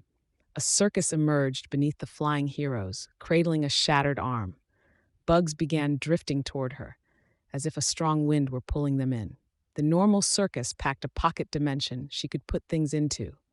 This one was only storing air, forming a strong vacuum around herself. Chronicler's cloud dissipated as it was sucked in, and the heroes with weaker flying abilities were swiftly being dragged her way. Regent hit her with his power, and the effect slowed, but she recovered faster than the flyers did. My swarm could see a large blob of shadow, Noelle, taking advantage of the distraction to climb free of Tecton's antlion pit. Now, Gru said. Grace ran forward, having little trouble moving on the shattered road. She leaped and kicked Noelle, no doubt putting her invincibility in one foot. As the kick was delivered, Grace used Noelle as a foothold and thrust herself away. Gru chased her attack with a stream of darkness, enveloping Grace as she stuck her landing, leaped, and did very much the same thing Grace had, slamming one fist into Noelle. Noelle toppled with a rumble my bugs could feel, then slowly slid back into the crater Tecton had made before she could get her feet under her again. The Uber stepped out onto the balcony with a block of kitchen knives in hand. Though they weren't weighted for throwing, he had no problem throwing a knife to hit young Buck as the hero flew by. Young Buck spiraled out of the air, stopping himself only a moment before he hit the ground. When he righted himself, his hands were pressed around the knife that had embedded in his stomach. I sent more bugs after the Uber, my bugs tearing at his eyes and hands in earnest. He threw another knife blind, hitting Chronicler in the arm before he collapsed and started thrashing to get the bugs off himself. The circus, for her part, had used her pocket dimension vacuum to draw one of the flyers close enough to get her hands on him. The hero, intrepid or strapping lad, was set aflame from head to toe, his costume ignited in entirety. He kicked out, blind in the midst of the flames that were immolating him, and she ducked out of the way. Grace saw the flames of the burning hero as Gru banished his darkness. She made a break for the circus. Regent knocked the circus off balance, momentarily interrupting the suction yet again, and Grace punched with enough force to cave in the clone's chest. The circus dropped to the ground, dead. Grace couldn't see in Gru's darkness, so they were limited as far as their partnership went. He backed away slowly, searching for another opportunity or another power he could borrow. Without Grace's natural agility, the individual pieces of road made for unsteady footing, each tilting and sliding as weight was placed on them.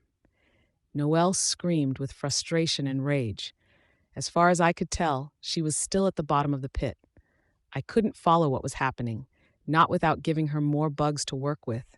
But then again, I wasn't sure that anyone else was having more luck on that front. Not with the pit around her. "She's pulling something," Tecton shouted. He raised his voice to be heard by the other capes. "Get back!" Everyone moved away, excepting young Buck, who was frozen, hands to his wound. Grace retreated, holding on to the incinerated young hero. When Noelle vomited, the slurry came out as one stream, a geyser that extended 600 or 700 feet. Rachel steered Bentley out of the way before it hit, and the others danced off to either side to avoid getting splashed. Grace got clipped and went sprawling, almost glued to the ground under the weight of the fluid, the cape in her arms falling. A dozen bodies began climbing free of the vomit. 10 or so clones had been deposited on the street, along with a real leet in civilian clothes. One of the clones was a circus, folding herself into her pocket dimension. "She's walking on the bodies," Tecton said. "Incoming, the bodies." She vomited bodies into the pit to keep stuff from sliding underfoot. Young Buck charged through Noelle, but he wasn't flying when he finished his maneuver. He tumbled to the ground, rolling after he landed. I could hear armbands informing others of the fallen. My arm jerked in pain, and I slapped at a hornet, one of Noelle's. Noelle advanced on the burned cape and Grace. Tecton slammed the ground, but the effect was muffled. He'd shattered the ground for blocks around, had maybe killed or eliminated several of the two-dimensional clones, but his piledriver gauntlets wouldn't be as effective on this soft surface. 2 of the southern wards opened fire from above, pelting Noelle with laser fire. I could sense her growing tall, or rearing up on her hind legs, and she vomited a stream into the air. Chronicler and the other cape were splashed, caught by the clotted liquid and a flying body. Chronicler's power remained. The hologram images sustaining the same fire at the same angle, not adjusting as Noelle moved to one side. Eidolon made his move. My bugs could sense the air growing heavy and humid. Vomit dried and clones staggered and fell. The humidity increased to the point that I could feel the moisture flowing through the air in thick clouds, rising from every surface, heavy off the bodies of the clone, off Noelle and the streams of vomit. My bugs were dying. The flying insects were first to die, their wings crinkling. The ones closest to me were alive, but they were suffering too. Desiccation. "You're killing Grace," Tecton bellowed at the sky. I doubted Eidolon would hear from his vantage point. I had only his word to go by. Grace was in an area my bugs couldn't reach. "Acceptable losses," Gru said. Tecton whirled around to face him. Gru's voice was calm. "His plan isn't working. Tattletale said he wanted to experience enough danger to get a power boost, and I'm not getting the feeling he's had that. He's too experienced to panic, but with everything he's seen, everything he's done over the past decades of work, maybe he's thinking he has to do something here, and he's decided he can't let there be another Endbringer, can't let there be another monster in this world. She's on our side. She's one of the good ones. If it makes you feel any better, I said, Eidolon might be assuming she's already dead. I'd positioned some bugs so that they could distinguish Noelle's vague, lumbering frame against the background of the dimly lit sky. Her flesh was drying and flaking off in chunks as the moisture was pulled out with force. But the ground still rumbled with the vibrations of her steady advance, and for all the dried flesh that was falling free, she wasn't getting noticeably smaller to my bug senses. Eidolon hit her with a gravity slam. More flesh came free. I saw a change with that, but the edges of the silhouette filled in. She isn't dying? I asked, my voice a murmur. She's regenerating, Gru said. The effects of Eidolon's desiccation were starting to get to me. The air was too dry. I coughed once and briefly held my breath to keep from succumbing to another fit. There was a sound like a firecracker taking flight, and Noelle lurched. Even with my bug's less than stellar sight, I could see the aftermath. 100 slightly different angles. Noelle's true body, the human half, perched on top of the monster, arched her back, her chest out, head turning toward the sky. A spray of blood and gore marked a small explosion, ripping out the front of her chest, and another, a shot from behind, tearing through her cranium. My bugs ventured into the desiccated area. They would only last for a minute at best, but they'd serve to scout to give me eyes. They found Ballistic. He hadn't come alone. Scrub was with him, and Trickster swapped rubble out of the area to move his teammates in. He swapped himself in for Grace, appearing in the middle of the vomit slurry. I opened my mouth to speak, coughed at the dry air instead. You decided to help? Gru called out.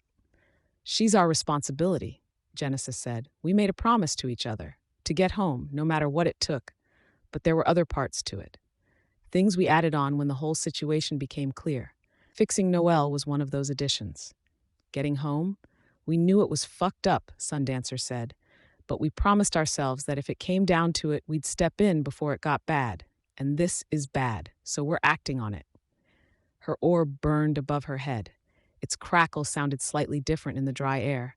Noelle's growl was accented by a noise from one of the larger canine mouths. Traitors. She's alive, shot through the heart and brain, and she's talking. If you were thinking straight, you'd agree with us, Genesis said. You'd agree this is right, that we can't let people get hurt just for your revenge. I didn't ask for this, Noelle said. I know, Trickster spoke. He looked up toward the sky, tilted his head, and then Eidolon disappeared. I could sense Eidolon's new location, a few blocks away. He tried to fly closer, and Trickster teleported him again, keeping him a distance away. Eidolon had given up his power and vulnerability. I'll use my sun, Noelle, Sundancer said. We'll burn you. It'll be complete, thorough, and this ends. There'll be no more hurting people. And we put all this behind us. Remember you the way you were. It's better if it's us. I don't want to be a memory, Noelle said. You already are, Ballistic said from behind her. She turned, and a low growl sounded from one of her lower mouths, deep enough I could feel the rumble of it. Ballistic shook his head. The old Noelle's long gone. Do you think she would have survived getting shot like that? Noelle didn't answer. You have her memories, nothing more, Trickster said. Kraus, Noelle said. You turn on me like this? I don't know what else to do. He teleported Eidolon away again. This time Eidolon stayed put, choosing a new power. You did this to me. This? The old Noelle disappearing? It's your fault. You know it. You created me. He'd created her. He'd dosed her. Yeah, Trickster said. He lit a cigarette, put it in the mouth hole of his mask. And I listened to you. I bought your promises, your hollow assurances. I listened and cooperated when you said I should be locked up. I listened when they shut me in that vault, in the dark, alone, with that fucking beeping that wouldn't let me sleep. I waited all this time because you said I could get better. I know, it eats away at me, but I don't know what else to do. I spent the past 2 years listening to you, doing what you wanted. Just do what I want here, and I'll let it all end. I'll let her burn me, and then you guys can find your own way home. I know what you want, he said, but the consequences don't matter, she said. It's not our world. It's as screwed up as the things I make. They're just dark, twisted copies of people in this dark, twisted, fucked up world. No, he started. You owe me this. Trickster sighed, spat out the barely touched cigarette. Even though I couldn't identify tone, I felt a cold feeling in the pit of my stomach. Shit, I said. Gru. Trickster was already turning. Gru was only beginning to raise a cloud of darkness around us when he disappeared, Trickster standing in his place. Gru, I screamed. He was where Trickster had been, half a city block away from Noelle. Noelle lunged. Trickster could have moved out of the way fast enough. Gru wasn't so lucky. The shattered ground under her feet shifted, and she slammed into him, her lower body catching Gru, adhering to him. He was giving her us. Trickster was already gone from the midst of our group. There was gunfire and incoherent shouting as people tried to identify his location. Ballistic was gone, replaced by a piece of rubble. He was taking the most immediate threats out of the picture. Eidolon, Ballistic, Gru. Who came next on that hierarchy? Me. I found myself only 5 paces away from Noelle, plucked from the midst of my cloud of bugs. There were too few to hide me from Trickster's sight, with the way the desiccation had thinned their ranks. She caught me with the back of one claw. There was a sound like a gunshot going off, my ribs feeling like my bones had turned to white-hot brands, and I stuck. She set her claw down on the ground, and my back exploded with pain as I struggled to contort my body, get in a position where I wasn't being folded in half under the weight of an 8-ton monstrosity. I was spared being snapped in two not by my own struggles, but by the pull of her flesh as it folded around me.